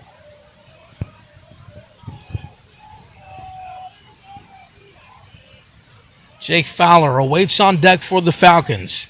Emmel leads off a second. He opened up the inning with a double. Here's the 0-2. In the dirt, nice block there by Gio Kroll behind the plate for the Warriors. Bottom half of the fourth inning, all tied up at 2. The go-ahead run at second base for the Falcons. Kroll comes set at the belt. Delivers a 1-2 pitch. Foul towards the netting. The count remains 1-2 strikes. 4 hits in the ball game for the Falcons. They have 2 runs to show for it so far.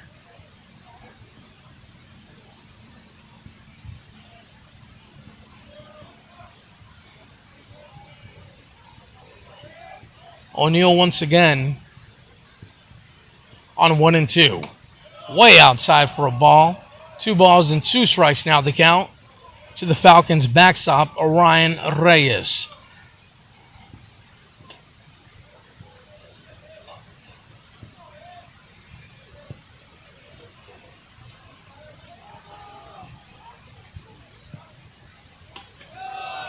Misses for ball 3.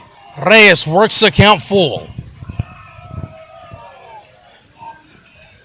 Jake Fowler on deck. Evan Saito in the hole.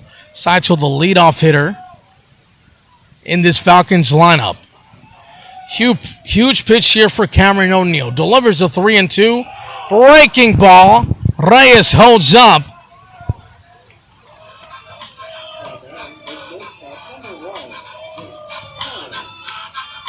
Reyes showing a ton of emotion there. Gladly working out a walk after being down in the count. Jake Fowler now with an opportunity at bat. He's 0 for 1 this afternoon, but has runners on first and second base with only 1 out here in the bottom of the 4th inning. The right-hander delivers. Misses the zone for a ball. It's 1-0. Now Saito is in the on-deck circle. Falcons looking to once again pull out in front. They led 2-0 at one point. As the 1-0 pitch is a breaking ball on a platter for a strike. Count is even at 1-1. Slight breeze blowing out towards left field. Much more comfortable temperatures. It was quite warm earlier in the morning for that game between Glendale and El Camino. 2 balls and 1 strike now the count. The Warriors dugout continues to chirp at the home plate umpire. O'Neal comes set.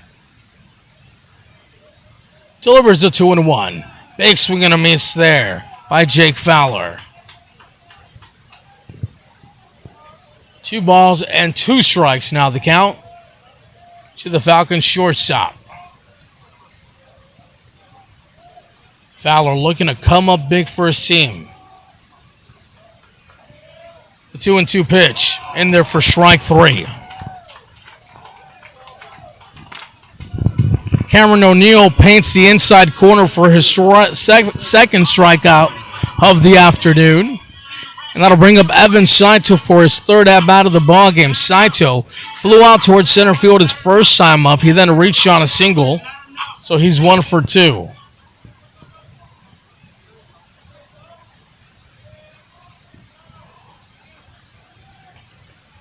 Now a bigger lead by Emmel out at second base. A huge secondary as well.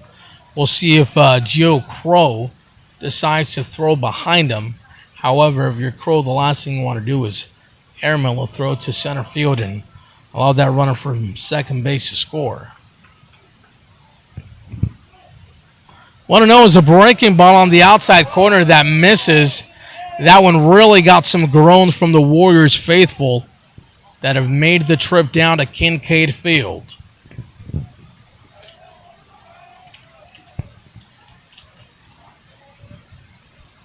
Two and 0 pitch way outside, 3 balls and no strikes. Owen Martin in the on-deck circle for the Falcons. He can smell it. He can smell it. Bases loaded with 2 outs. If Evan Saito works out the walk.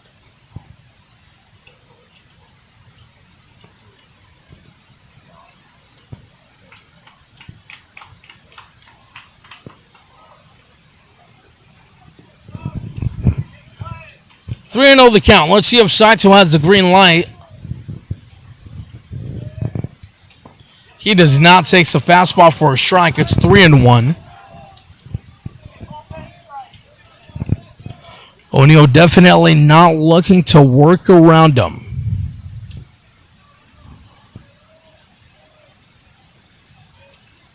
Three and 1 pitch, ground ball towards the right side, into right field for a base hit. Not a hard hit ground ball, so scoring from second base easily is Dylan Immel. Evan Saito, solid baseball right there. It's a soft ground ball the opposite way, right into right field. Immel comes around to score to give his ball club a 3-2 lead here in the bottom half of the 4th inning. But the Falcons aren't done. They keep their foot on the gas as now Owen Martin steps into the box with runners on first and second base and 2 outs. Looking to add some insurance for Noah Andrunas, the Falcons starter. Cameron O'Neal ahead in the count and no balls and 1 strike. Ryan Reyes now at second base. Evan Saito down at first. The 0-1 pitch is ripped out towards right field, but Matt Hammond camps underneath that one, makes an easy catch, and that'll be that. But the Falcons do reclaim the lead as we head to the top half of the 5th inning. It's 3-2 in favor of Cerritos.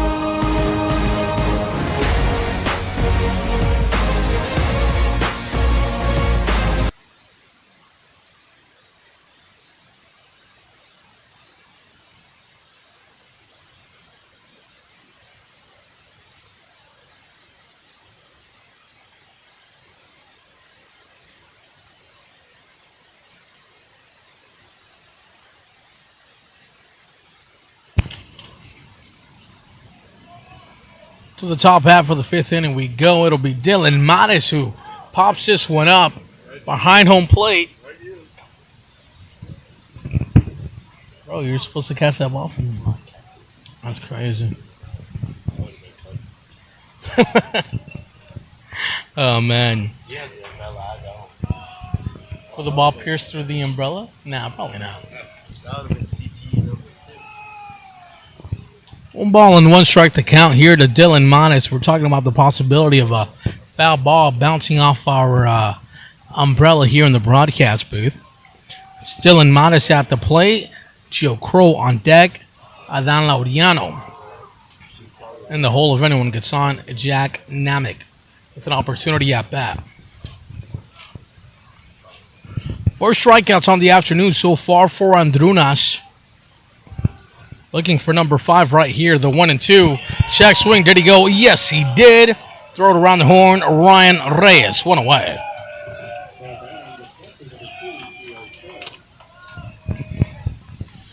Gio Crow steps into the box now. Crow this afternoon grounded out towards second base his first time up, so he is 0 for 1. This game between the Falcons and the Warriors, a much different feel in comparison to Game 1 for the Falcons when they took on Glendale City College. That was an absolute blowout. 23-7 was the final score.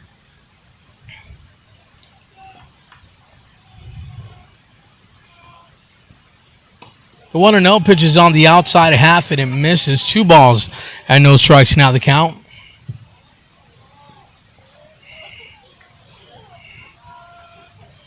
The biggest inning of that game for Glendale was the bottom of the second. They scored 8 runs.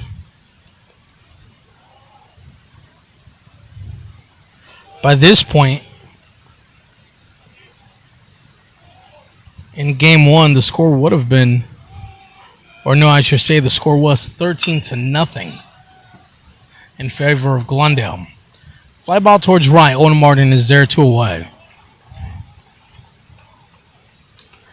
Adan Laureano, an opportunity at bat.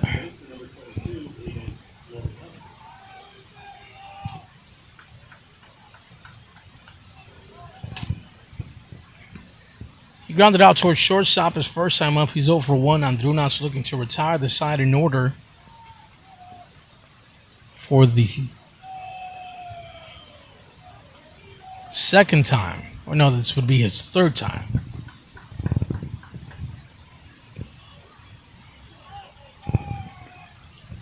Here's a 1-0. Inside fastball taken. 2 balls and no strikes. Jack Namek waits on deck for the Warriors. 2-0 pitch. Misses zone low. 3 balls and no strikes. 3-2 ball game. We are in the top of the 5th inning.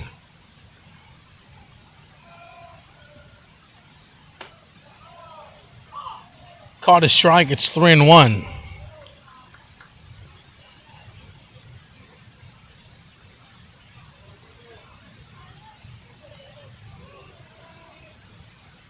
Three and 1 is lifted towards the left side, well out of play.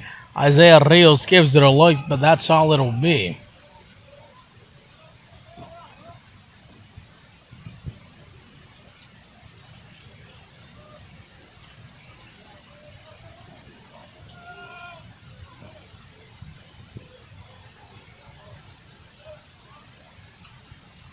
Here's a payoff pitch.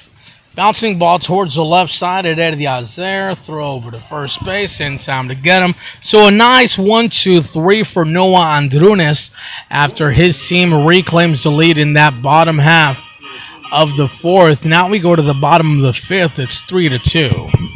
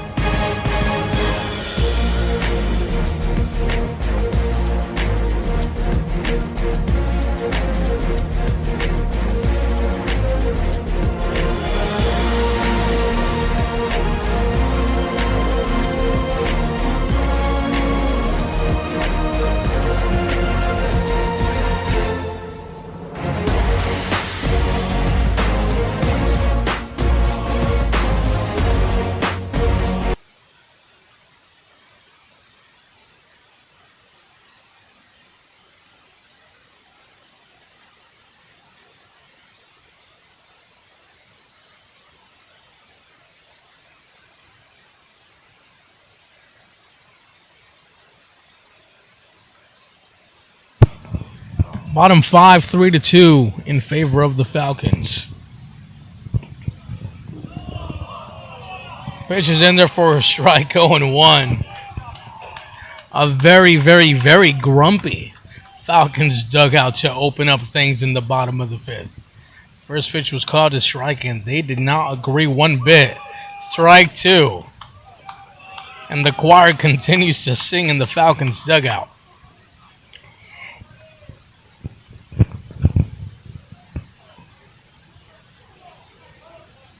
Here's the 0-2. Swung on and missed for strike 3. So Brody Cuellar goes down on 3 pitches as Wyatt Oramonde steps into the box. Oramonde is 0 for 1 with a walk. He also came around to score in the bottom of the 2nd inning. This team is ahead by 1 here in the bottom of the 5th. A much quicker pace to this game in comparison to last game's. Last game was about 3 hours and 25 minutes. First pitch is taken for a strike, 0-1 to Wyatt Oramonde. Isaiah Rios awaits in the on-deck circle for the Falcons. Dylan Emmel in the hole. O'Neill delivers the 0-1 pitch. Misses way out of the zone. It's now 1 ball and 1 strike.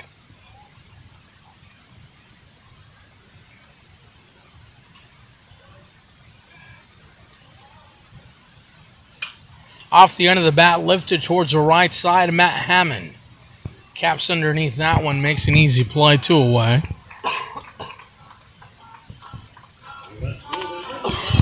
Cameron O'Neill looking to retire the side in order for the first time since the 1st inning.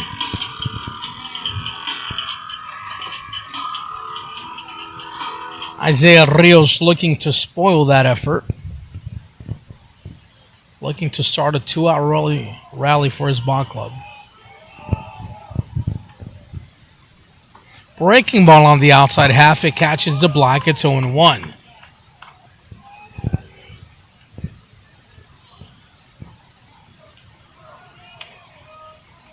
O'Neill comes set.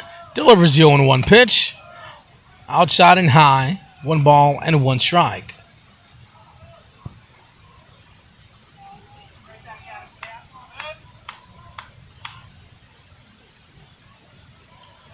The 1-1 misses, 2 balls and 1 strike.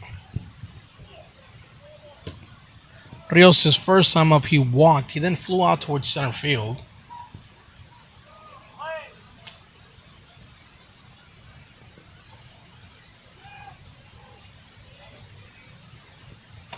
Swung on and missed for strike 2.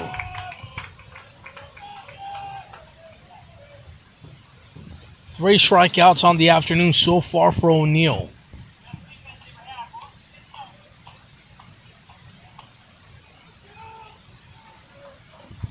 O'Neill gets the sign. The right-hander delivers. Swung on and missed for strike 3. So after Andrunas did it in the top of the 5th, Cameron O'Neill does it in the bottom of the 5th, retiring the side in order. We head to the top half of the 6th inning. Score is 3-2 in favor of the Falcons.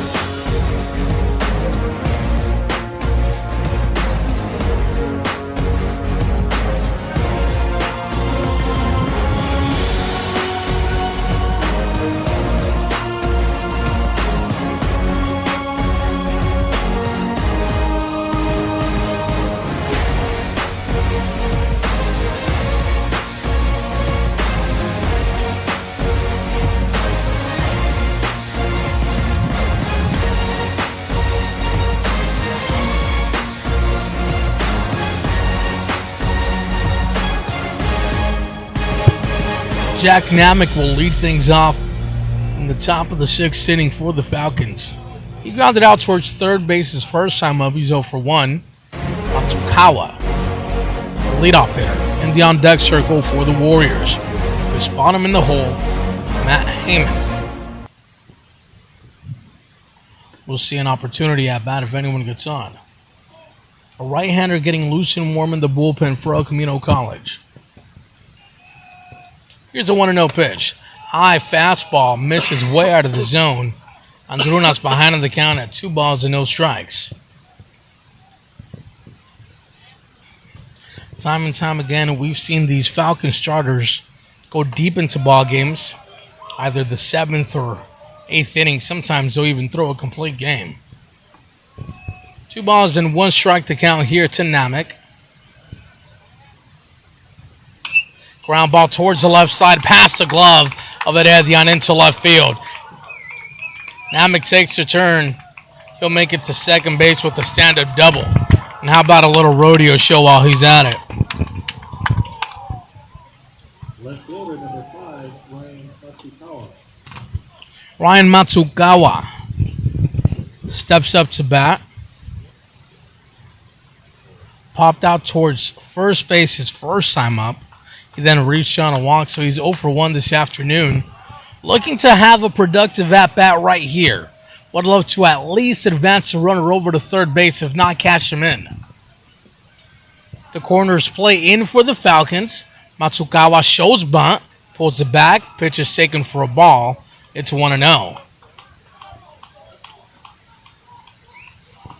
As I mentioned earlier, a right-hander is getting loose and warm in the bullpen for El Camino College.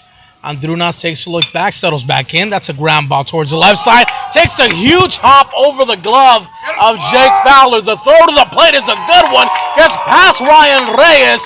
Meanwhile, Matsukawa on his way towards second base now represents the go-ahead run.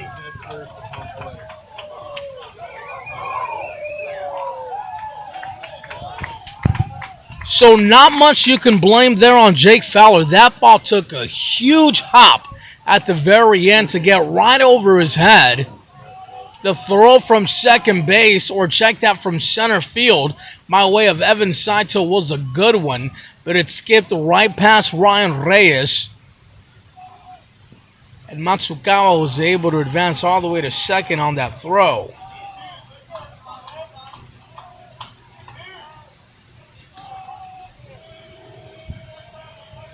Lucas Bonham with an opportunity to put the Warriors out in front for the first time this afternoon. Takes an inside pitch towards the right side, out of play. 1 ball and 1 strike to count here. Matt Hammond awaits in the on-deck circle for the Warriors. Gil Solis in the hole. Matsukawa out at second base. Swing and a miss there. Strike 2.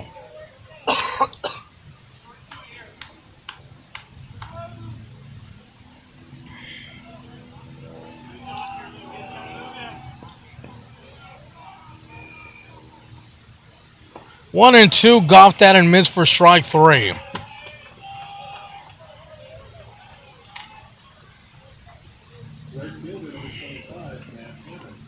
So a huge strikeout right there for Noah Andrunas is now Matt Hammond.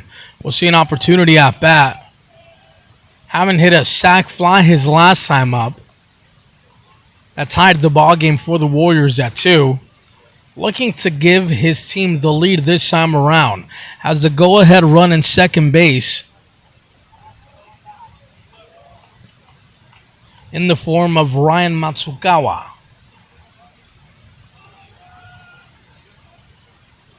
Oh, and 1 pitch is spiked. Reyes keeps it in front of him. 1 ball and 1 strike to count. There appears to be no action in the bullpen for the Falcons. A right-hander is no longer throwing in the pen for the Warriors.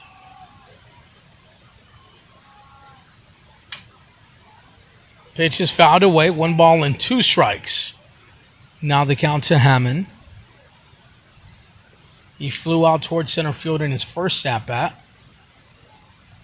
So he's 0 for 1 with that sac fly.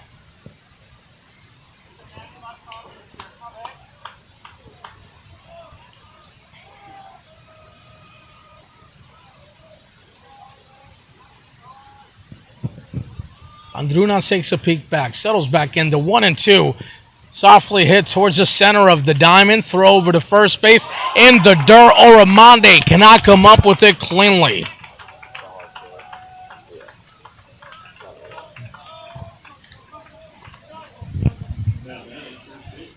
Hammond hit that one softly up the middle. It was cut off by the shortstop, Jake Fowler. During the play, Matsukawa was trying to stay in the neighborhood to distract Fowler. Fowler let off a throw that was in the dirt. Oramonde on the opposite end was not able to pick up his shortstop, as this one has popped up towards the center of the diamond. Andrunas cannot see it, but Oramonde has eyes on it and puts it in the glove for the second out.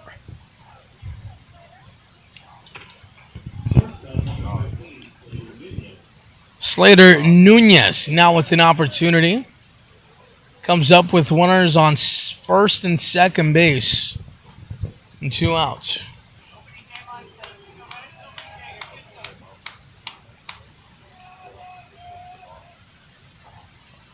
That one comes back to hit him. Appears to have got him on the elbow.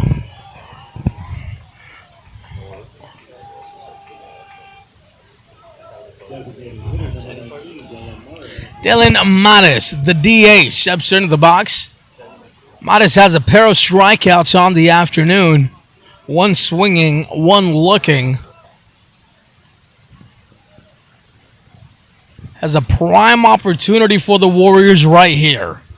Biggest at bat of the ball game so far. Bases are loaded with 2 outs in the top half of the 6th inning. Andrunas looking to work his way out of trouble. Mattis at the plate looking to give his ball club their first lead of the game. Andrunas down at the count, 1 ball and no strikes. Yo Crow in the on-deck circle for El Camino College. Andrunas delivers the 1-0. Lifted towards the left side on the outskirts of the grass. Jake Fowler makes the play in shallow left field, and that will be that. The tying run does come in to score for the Warriors, but we're all tied up at 3 as we head to the bottom half of the 6th inning.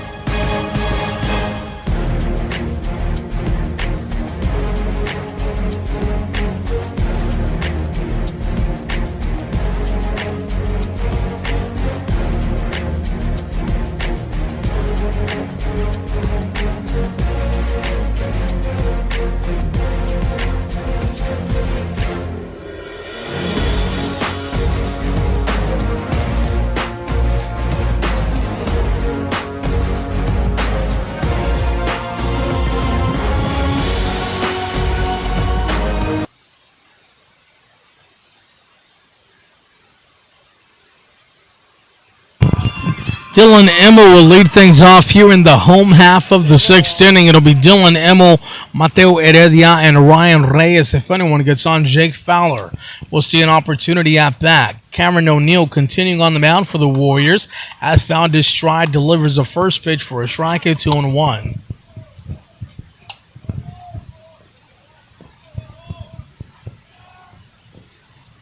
Bonham plays Emmel in. Pitch misses high, 1 ball and 1 strike.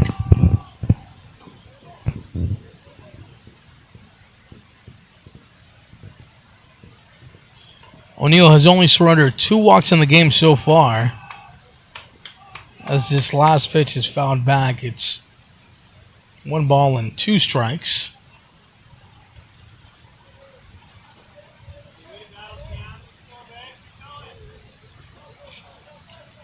Four strikeouts for O'Neal on the mound so far. Looking to make Immel victim number 5. Pitch stays wide. 2 balls and 2 strikes, now the count.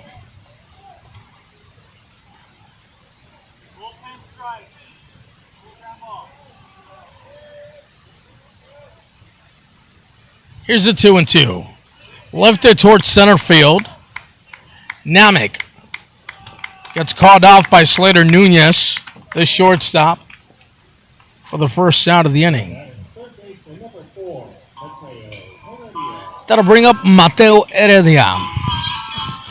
Here is Sean Arnero's first time up, then grounded out towards third base, so he's 0 for 2. Ryan Reyes moves into the on-deck circle for the Falcons. 5 hits apiece, 3 runs apiece for each side. First pitch taken for a strike at 2-1.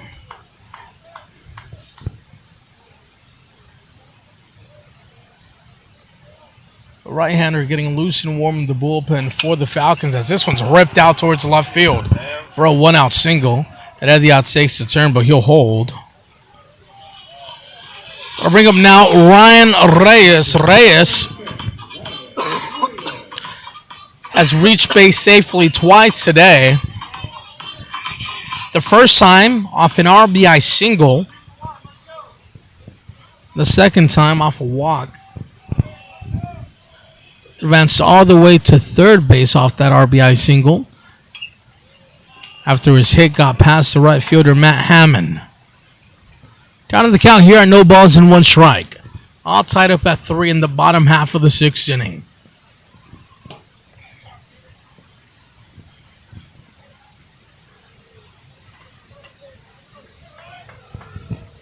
O'Neal gets the sign, takes a look at first base. Heredia leads. Here's the 0-1 pitch. On a platter for a strike, it's even at 1 ball and 1 strike. No action in the bullpen right now for the Warriors, so it is all Cameron O'Neal.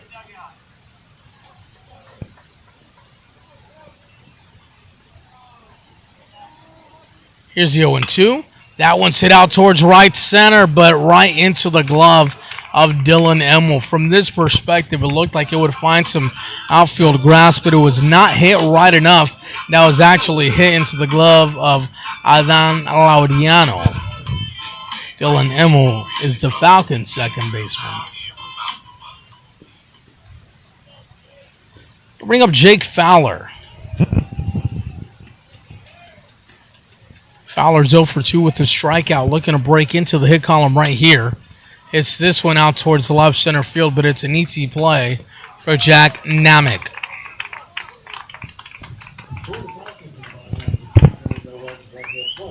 So the Falcons surrender runner as we head to the top of the 7th inning, all tied up at 3.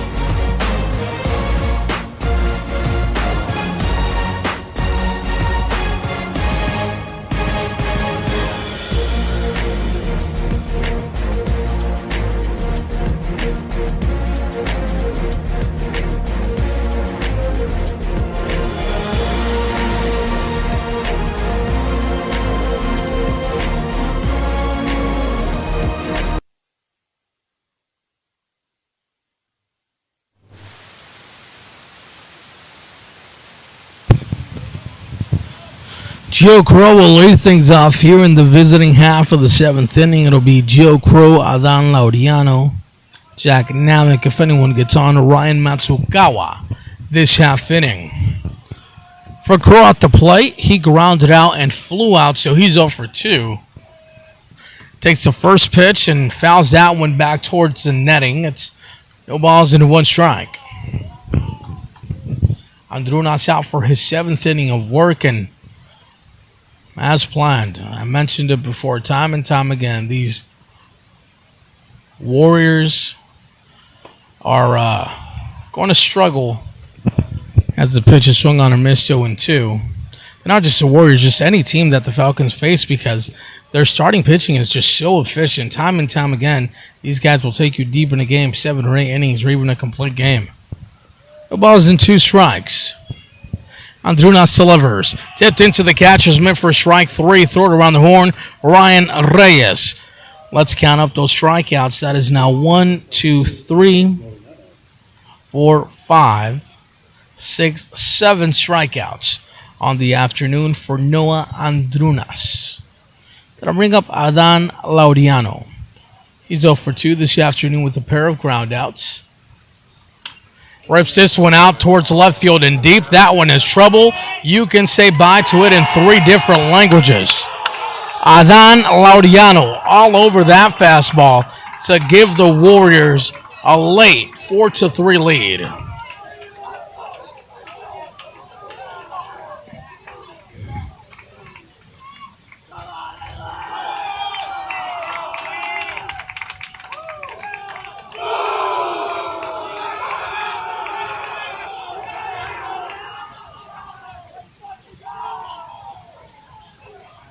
Attaboy. Gotta love that. Andrunas with a little bit of an edge right there. Throws a fastball strike. He's just hurling those pitches in. He's visibly frustrated after surrendering that solo home run off the bat of Adan Laudiano. Warriors ahead on the scoreboard. It's a 4-3 ball game here in the top of the 7th inning. Jack Namek at the plate here for El Camino. El Camino would love to add some insurance. This Falcons lineup has great potential. We've seen it time and time again. They put up double digits in that run column. So far, Cameron O'Neill has done a great job of neutralizing, for the most part, this Falcons offense, but who knows how much the right-handed pitcher out of Torrance has left in the tank before the Warriors are forced to rely on their bullpen arms. 2 balls and 2 strikes to count here. Namek takes on the outside half for ball 3. Don't see any action, or actually, never mind, I do. We see, I believe, a right-handed pitcher getting warm in that Falcons bullpen. Here's the payoff pitch. Outside fastball for ball 4.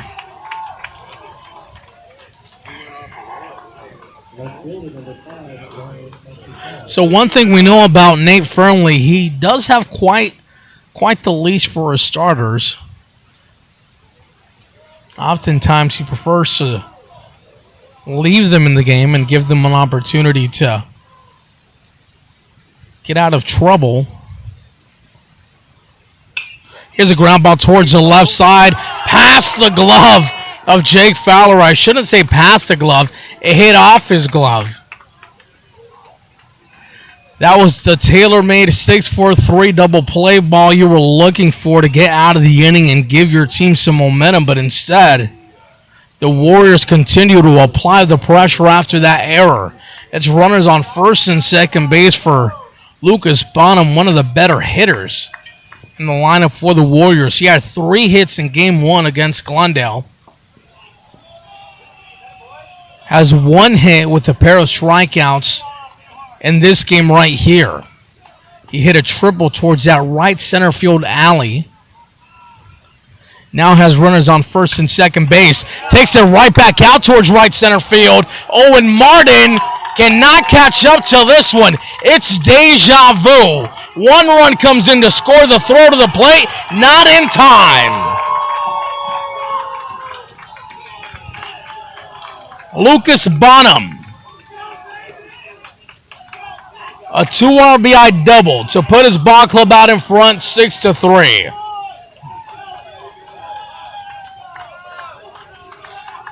He hit an RBI triple that direction.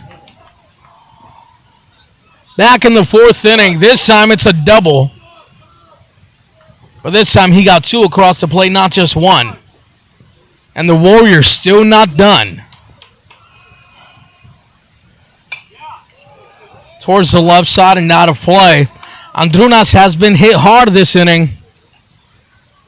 A solo shot that cleared the left field fence.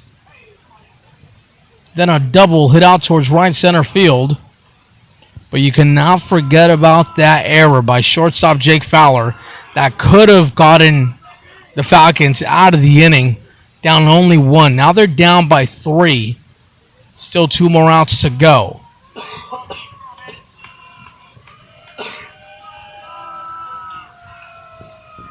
Matt Hammond at the plate.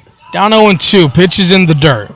Reyes does a nice job of keeping it in front of him.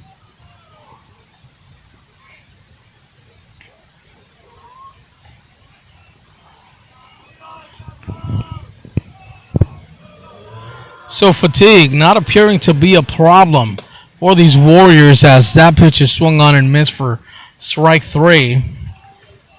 They played a grueling 3-hour and around 25-minute game.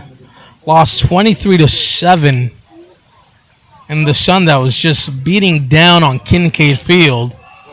Their second game against a well-rested Falcons ball club, and they're out in front here in the 7th inning, 6-3.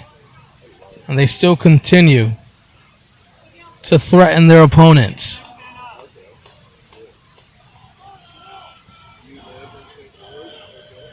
Goes Solis at the plate with a runner on second. Popped up towards the right side in foul territory. Reyes is not able to track that one into the glove.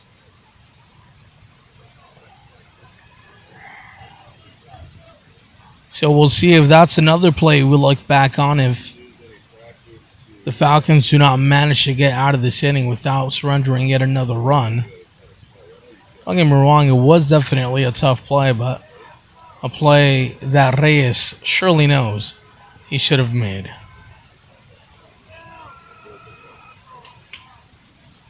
One and one is on a platter for a strike. It's 1-2.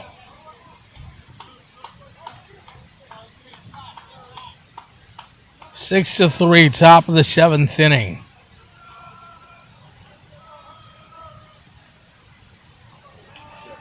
Andrunas takes a peek back, delivers a 1-2. Outside fastball that misses. And we talked about it briefly earlier this inning. Nate has a very long leash for his starters. Andrunas continues on the mound. 2-2 is tipped. Count remains 2 balls and 2 strikes.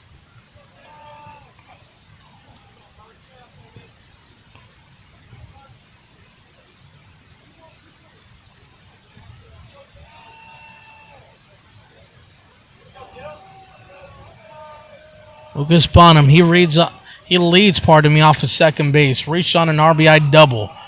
Pitches in the dirt here for ball 3 to Gil Solis. Slater Nunez awaits in the on-deck circle for the Warriors.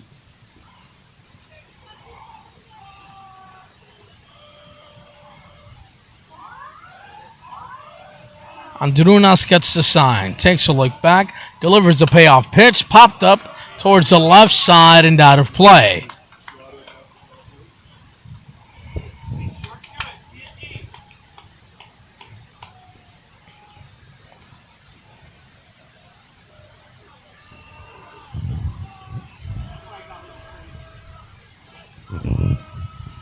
The payoff pitch popped up behind home plate. No one appears to see it. Now Reyes, a last-minute decision to go after the baseball.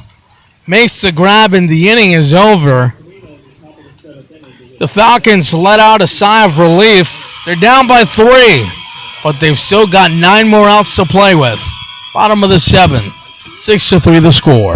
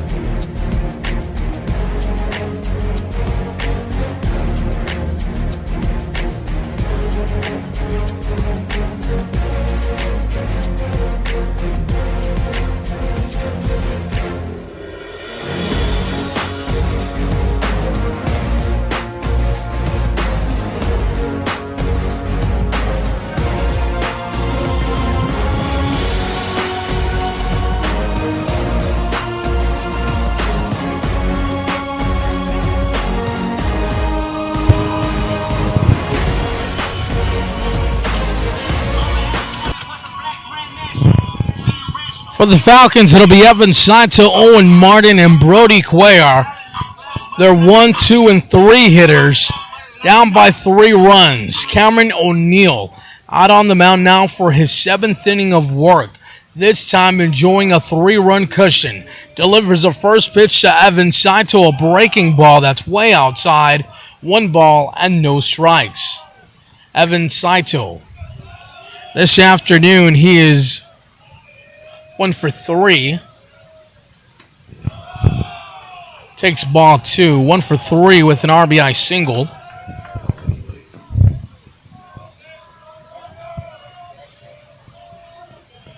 Here's the 2-0 pitch. Inside corner for a strike, 2-1.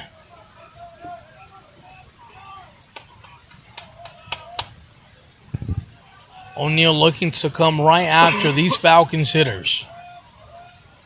The 2-1.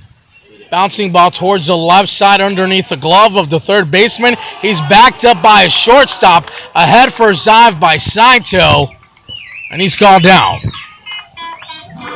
Great effort there by Evan Saito, hustling down the line.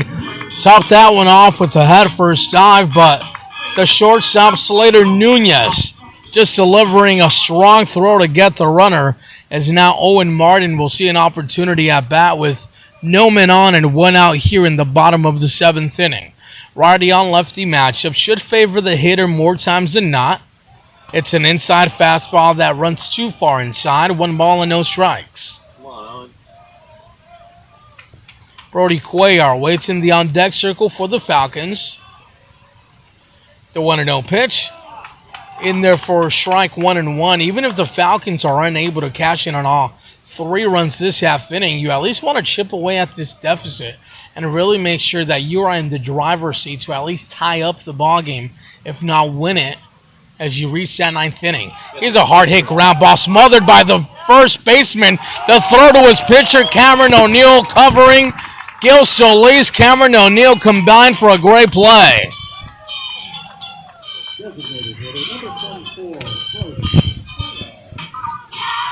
Martin hit that one hard.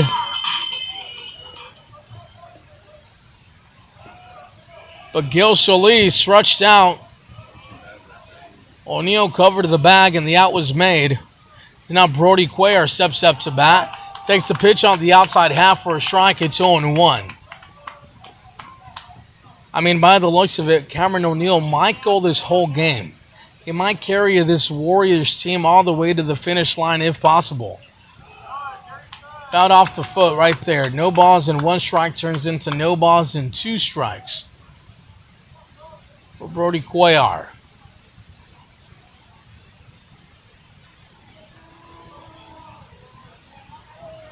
The 0-2 from O'Neill. High fastball way outside of the zone. No chase there. 1 ball and 2 strikes to count. 6-3 ball game. We're in the bottom of the 7th inning. It's all in favor of the Warriors. Fastball slapped towards the right side and out of play. Count remains 1 ball and 2 strikes for Brody Cuellar. White Oramondi in the on-deck circle for the Falcons. O'Neill gets the sign, delivers a 1-2. Breaking ball, and again, Cuellar spoils it, gets a little piece of it to stay alive. Now the breeze really blowing out towards left field. Let's see if it factors into the game at all. The 1-2 pitch is a breaking ball, and once again, the same result. Cuellar manages to get a piece of that one to keep himself alive. Let's see if O'Neill on the mound decides to go with a different pitch right here on 1-2. Delivers a fastball. And the home plate umpire was calling over for some baseballs, and some folks over in the Falcons dugout thought he was actually signaling for strike 3. So 2 balls, 2 strikes, 2 outs, and no men on. O'Neill delivers. Yes. Ripped out towards left field and deep. And you can say bye to that one in 3 different languages. Sayonara, aloha, and adios. Brody Cuellar clears the left field fence all over. A 2-strike fastball to cut this deficit to 2 for the Falcons.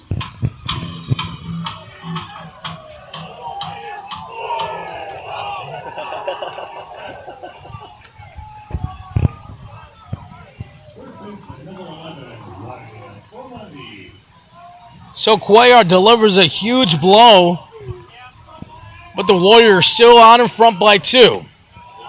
But as we mentioned momentarily, or I should say moments ago, if you're not going to get all 3 back this half inning, at least chip away at the deficit.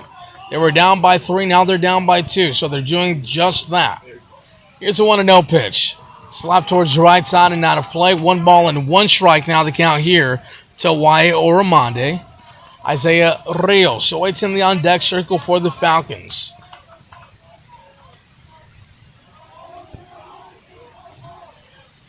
The 1-1 is a high fastball. 2 balls and 1 strike now the count to Oramonde. Oramonde walked and came around to score his first time up. He's 0 for 2 besides that. Takes a 2-1 pitch for a strike. It's now 2 balls and 2 strikes. O'Neill comes set at the belt. The 2-2 pitch. Little piece of that one. O'Neill gloves it, throws over to first, wide of the bag. The tag is not applied by Gil Solis.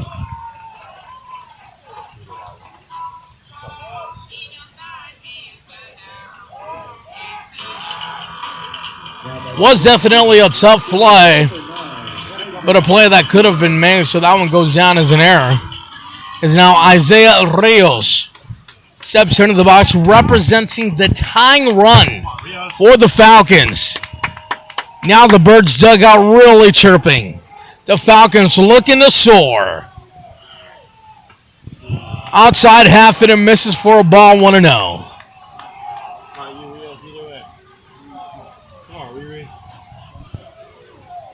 Cuellar has hit a solo shot. Oramonde at first reached on an error.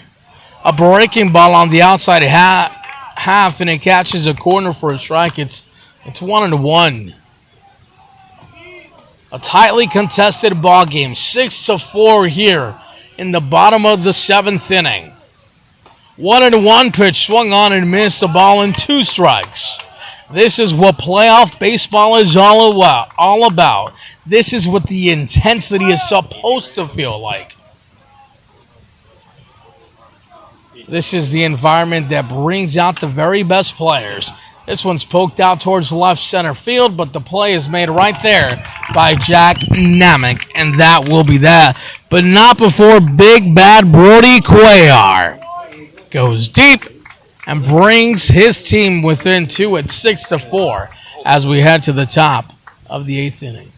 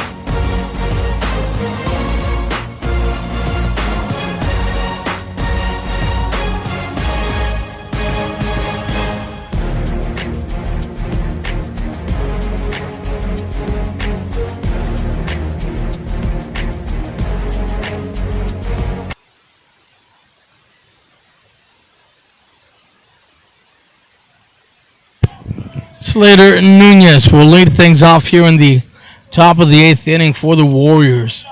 6-4 ball game. Holden Hungerford taking over on the mound here for the Falcons.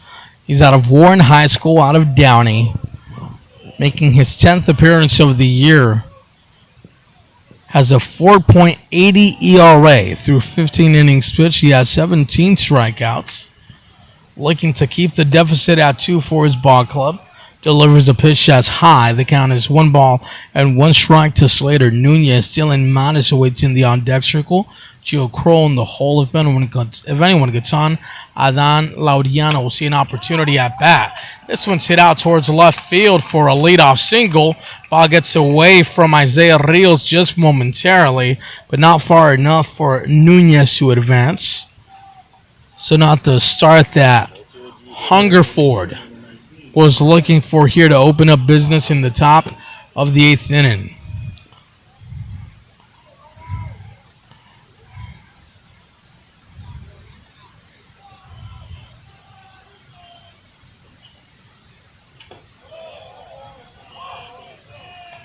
No balls and a strike.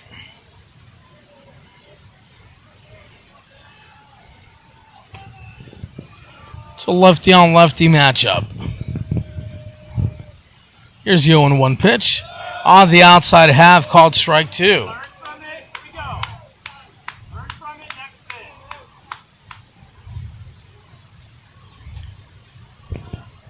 Nunez leads off for first. Here's the 0-2. Slider that trails outside. 1 ball and 2 strikes now the count to the left-handed batter at the plate, Dylan Mares. 6-4 ball game. We're in the top of the 8th inning. Holden Hungerford taking over on the mound for Noah Andrunas. The 1-2 is in the dirt. Ryan Reyes has it skip past him. On the play, Nunez advances to second base. Didn't quite get past Reyes, however, did not come up with the ball cleanly, so he had to scramble. During that time, Nunez made it down to second base without a throw. It's 2 balls and 2 strikes to count. The left-hander delivers. Chopped foul. The count remains 2-2. So for Dylan Mares, this is a prime opportunity right here. Even if you don't score the runner, at the very least, you want to hit this ball towards the right side and move that runner over. Then give an opportunity to your 7, 8, and 9 hitters to cash them in. Here's the 2-2. On the outside half, it misses the black. 3 balls and 2 strikes. Now the count to Dylan Mares.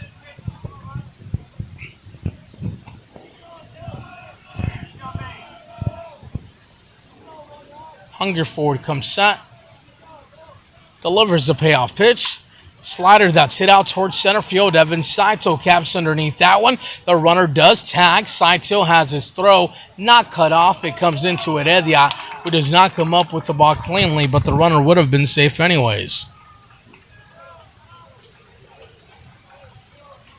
So it wasn't hit towards the right side, but it was hit to center field, and by way of the speed of Slater Nunez, Mares gets the job done, able to advance the runner.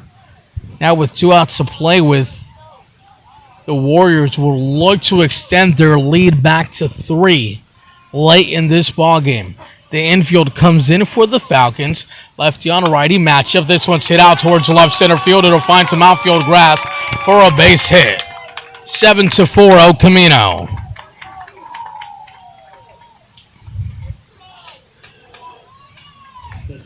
Adan Laudiano steps into the box now.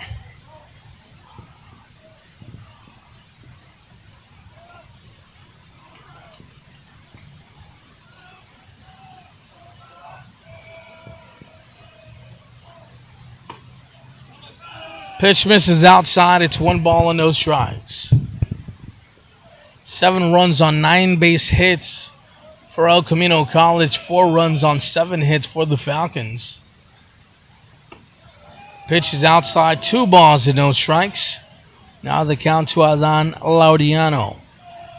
He hit a moonshot over the left field fence for his last time up, I should say.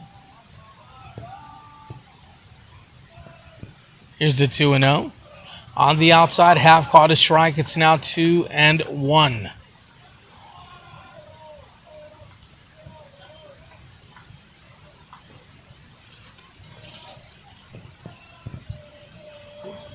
Here's the 2-1 pitch.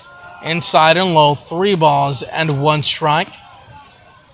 I don't see any action in the bullpen for the Falcons, so it looks like this is Hungerford's game to either lose or win. 3-1 is in there for a strike. It's now 3-2.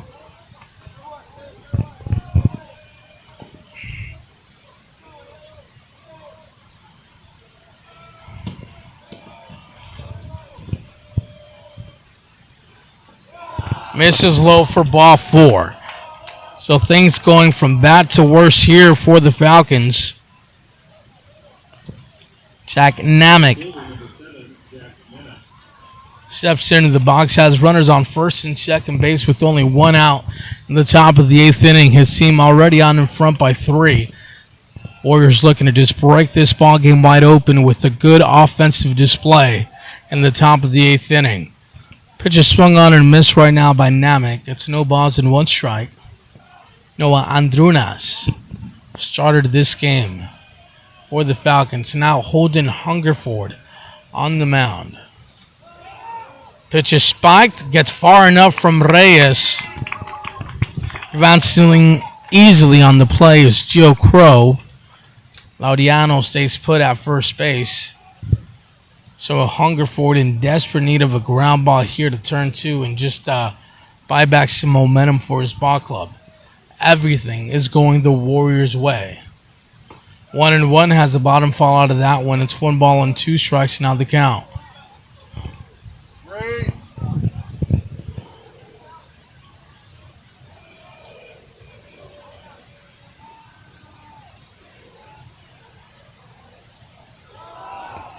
One and 2 is bounced. 2 balls and 2 strikes.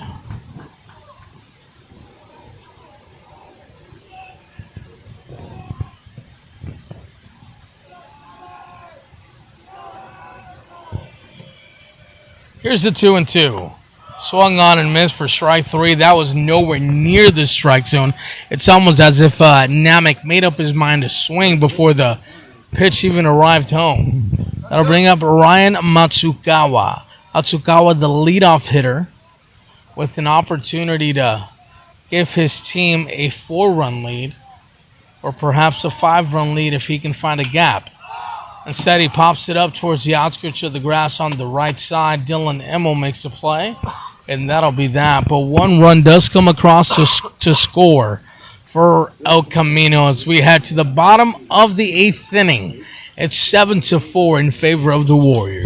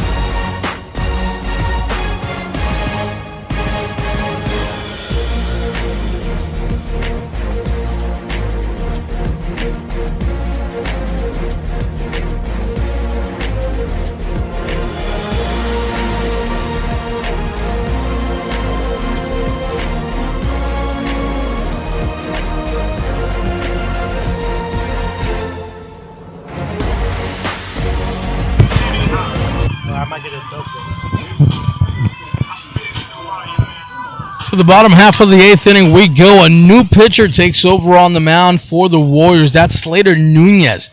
Nunez initially started the game at shortstop. He's out of Torrance, also went to Torrance High School. Delivers the first pitch on the inside half. That's called a strike at 2-1. Taking over for Nunez at shortstop is Mason Martinez. Martinez coming off the bench for El Camino College. The Falcons down by 3. Pitches high right here to Dylan Emmel. This half inning, it'll be Dylan Emmel, Mateo Heredia, and Ryan Reyes if anyone gets on. Jake Fowler will see an opportunity at bat. Falcons looking to chip away at this 3-run deficit or wipe it away completely. Here's a ground ball up the middle for a base hit. Good start.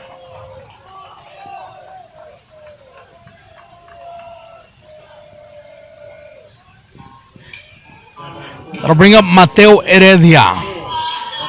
Heredia this afternoon has reached on a walk, grounded out, and singled. So he's 1 for 3. Falcons just looking to pass the baton.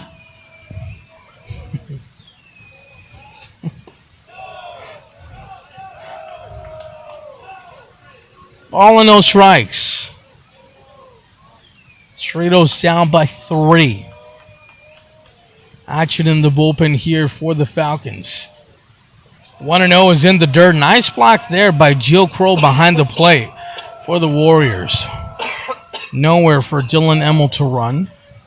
Of course, the Falcons will be quite conservative on the base paths given their deficit. Pitch is in there for a strike. It's now 2-1.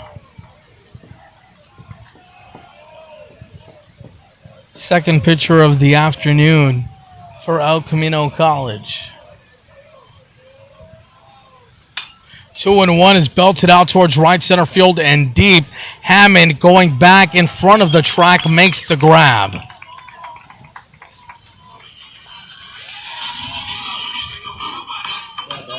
So Mateo Heredia giving that one a pretty good ride. May have been knocked down by the wind. Anything hit out towards left field might have some carry. So we'll see what happens.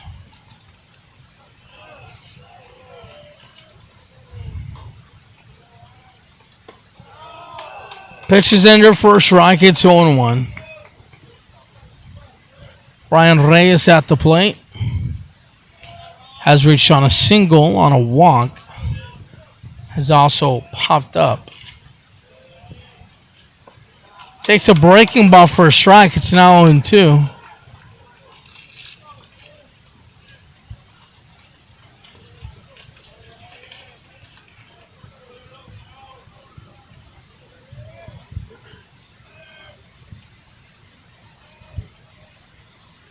Oh, 2, did he go? Yes, he did, says the first base umpire. A pitch nowhere near the strike zone, and Warriors now counting the outs. 4 more to go.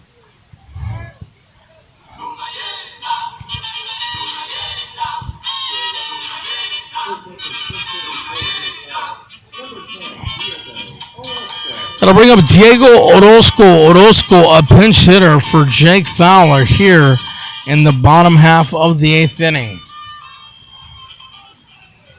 When you're just looking to get someone on base, Orozco is quite literally that guy.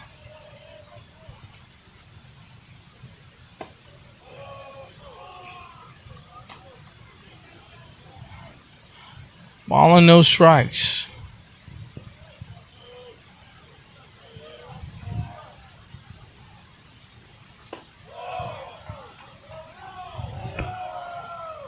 Two balls and no strikes to Orozco. Evan Saito awaits in the on-deck circle for the Falcons.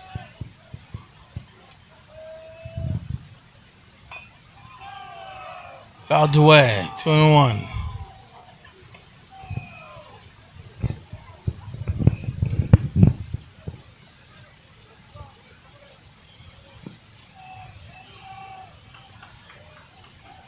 The 2-1. Hit right towards the right side on a hop to second for one, and the inning is over. The Warriors 3 outs away from taking their second game of the afternoon. They lost game one against Glendale, but they're in the driver's seat to beat the Falcons here in game two.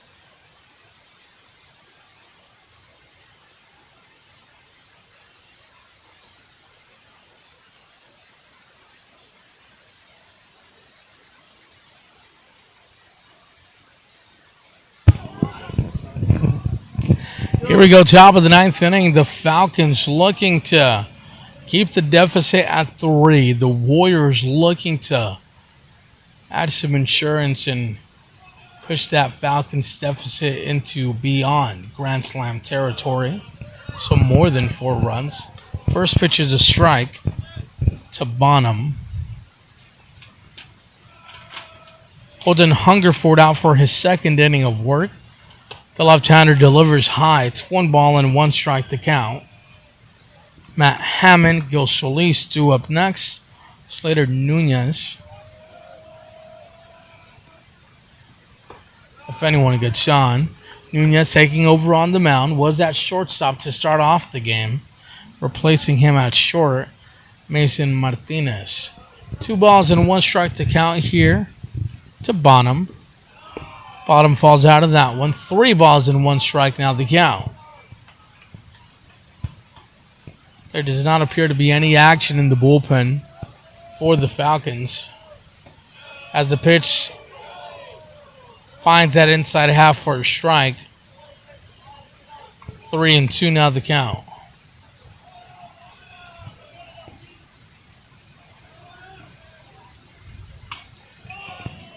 A major league pop fly towards the left side. A trio of Falcons. But the play is made right there by Mateo Heredia. Great job by Heredia to stay with the baseball and track it down right into his glove. That'll now bring up Matt Hammond. Hammond this afternoon flew out his first time up. And hit a sacrifice fly, then reached on an error, then struck out. Down to the count here, 0-1. Lefty on lefty matchup for Hungerford. Check swing, did he go? Yes, he did, says the third base umpire for strike 2.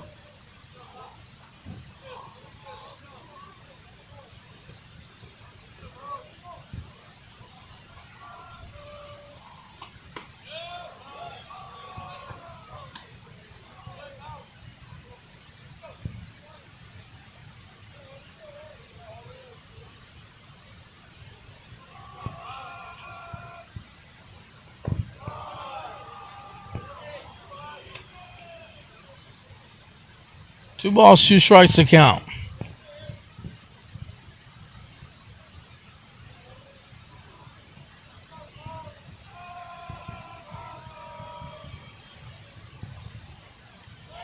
Slider comes back to hit him.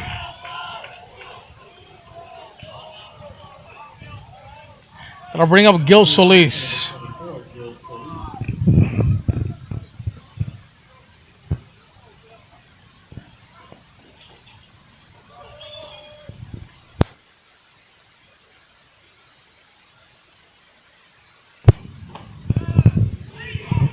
Reyes loses the baseball for a few seconds. Managed to find it before the runner from first could advance. It's a lefty on righty matchup here between Hungerford and Gil Solis. Solis is hitless this afternoon. Pitch is in the dirt for a ball, 1-1.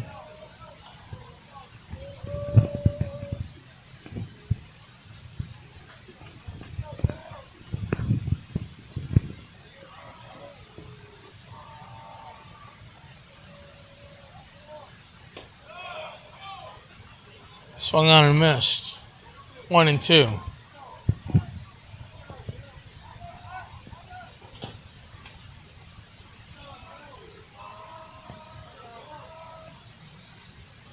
Pitch is in the dirt. Throw down to second base. Not in time. So the Warriors running a ton on Ryan Reyes. And they put themselves in scoring position once again with only one out here in the top of the ninth inning. 2-2 is tipped away. 2 balls and 2 strikes. The count remains.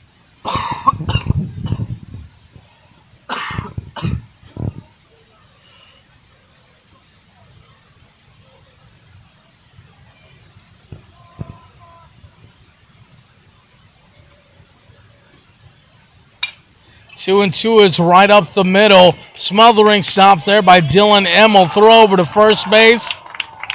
Not in time. But Emmel did prevent another run from scoring, so you'll take what you can get. Slater Nunez, who is pitching. He's on the mound for the Warriors, looking to give himself some insurance. His team already out in front by 3. But he has runners on first and third base with no outs.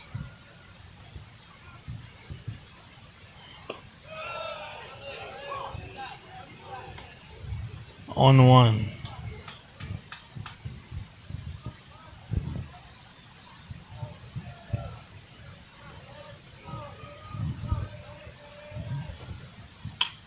Ground ball towards the left side into left field for a base hit. Another run comes in to score.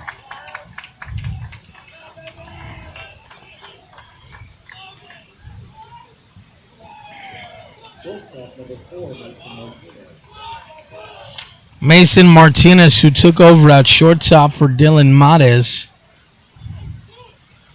Or not for Dylan Mates, but for Slater Nunez, comes into the box.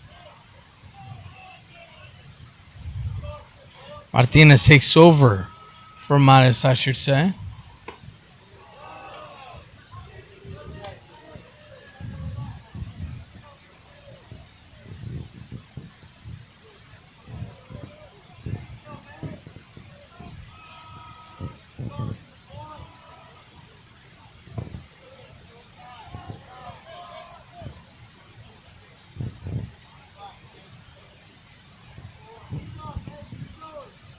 Ball and a strike, 1 away. 2 men on for Mason Martinez.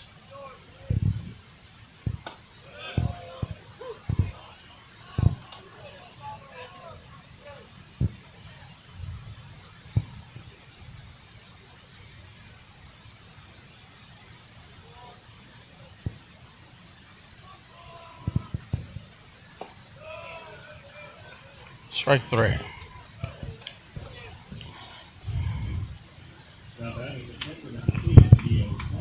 That'll bring up Gio Crow. We talked about that Grand Slam territory being 4. Some outfield grass here would exceed 4 runs and give the Warriors a relatively comfortable 5-run or more lead.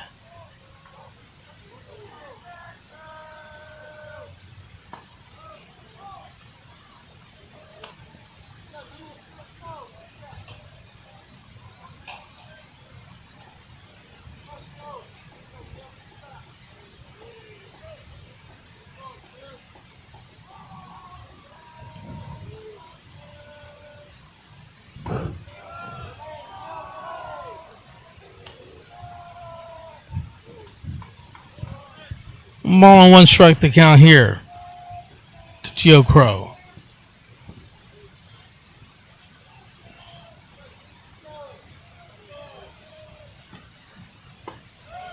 Outside and low.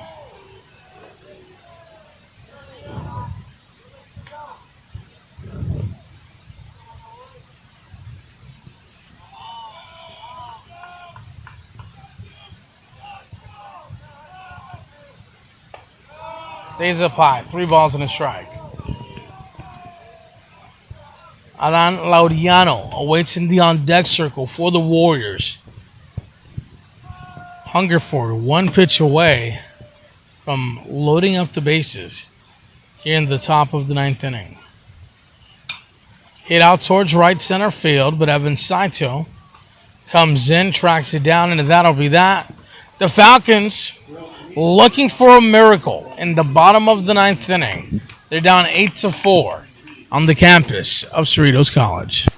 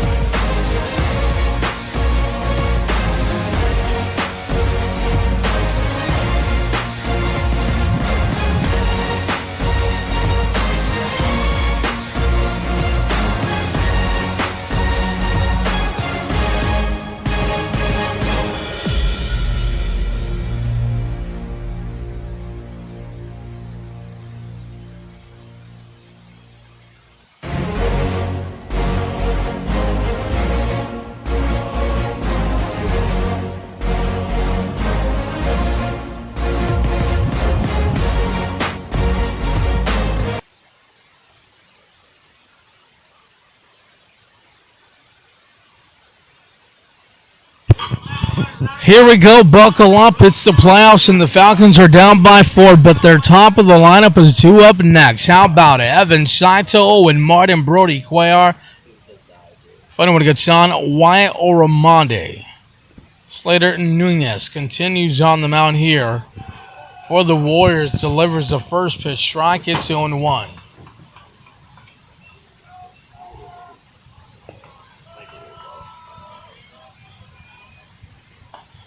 Oh, 1 misses, 1 ball and no strikes. And if you're the Falcons, all you want to do here is create traffic on the base paths. Get to the middle of your lineup with some runners on, and allow your power hitters to do what they do best. 2 balls and 1 strike to count here to Saito. Nunez delivers the 2-1. Misses for a ball. 3-1 now the count.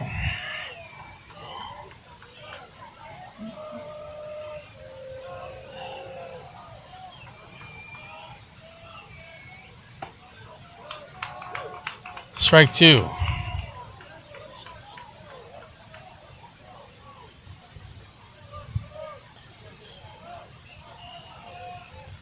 Here's the payoff pitch. Foul towards the netting. Saito just manages to stay alive. Saito has a pair of hits this afternoon. He's 2 for 4. Both those hits a single. Just looking to pass a baton. Just looking to get on base and get the party started. Here's the payoff pitch. Hard hit grounder towards the left side and out of play. Count remains 3-2.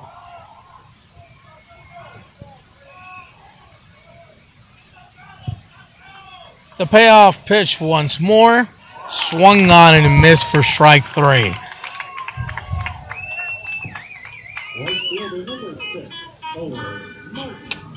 Just a really tough at-bat there for Saito.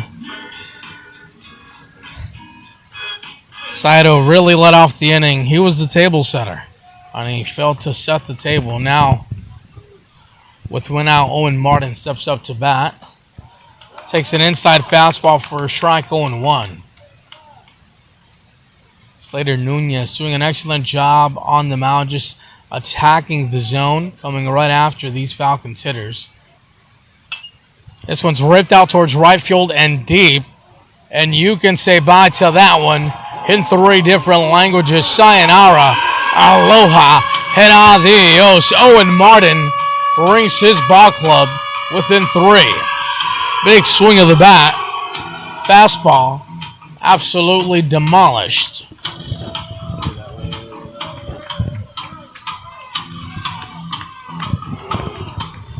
So Owen Martin breathing some life into this Falcons lineup.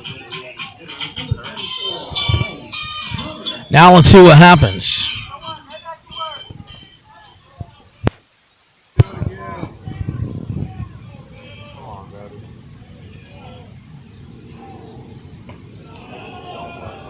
But they're still down by 3, so that home run means nothing. I reckon Slater Nunez was in the headspace where he just wants to come right after these hitters, and he has the freedom to give up 1 or 2 home runs.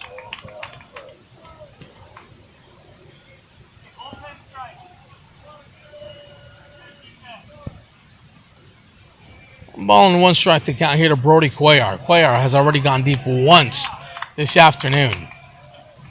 Down in the count here at 1-2, and Cuellar nods his head. And when Cuellar's locked in, he tells me he sees the ball like a beach ball. Big swing of the bat there, just manages to stay alive. It's 1-2.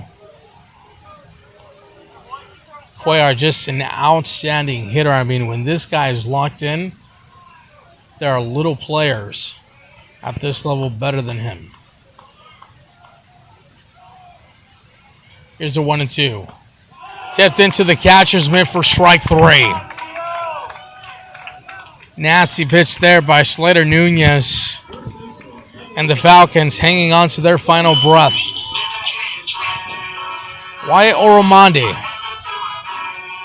They're going to generate some traffic on the bases here for Cerritos College, but it may be too late. With 2 outs in the bottom of the 9th inning, his team down by 3. Pitch is in there for a ball, 1-0.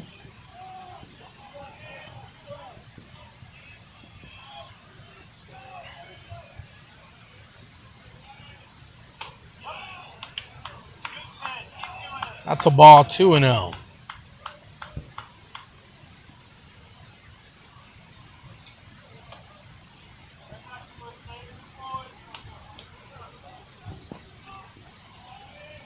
Two balls and no strikes. Pitch taken for ball 3.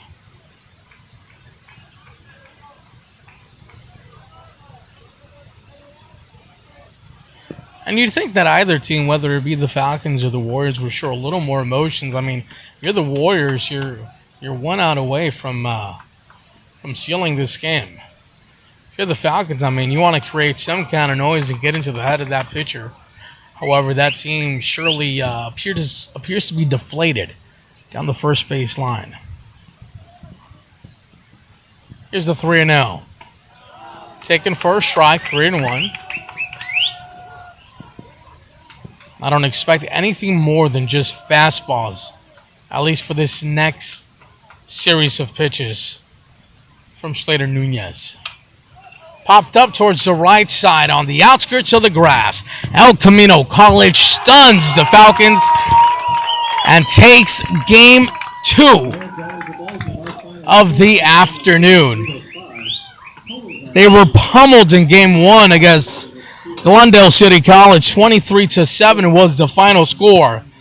But the Warriors come out swinging and just play all around solid baseball to defeat the Falcons on this Thursday afternoon. So now this is a scenario. It's quite complicated, but we'll try to make sense of it. Tomorrow at 11 a.m., it is Cerritos versus Glendale. If they lose, their season is over. If they win, then they will face the winner on Saturday of